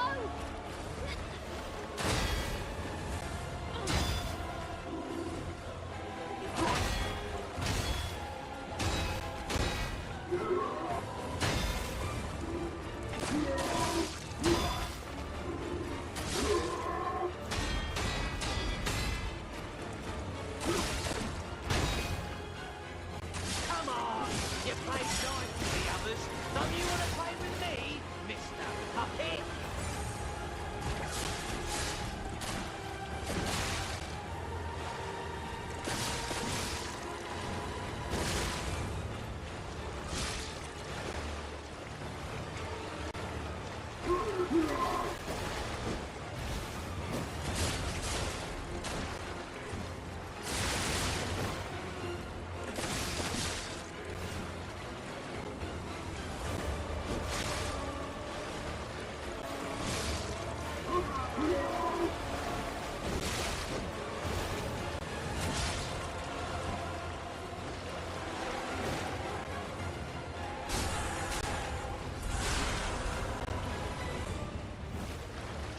So this is Geppetto's puppet, huh?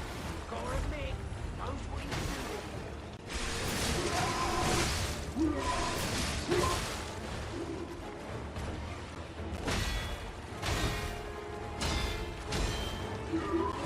It's been a while since I put anyone 6 feet under. Rest in peace, Geppetto.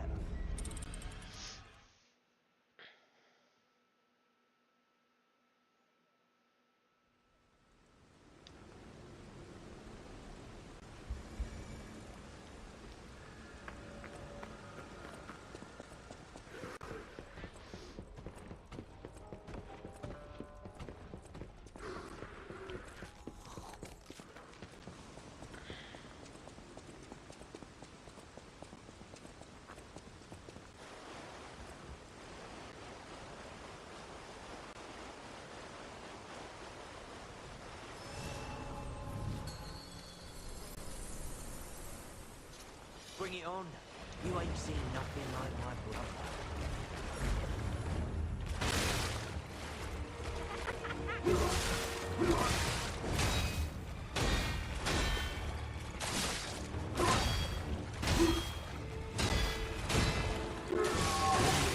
Gotcha.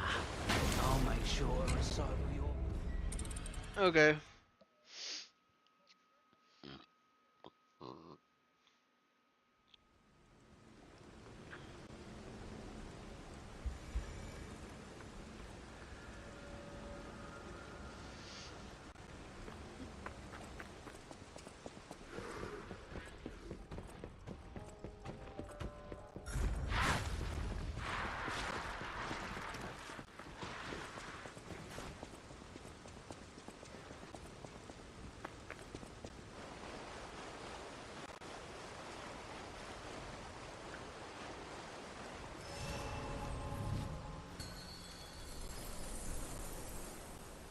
Bring it on. You ain't seen nothing like my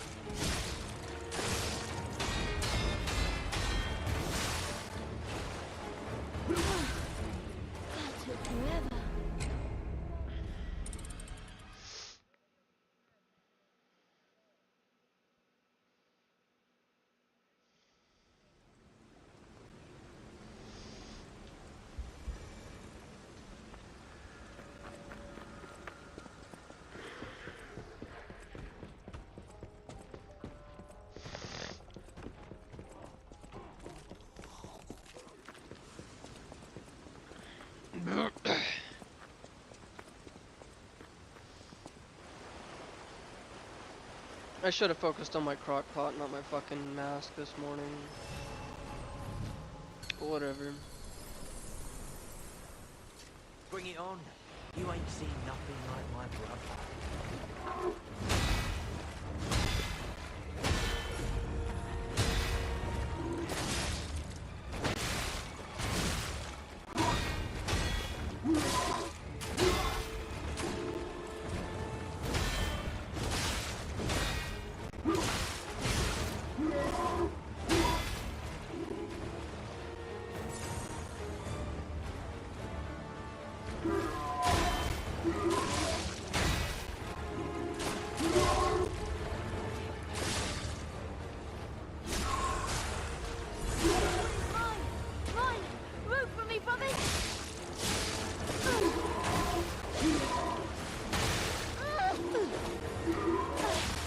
I couldn't move! Demonstration time. So if they both end up in the corner, just let them be. Let them separate.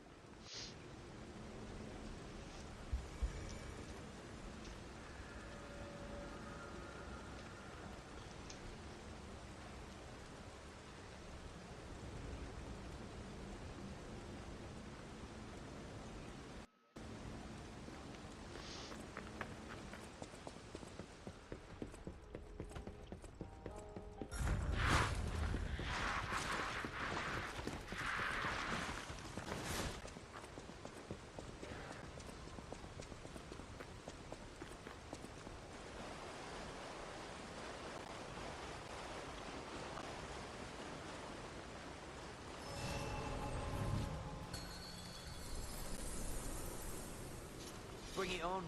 You ain't seen nothing like my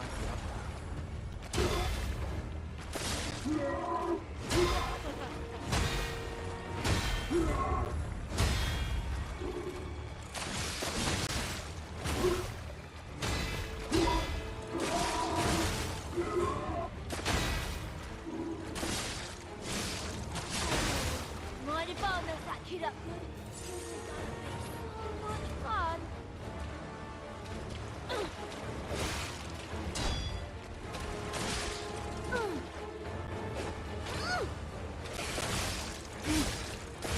Where are you gonna run to now, little rabbit?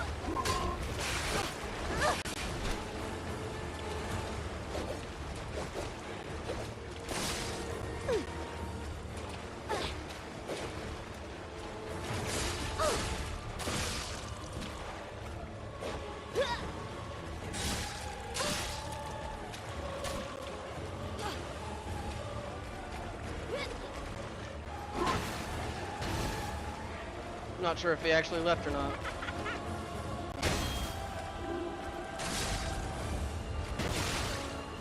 Bad timing.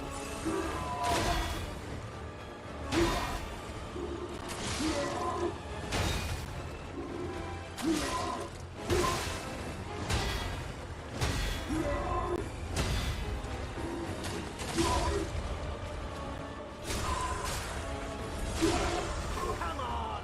You played nice with the others. Don't you want to play with me, Mr. Puppet?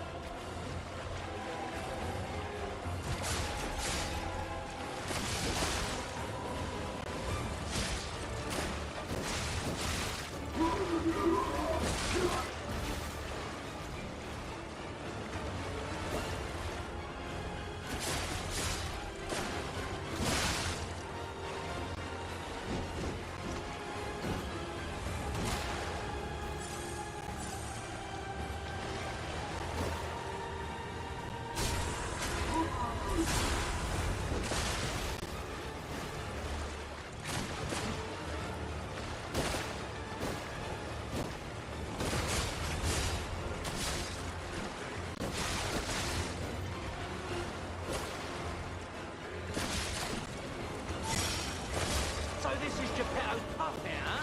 Gotta admit, most things do.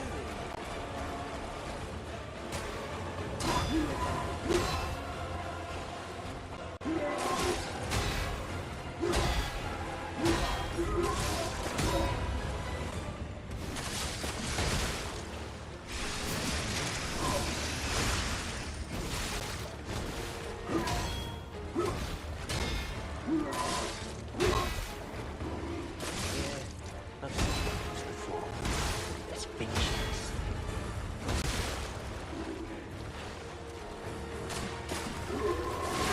It's been a while since I've got anyone 6 feet under. Rest in peace, Geppetto.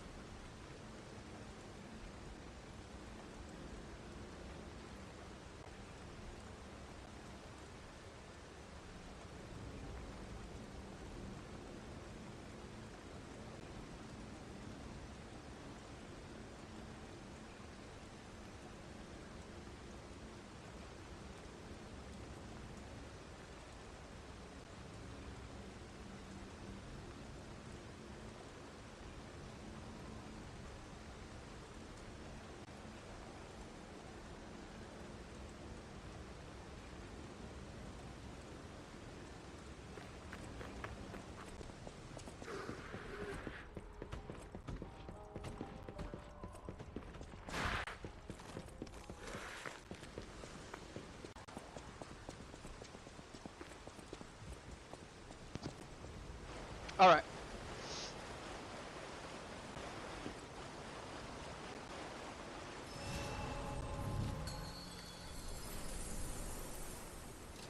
Bring it on. You ain't seen nothing like my brother.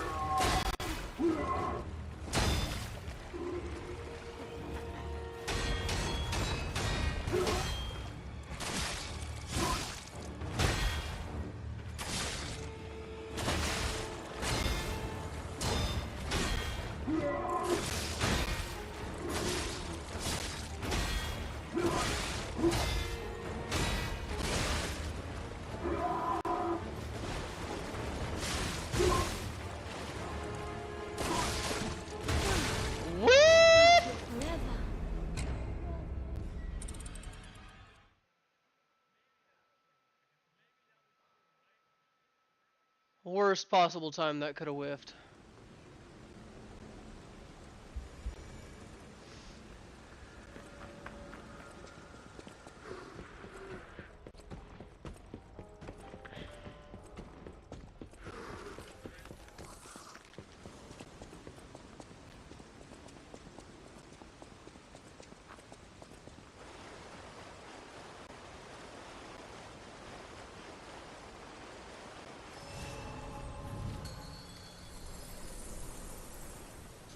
Bring it on.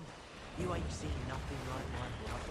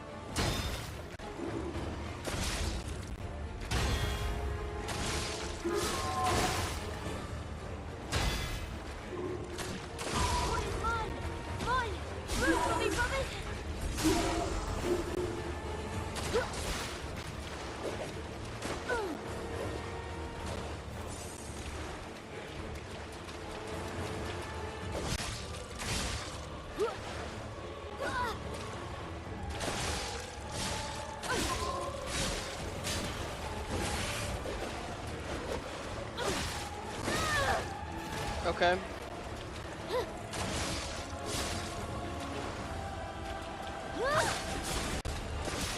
Oh no! Knock him out, bro!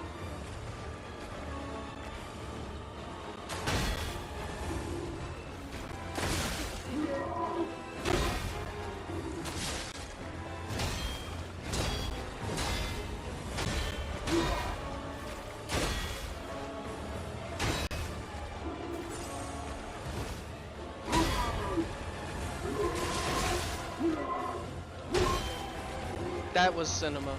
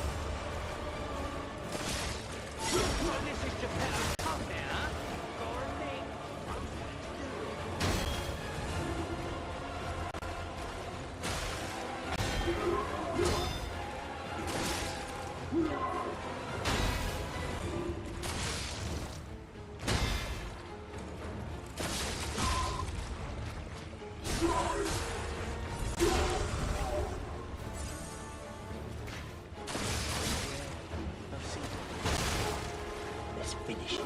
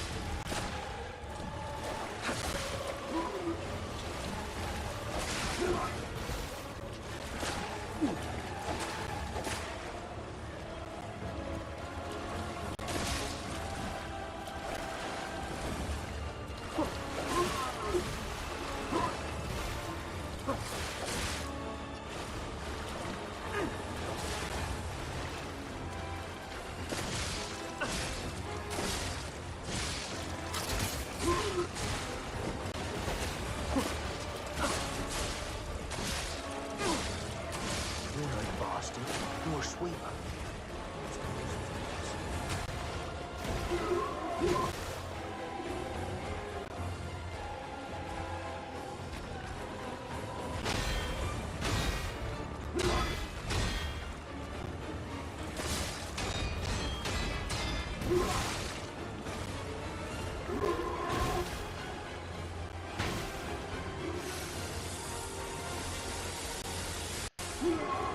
Are you kidding me?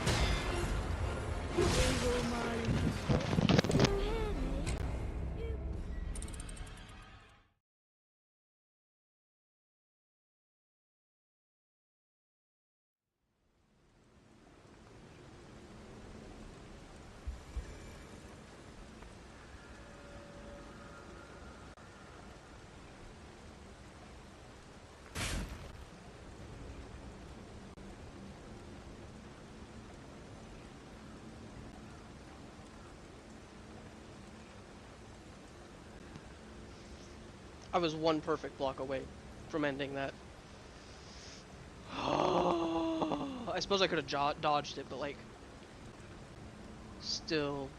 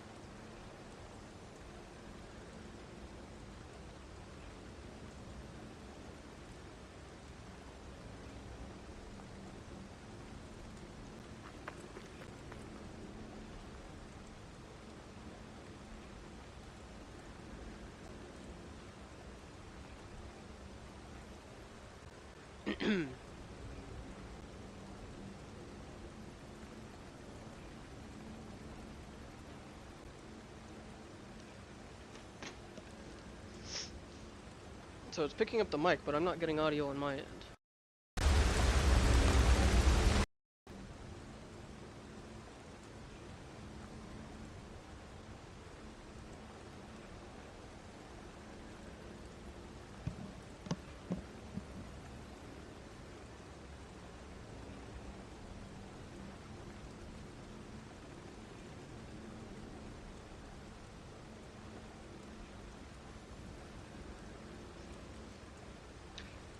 Hmm.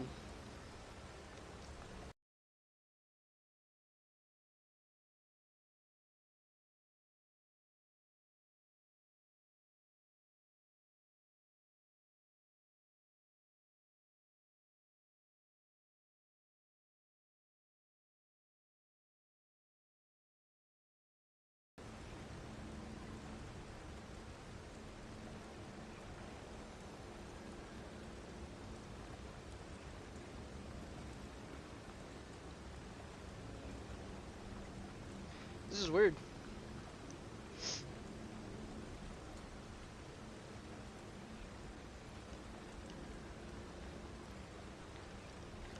I can get audio from the PlayStation, and I can get audio like in the headset. So it's not the headset.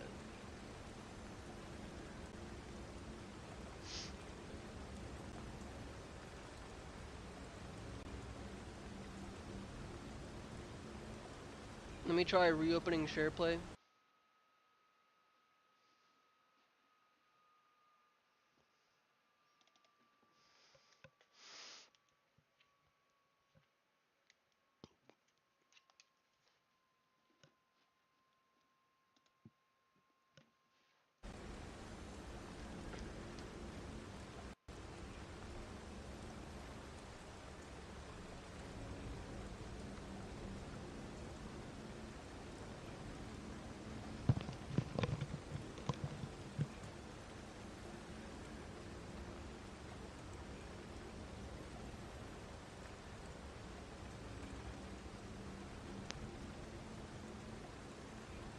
Oh, I muted my computer?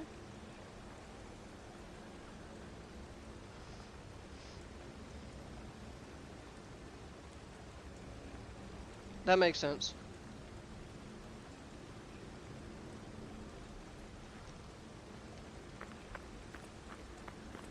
Not really.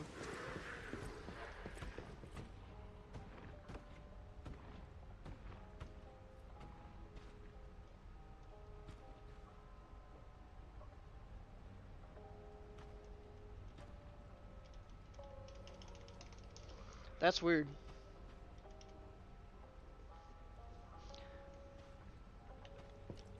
Because it wasn't like like the slider was all the way down. As if I had manually turned it down or hit the input on my keyboard to turn it down. I figured I just hit the mute button when I dropped my controller. So I don't understand how it slid all the way down, and I definitely didn't hit the mouse. So I'm at a loss on this one.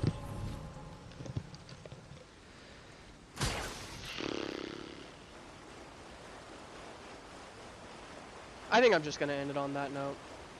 I'm gonna take that as a sign, because that would have been.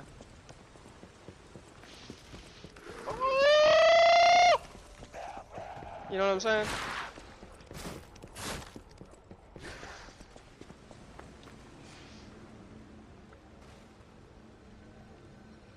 One more. One more.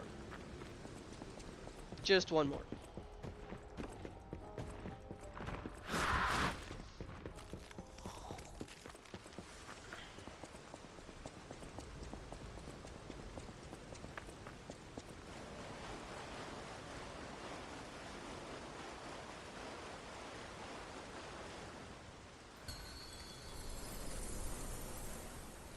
Bring it on. You ain't seen nothing like my brother.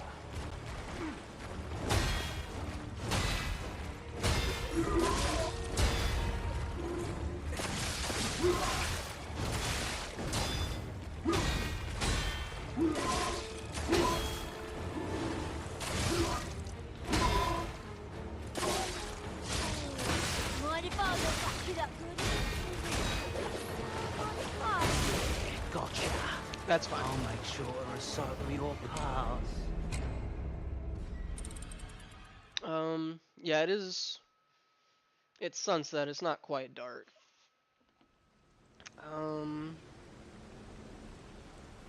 How do I actually? How am I supposed to actually close this game so I don't get that lame message again?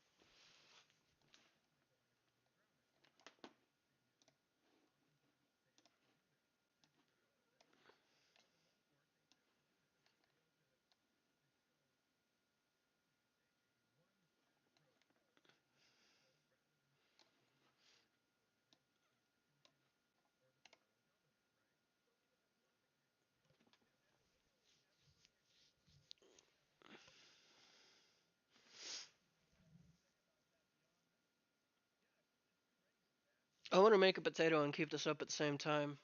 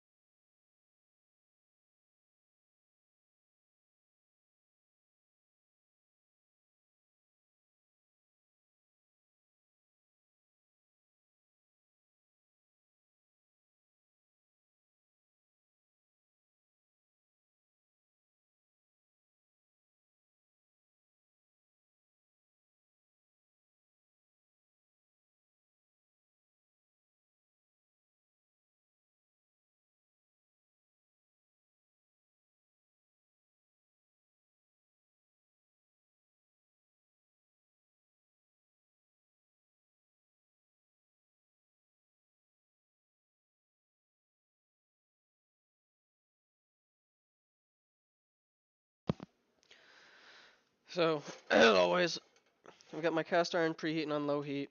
I've got my potatoes cut up, sitting in a saltwater brine. That's actually pretty new. I haven't done that before this year. Once that gets hot, put the oil in the pan.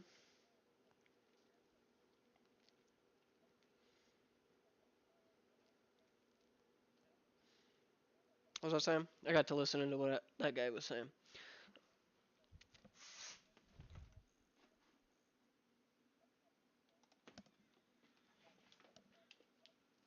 Oh yeah, get the oil hot,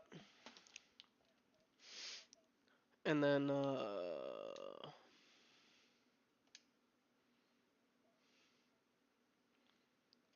from there,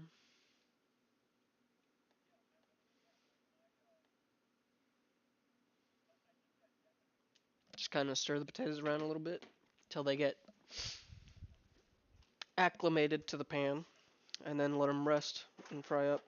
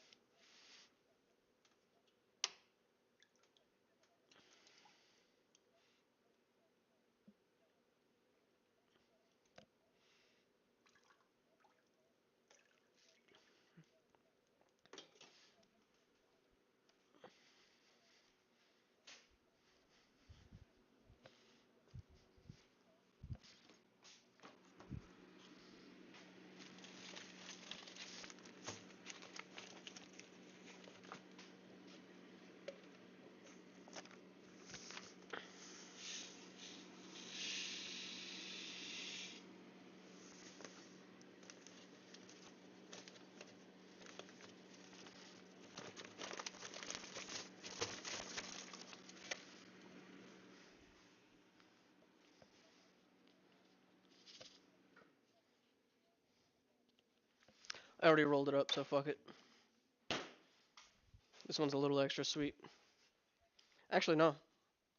I measured that out just about perfect. I don't know if you can tell from the camera. Maybe if I turn the light off.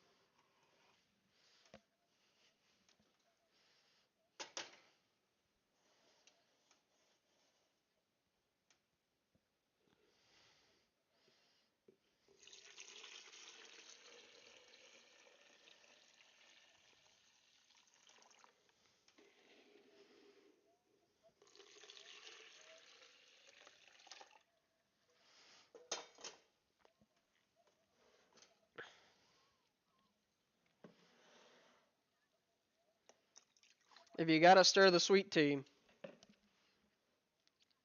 it's too cold or it's too sweet. You add the ice after.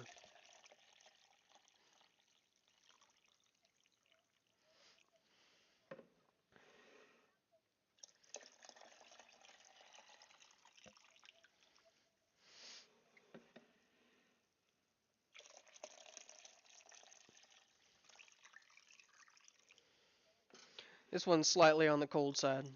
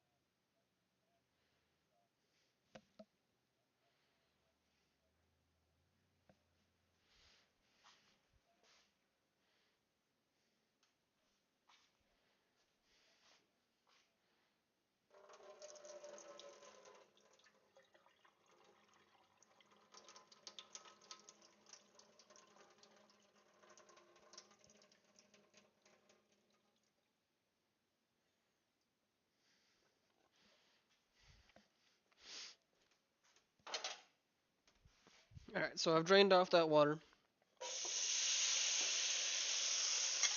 It's okay if there's a little bit left in there, that's not a problem. Pan's plenty hot.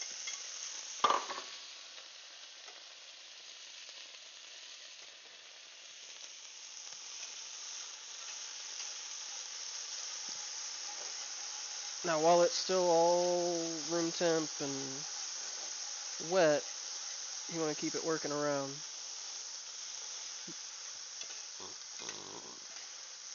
Get that oil all over it. Damn, I'm selling.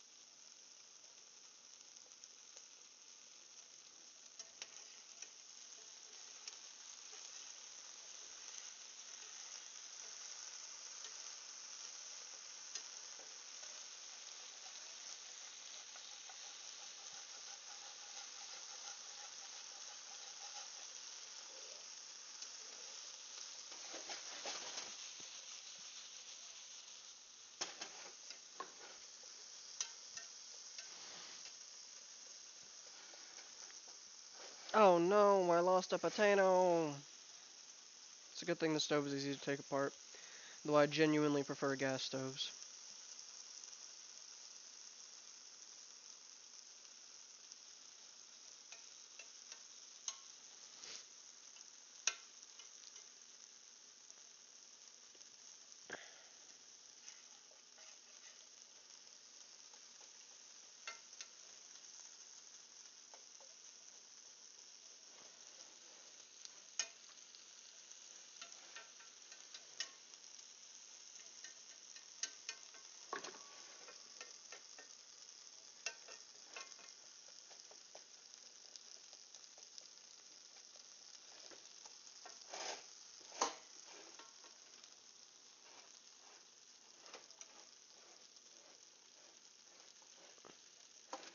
Okay, so now that they're all acclimated, right, they've got a little bit of heat in them. They can, I'm just going to let them sit for, can you see that, camera? Not well enough to actually see. 6:31 now, but about 3 minutes.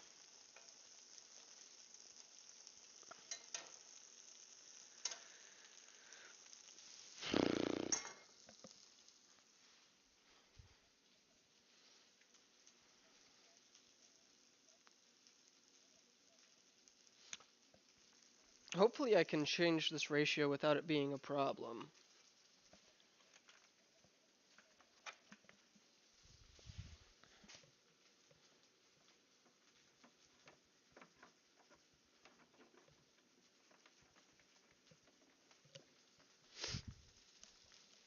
Yes. Maybe. Actually, I haven't seen it yet. Yes. Big money. Let's go.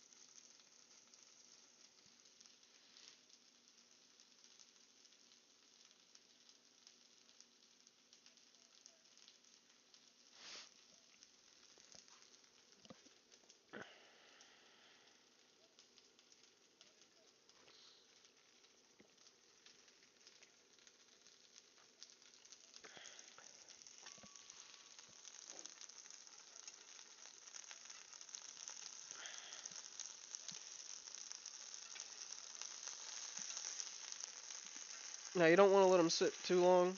I let them sit for 2 minutes roughly. Just then. Probably closer to 90 seconds, realistically.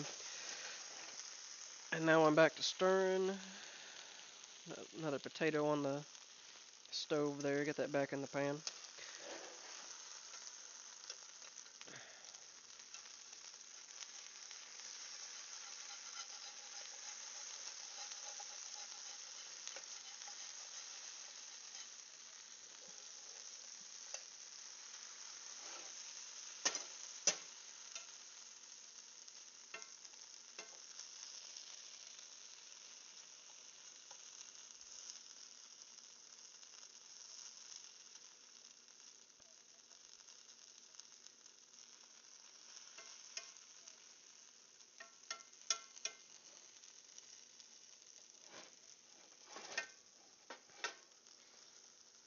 They don't have any hard sides yet, so you don't want to let them sit too long.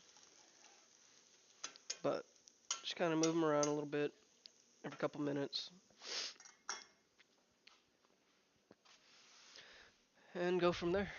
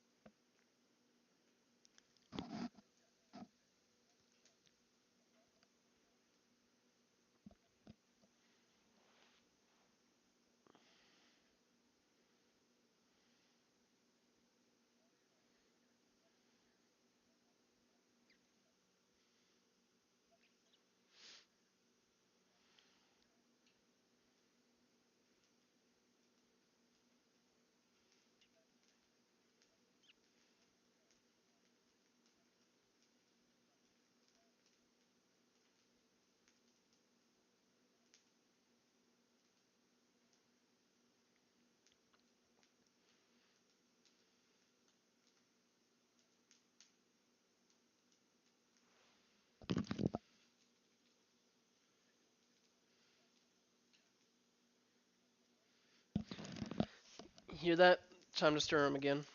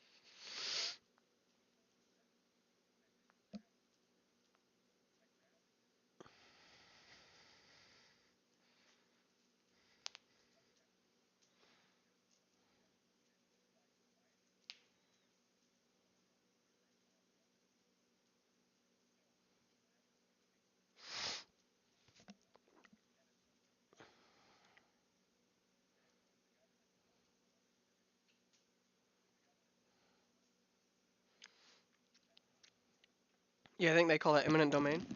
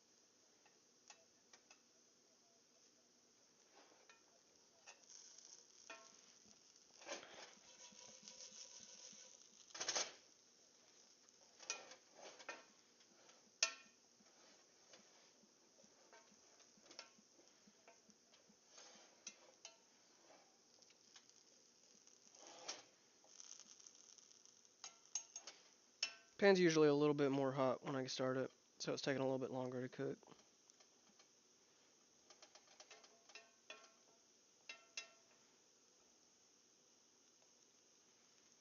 Well, if Asmon's gone offline... Damn, man, I stepped on it. Good thing I have a knife on deck.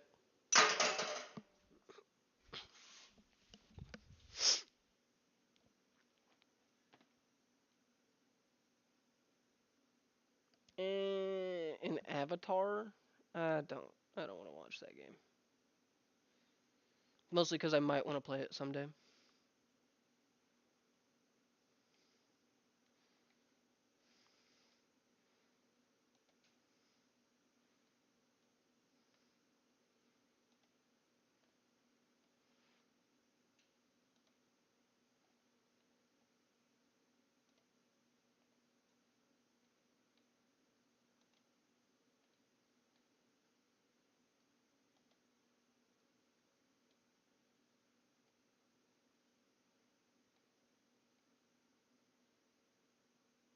Eh.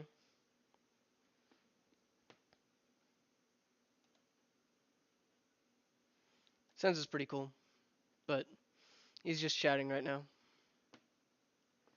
Not that anybody else on the list isn't cool.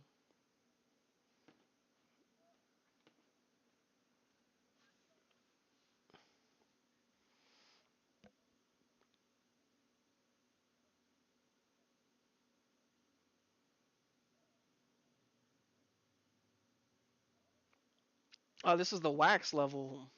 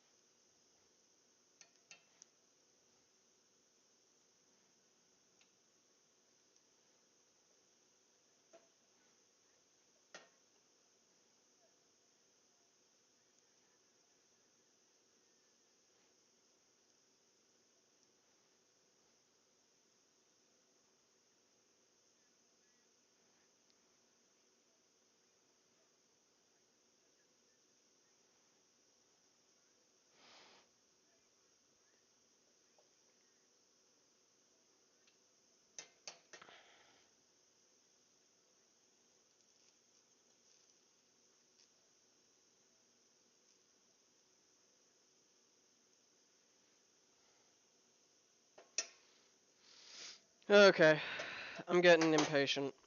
So this is the part where I just set the fuck down and let it cook. The trick is to listen.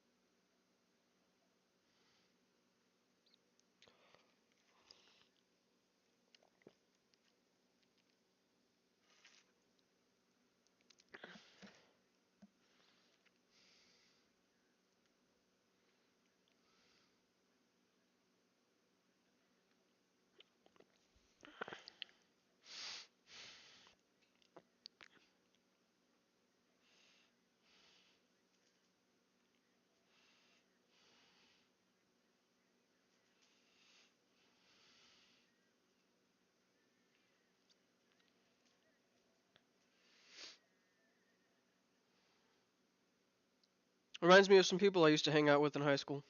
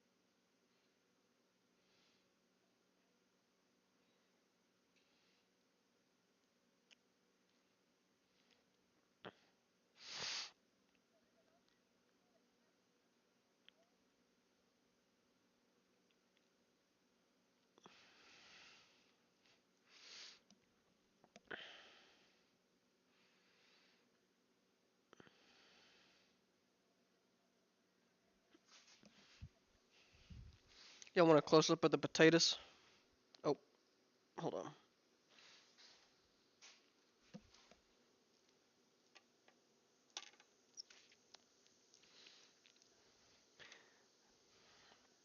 Don't worry, that's just a little bit of steam. It'll clean up easy when I clean.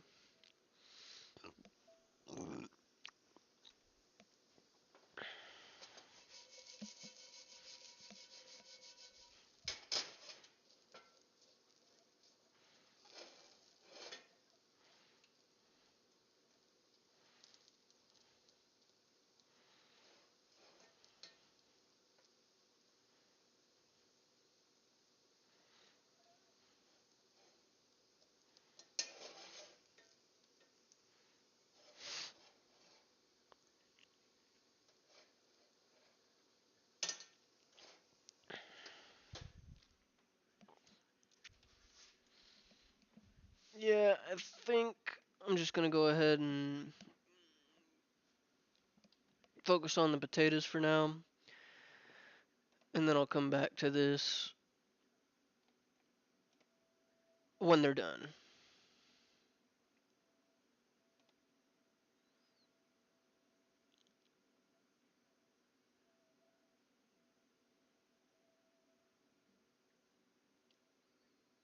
Did I ever go that? No, I never did. Did I?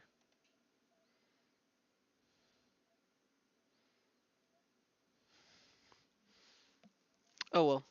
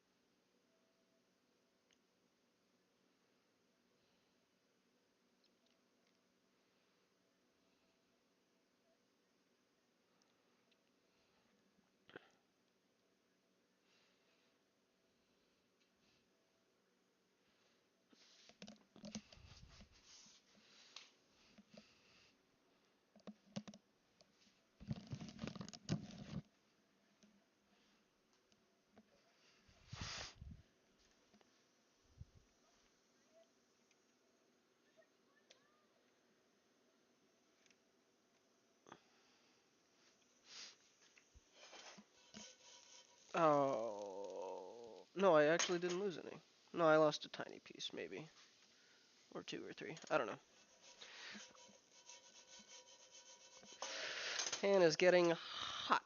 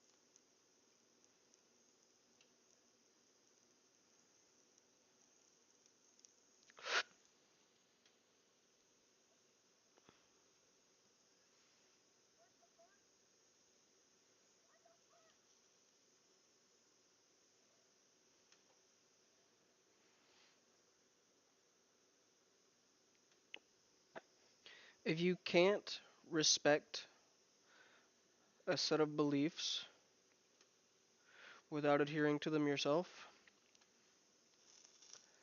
you have truly questionable character.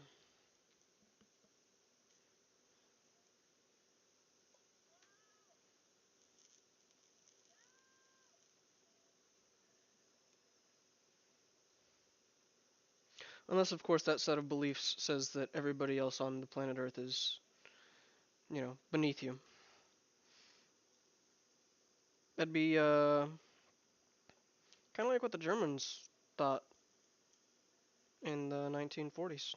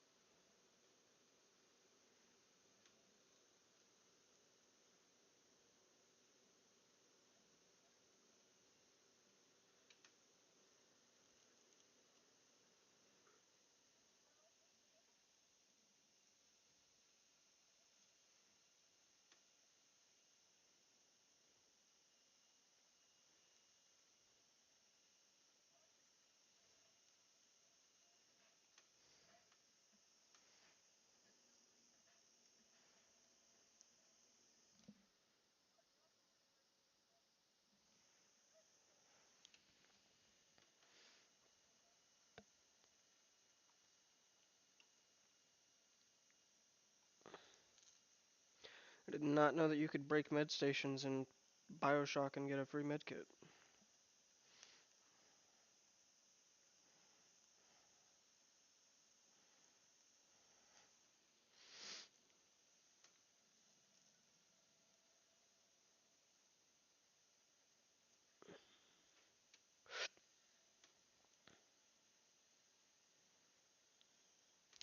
That was hot. Okay. So those will finish up all right.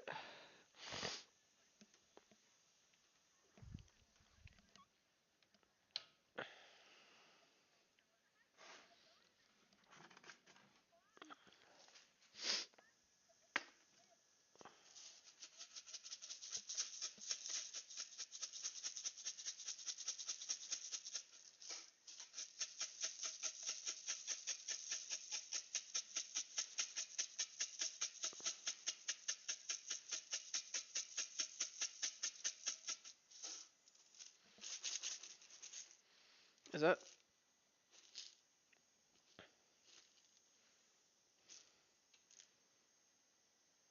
Okay, yeah, it says 100% pure, nothing added. I have no way to verify that claim, but I'm gonna trust it because it's just dried onions.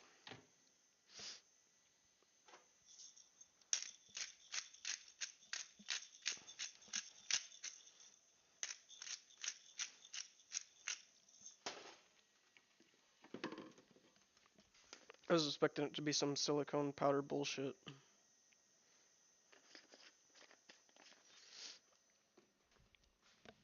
Okay, so... Okay, that didn't work. That did not work. Hold on. Hold on. I fucked up. I fucked up terribly. I'm not a wrestler. I'm not... Okay. I got my phone charging.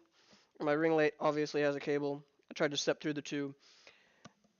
I don't know what y'all saw, but I was not successful.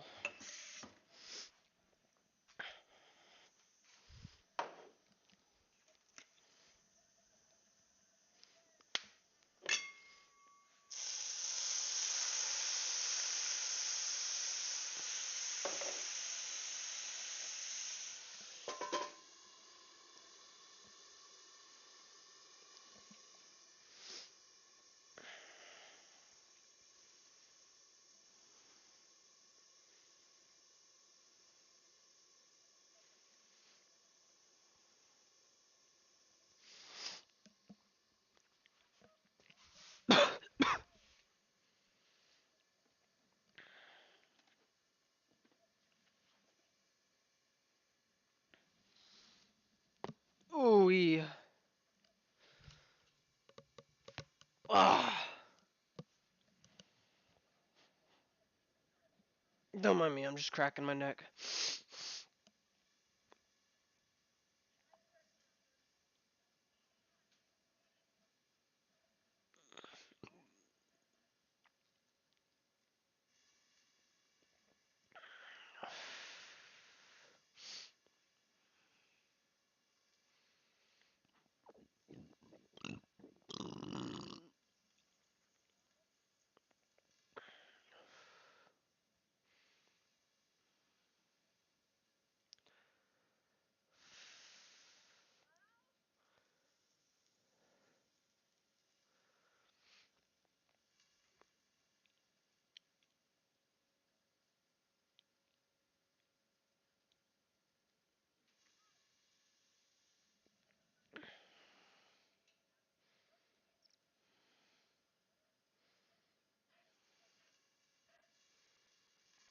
Even after you've hacked them, you can break them down?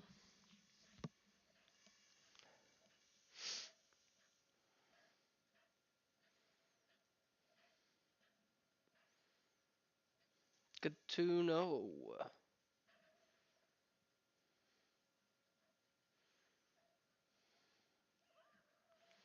That will definitely be worth counting the hits when I play through it.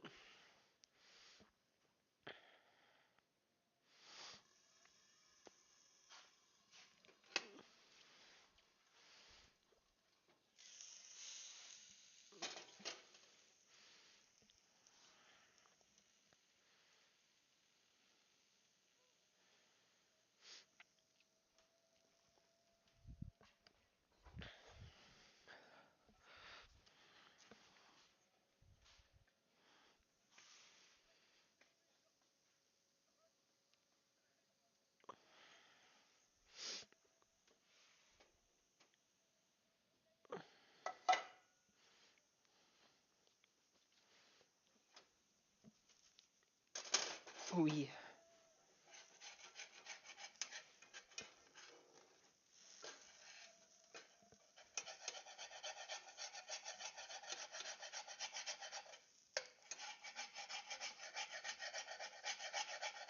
So all the onion powder kind of burned to the pan. That's okay.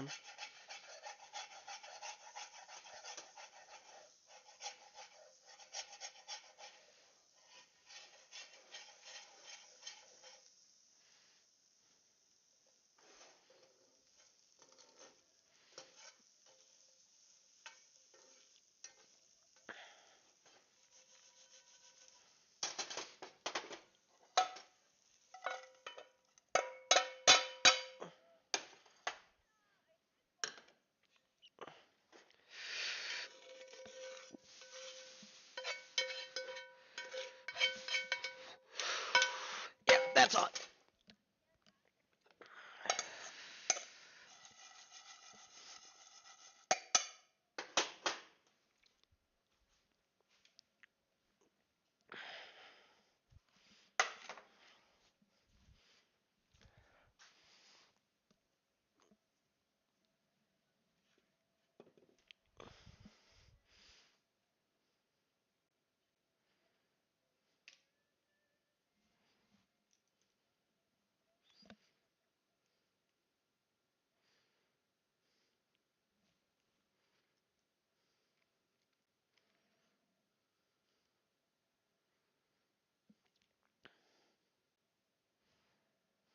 This will be easier.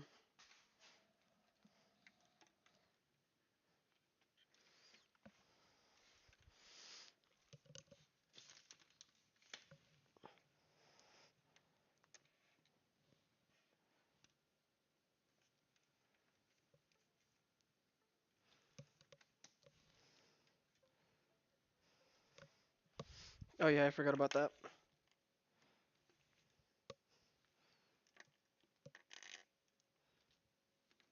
Okay.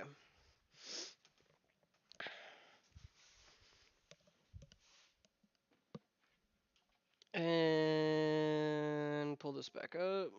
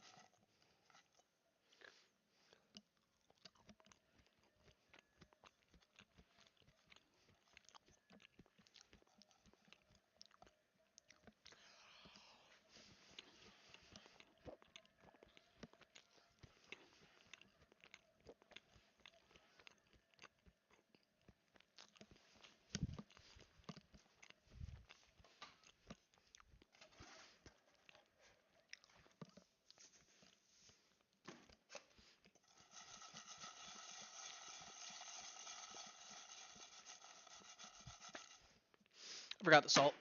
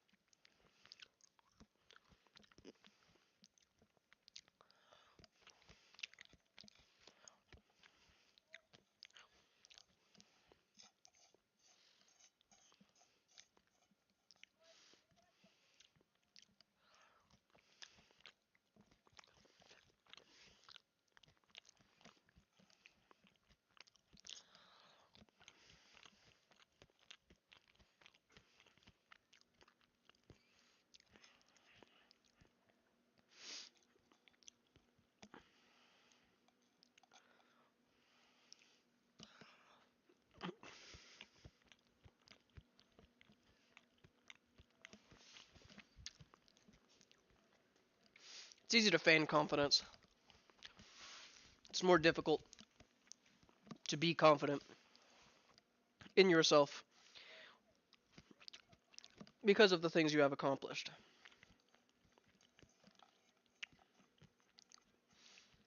Especially when you spent your entire life seeking external validation.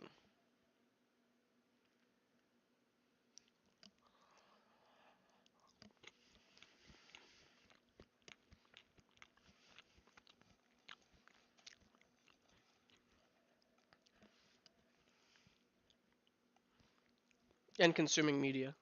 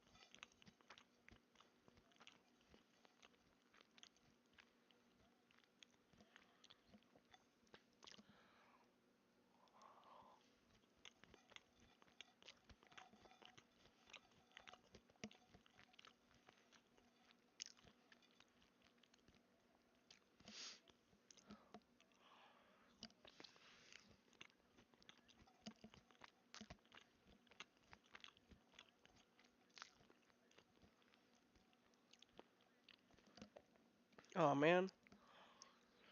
1, 2, 4.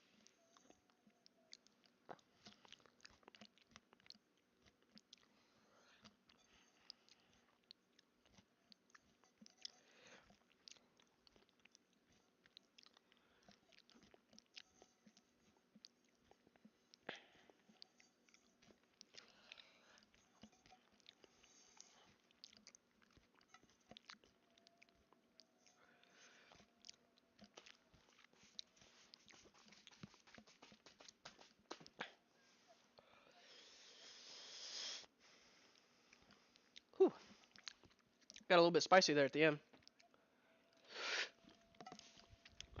Yes, I'm white. It's a peppercorn medley. Let's see.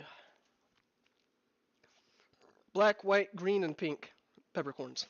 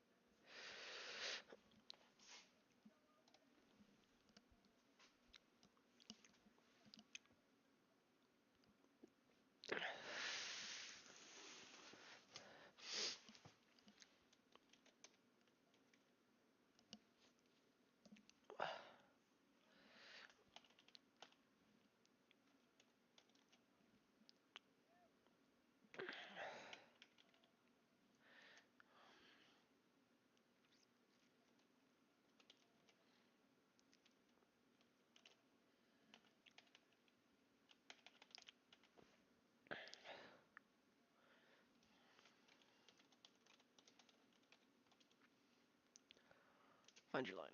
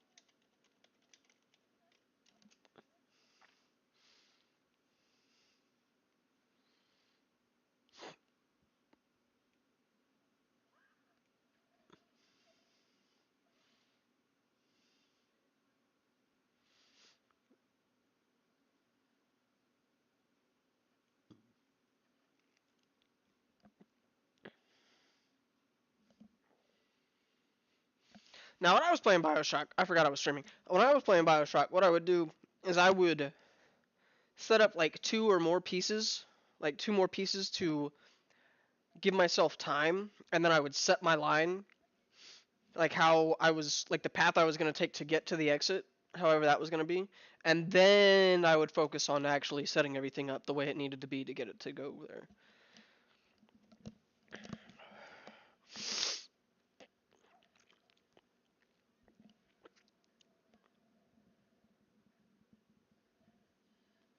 But I'm no hacker either.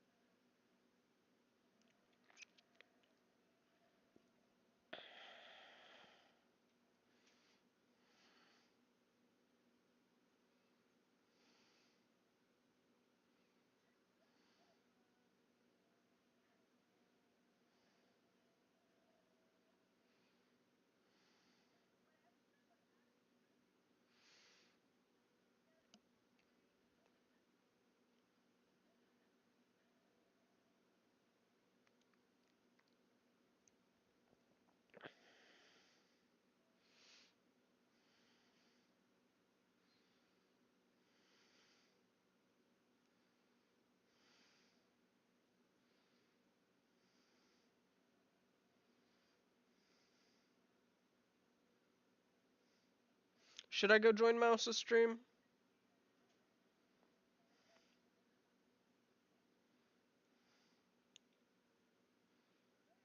I feel like I should. After this Big Daddy goes down.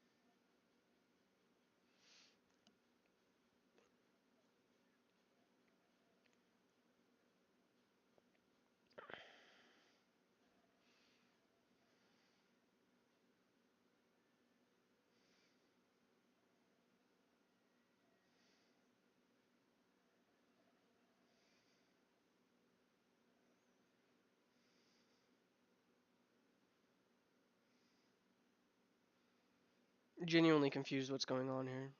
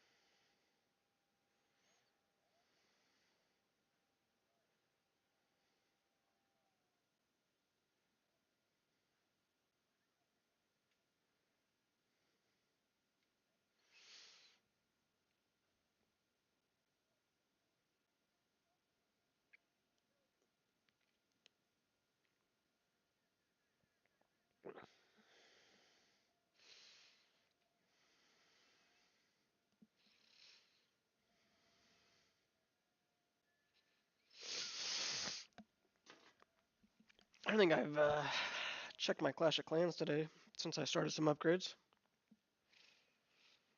And at this point, it's pretty safe to assume nobody's going to join my YouTube chat.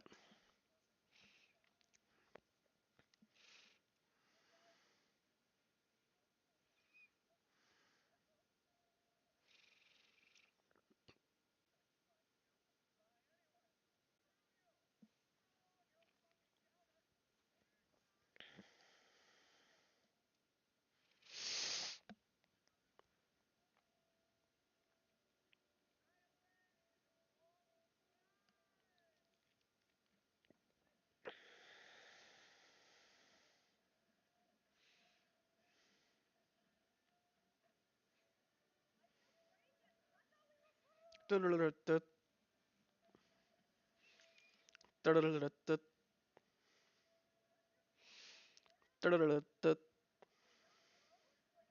Da-da-da-da-da-da-da-da. Da-da-da-da-da. Da-da-da-da-da. Da-da-da-da-da.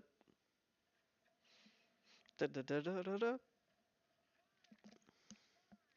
Wizards or healers?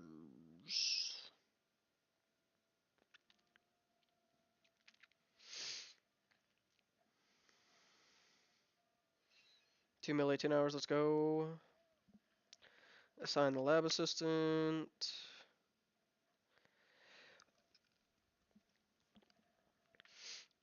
Um,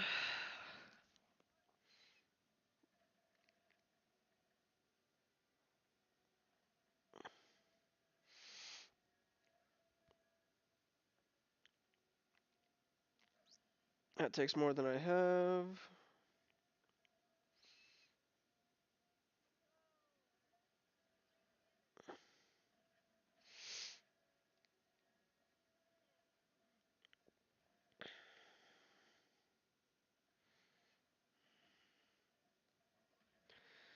So my walls are capped at level 10 now.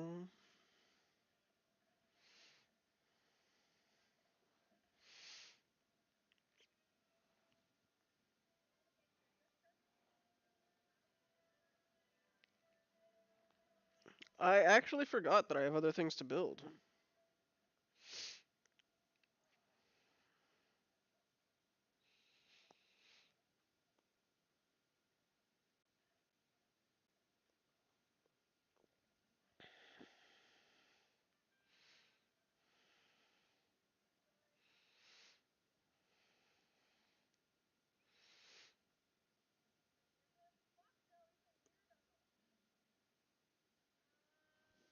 Okay.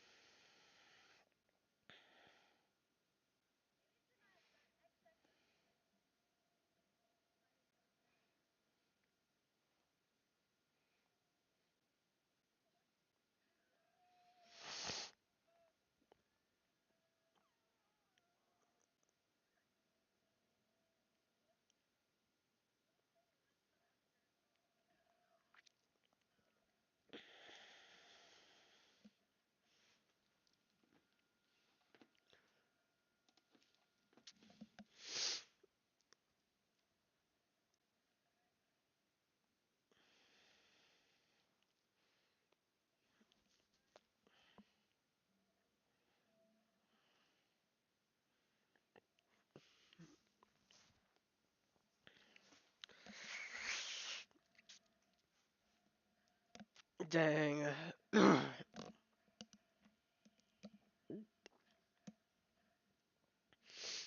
W base.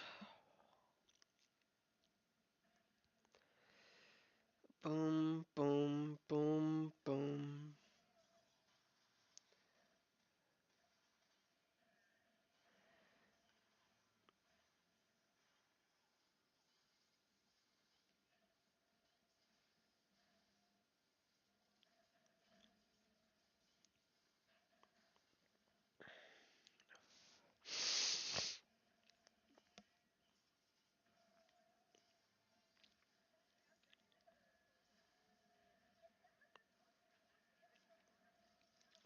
It's gonna be a 1 star.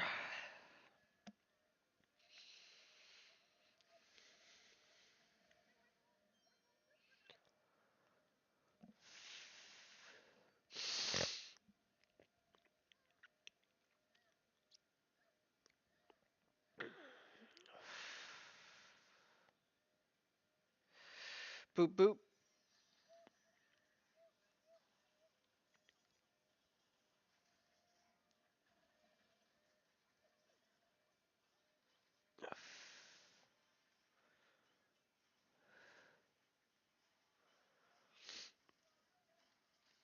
Another 1 star.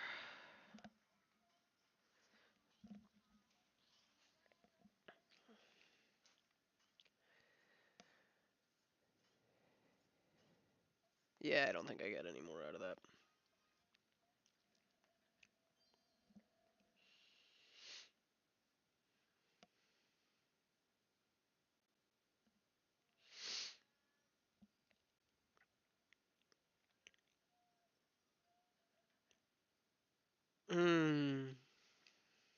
Clever.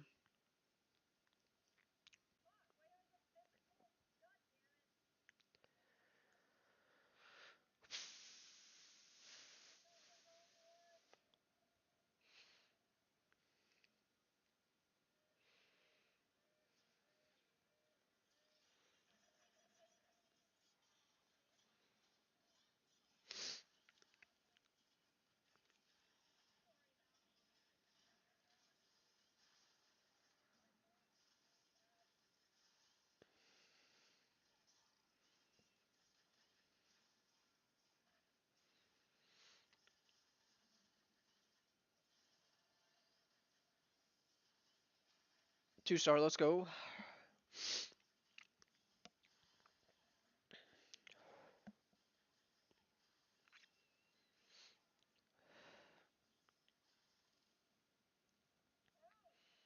That leaves 4.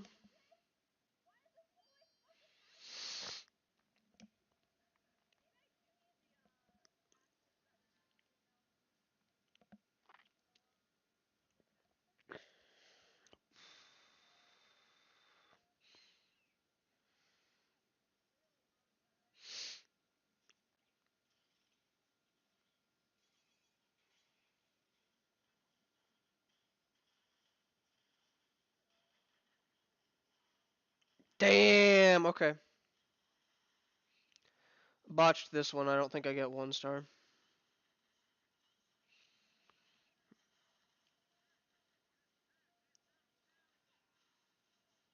Not unless they melt that town hall.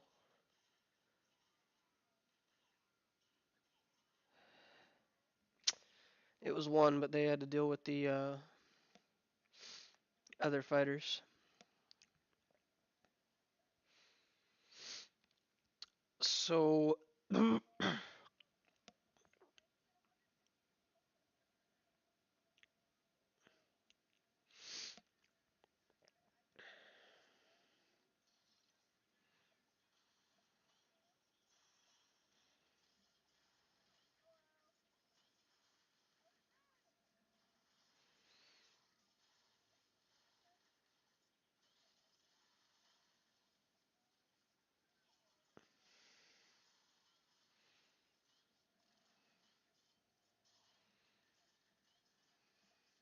another no star. Dang.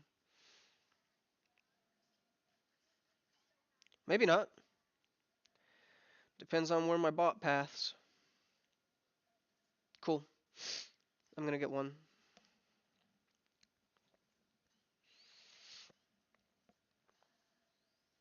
Definitely not 2 though.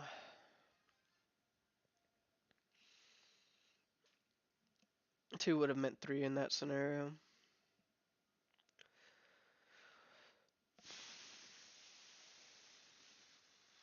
Okay. Minion rush.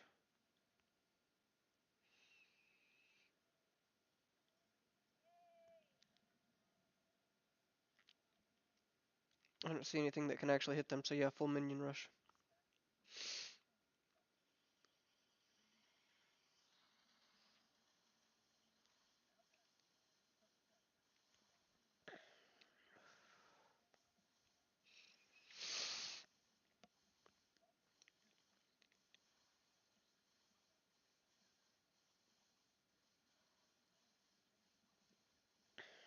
One star. Definitely not 2 though. Well, maybe not actually. Let's see, hold on.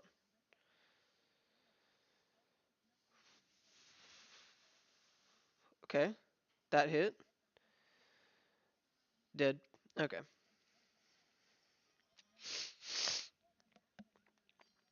Two more.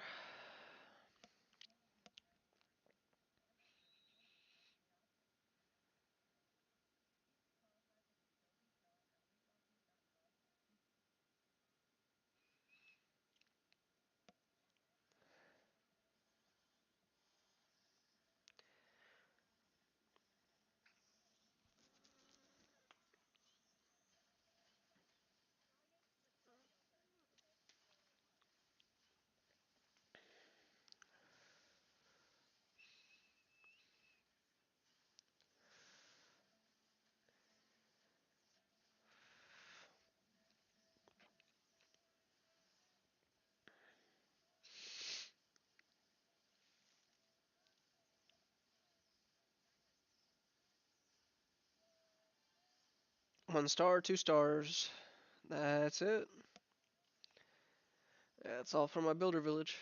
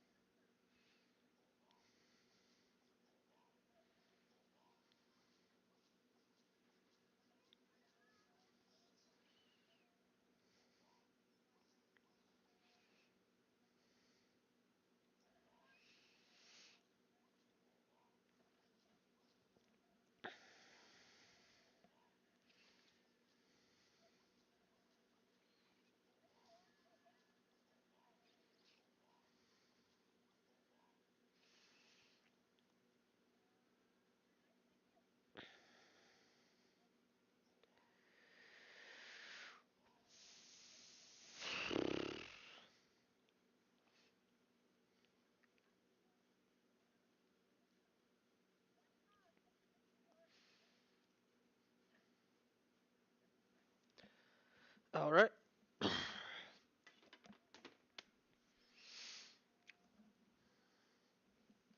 Okay, I gotta see. What is agree? Because I have never seen that category.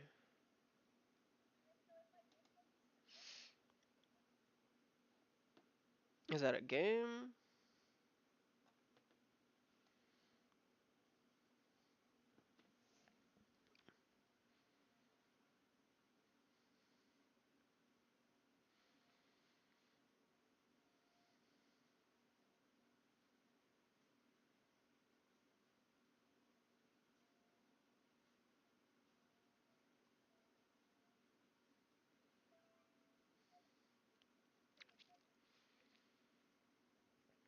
Is this just a mouse training game?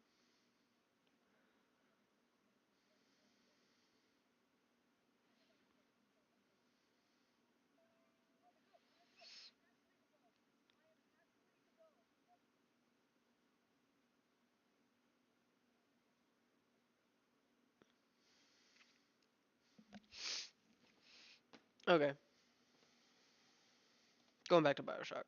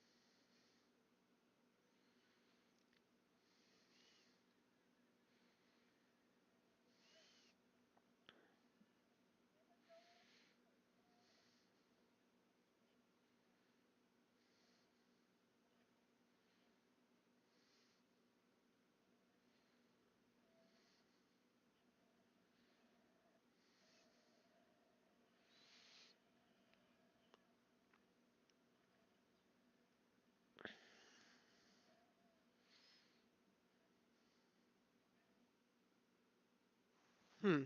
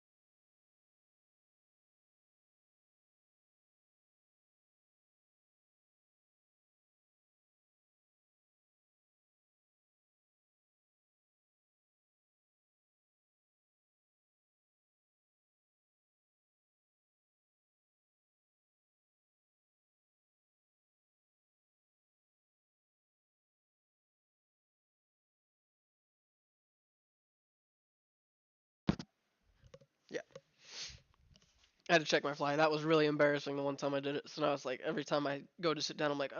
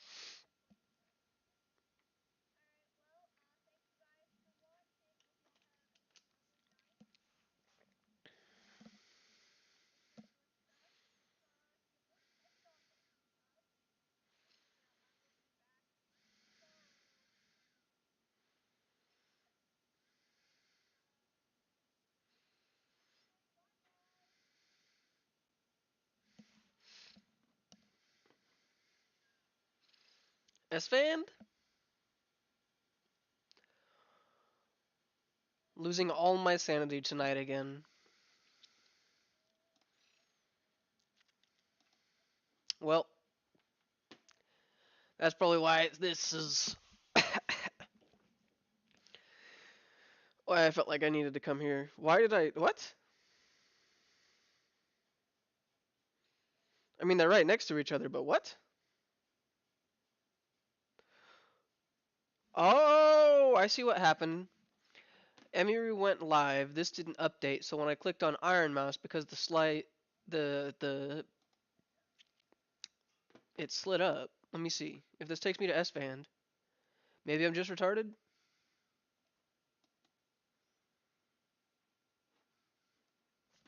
I guess I'm just retarded. What even is this? It hurts my eyes.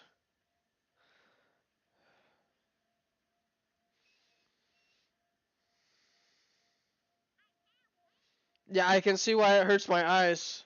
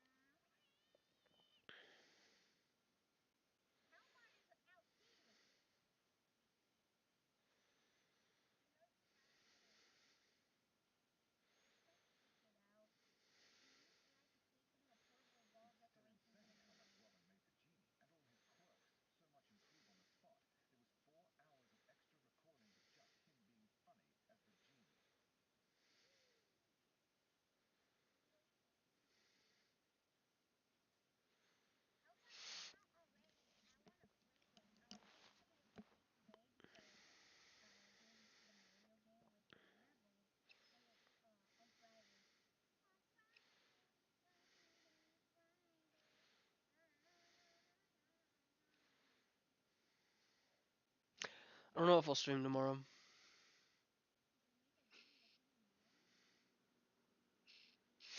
Clean beans.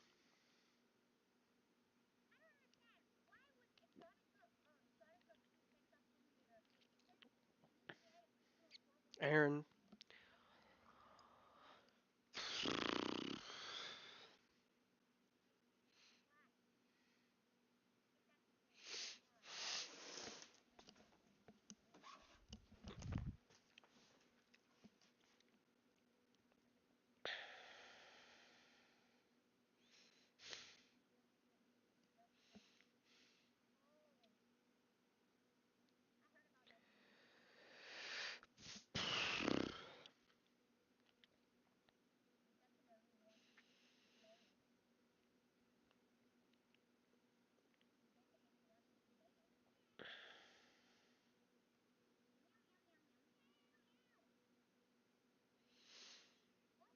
And I was looking for this app.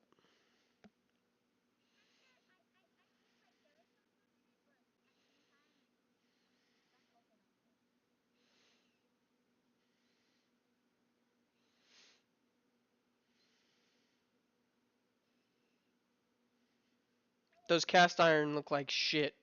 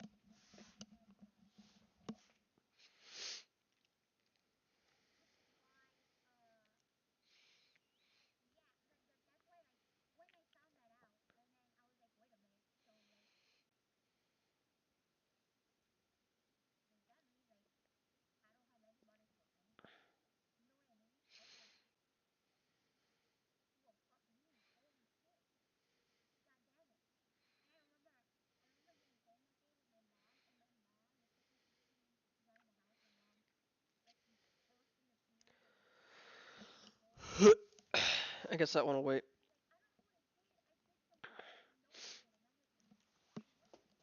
Two will be fine.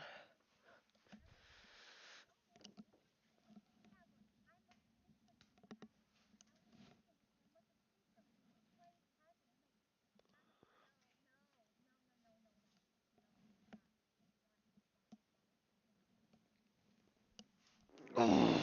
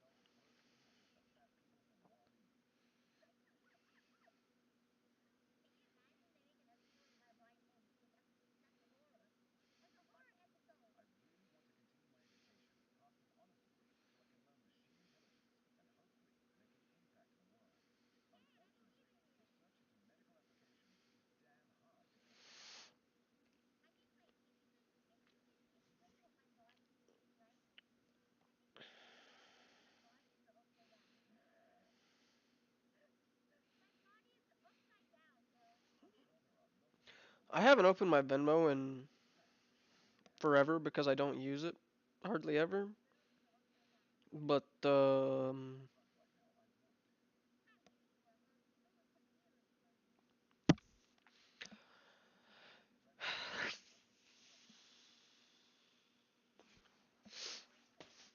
this isn't an account.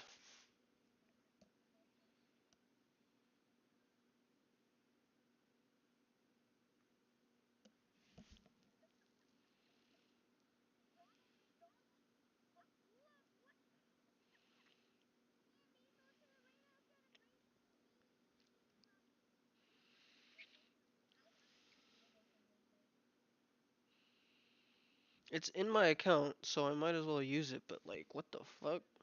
I don't remember. Somebody must have put in some bad information or something. If I could give it back, I would. But this is where I'm at.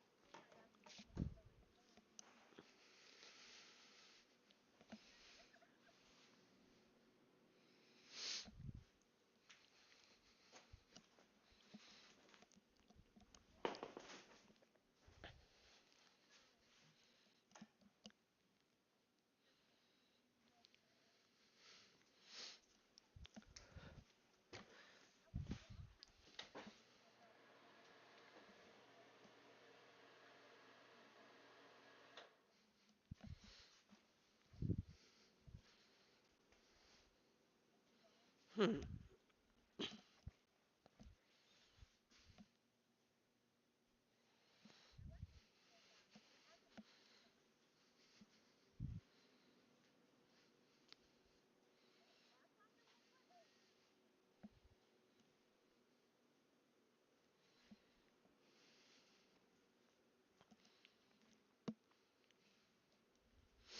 Doesn't matter if I do it tonight or tomorrow, but it seems I've misplaced my wallet. Ah, quit looking, I found it.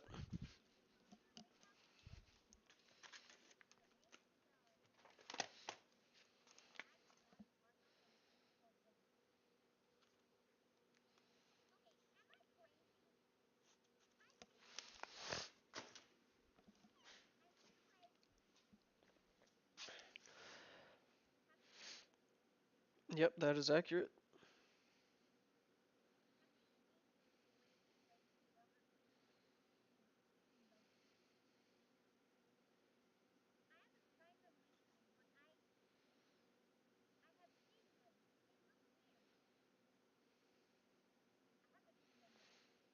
I'll work that out later.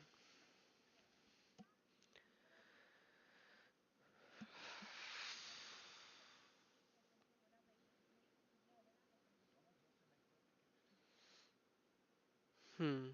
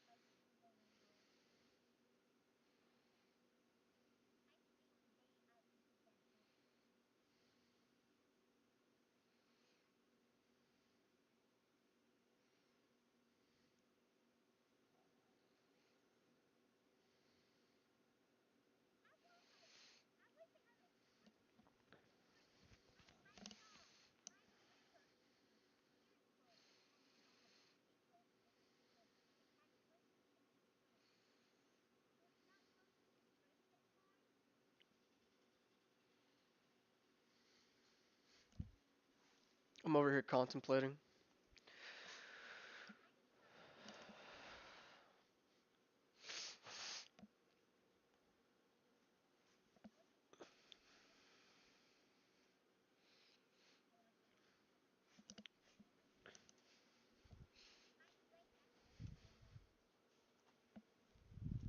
Hmm.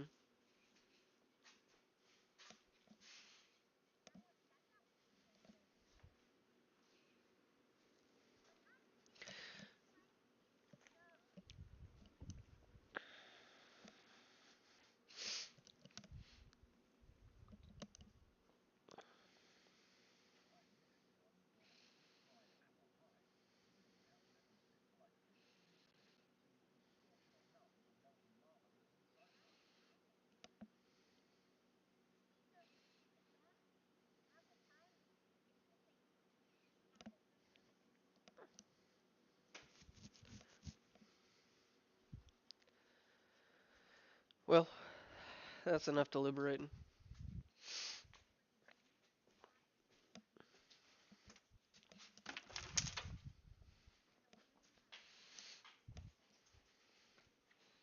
Oh, the one from Taco Bell, the caramel apple empanada? Fucking love those things.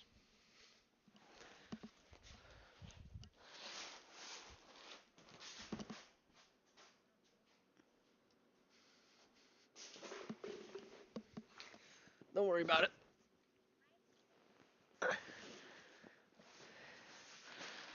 Oh, absolutely. Have you ever been in the back of a McDonald's?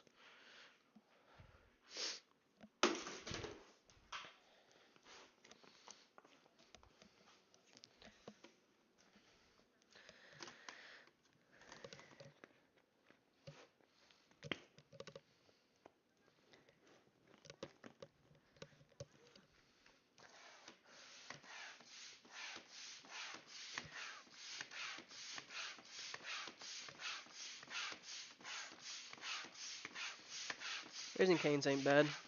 It's mid, though. At least it was 5 years ago.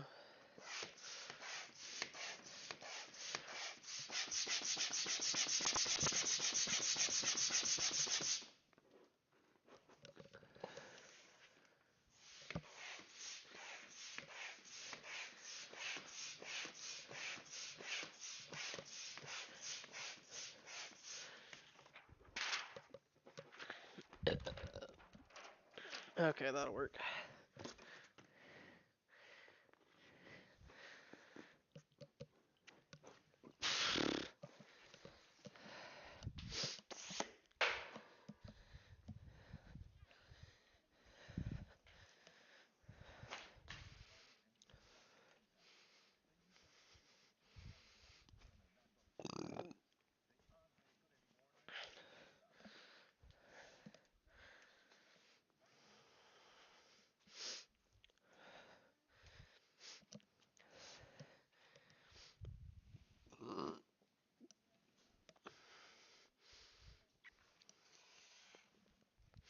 You're like going out of the way for a minute.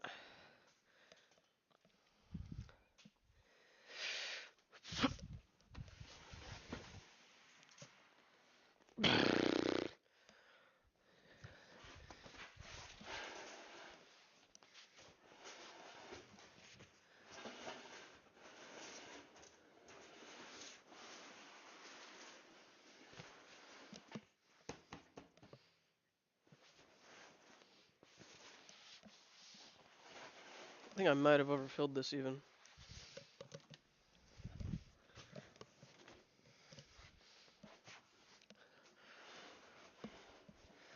We'll see.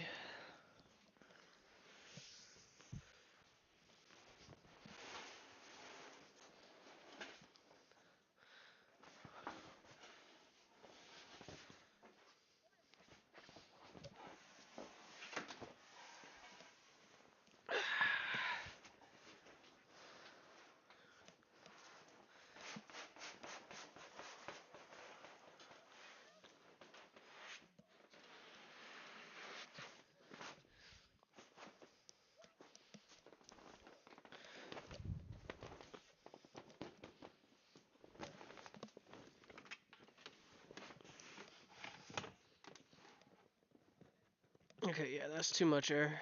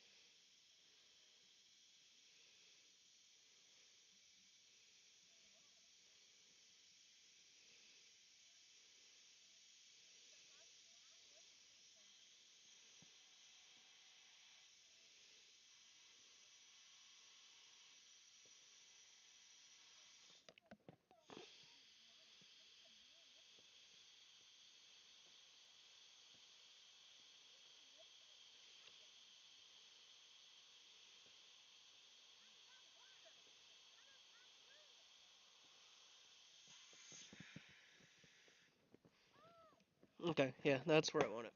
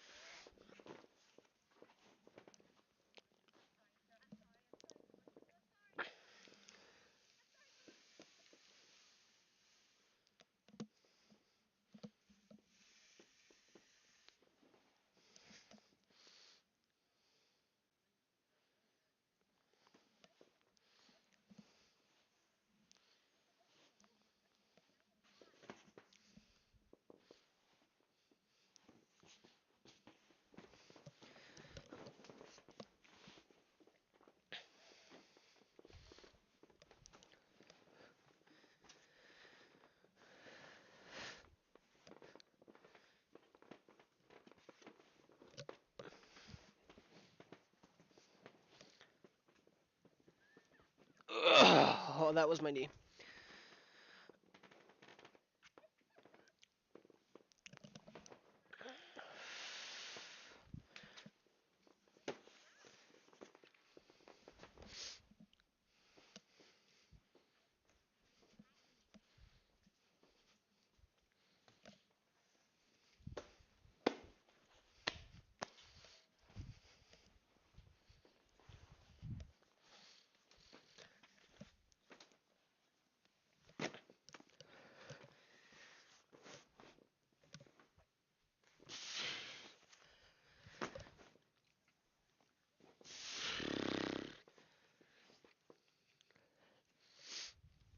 Okay.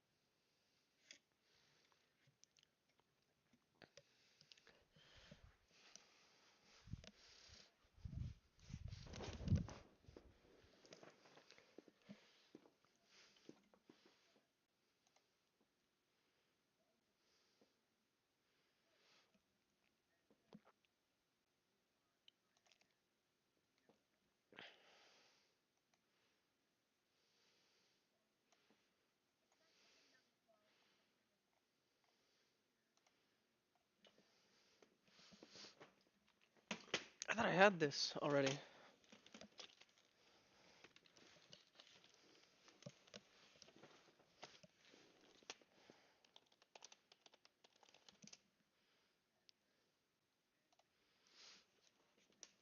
Ah, man.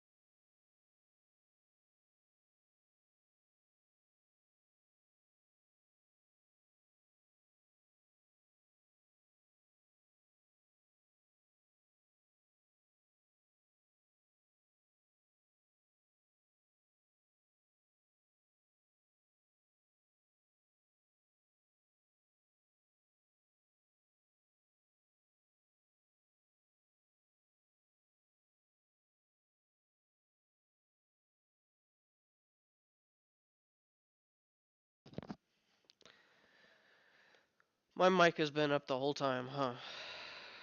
Oh well.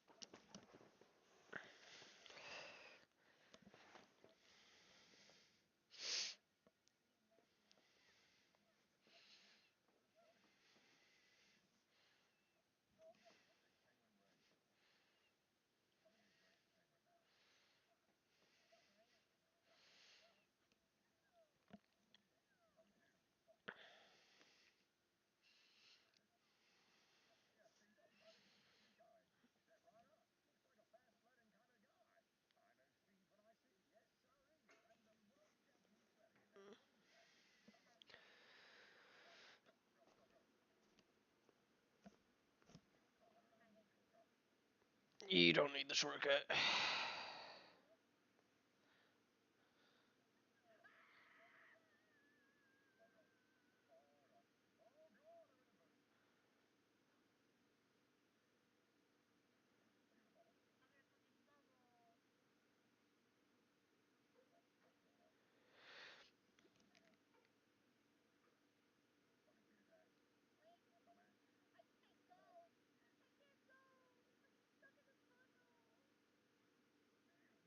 I need to get some acetone or something.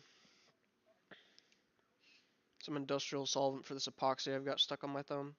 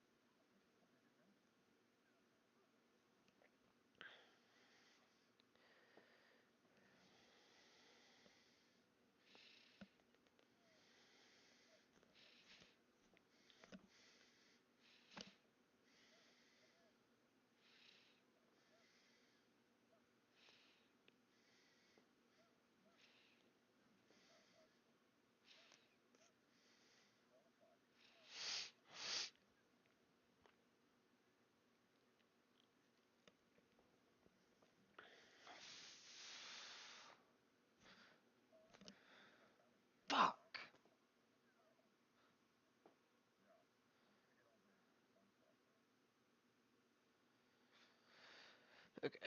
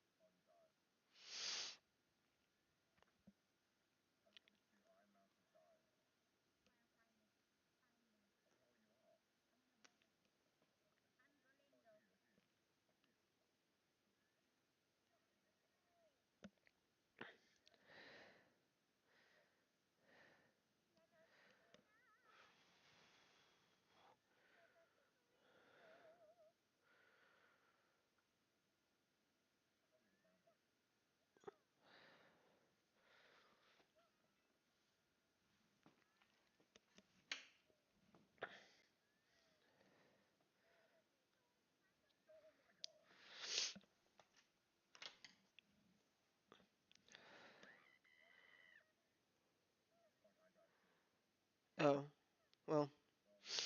Oh well. If I need to restitch it, I'll do that later. I don't really care.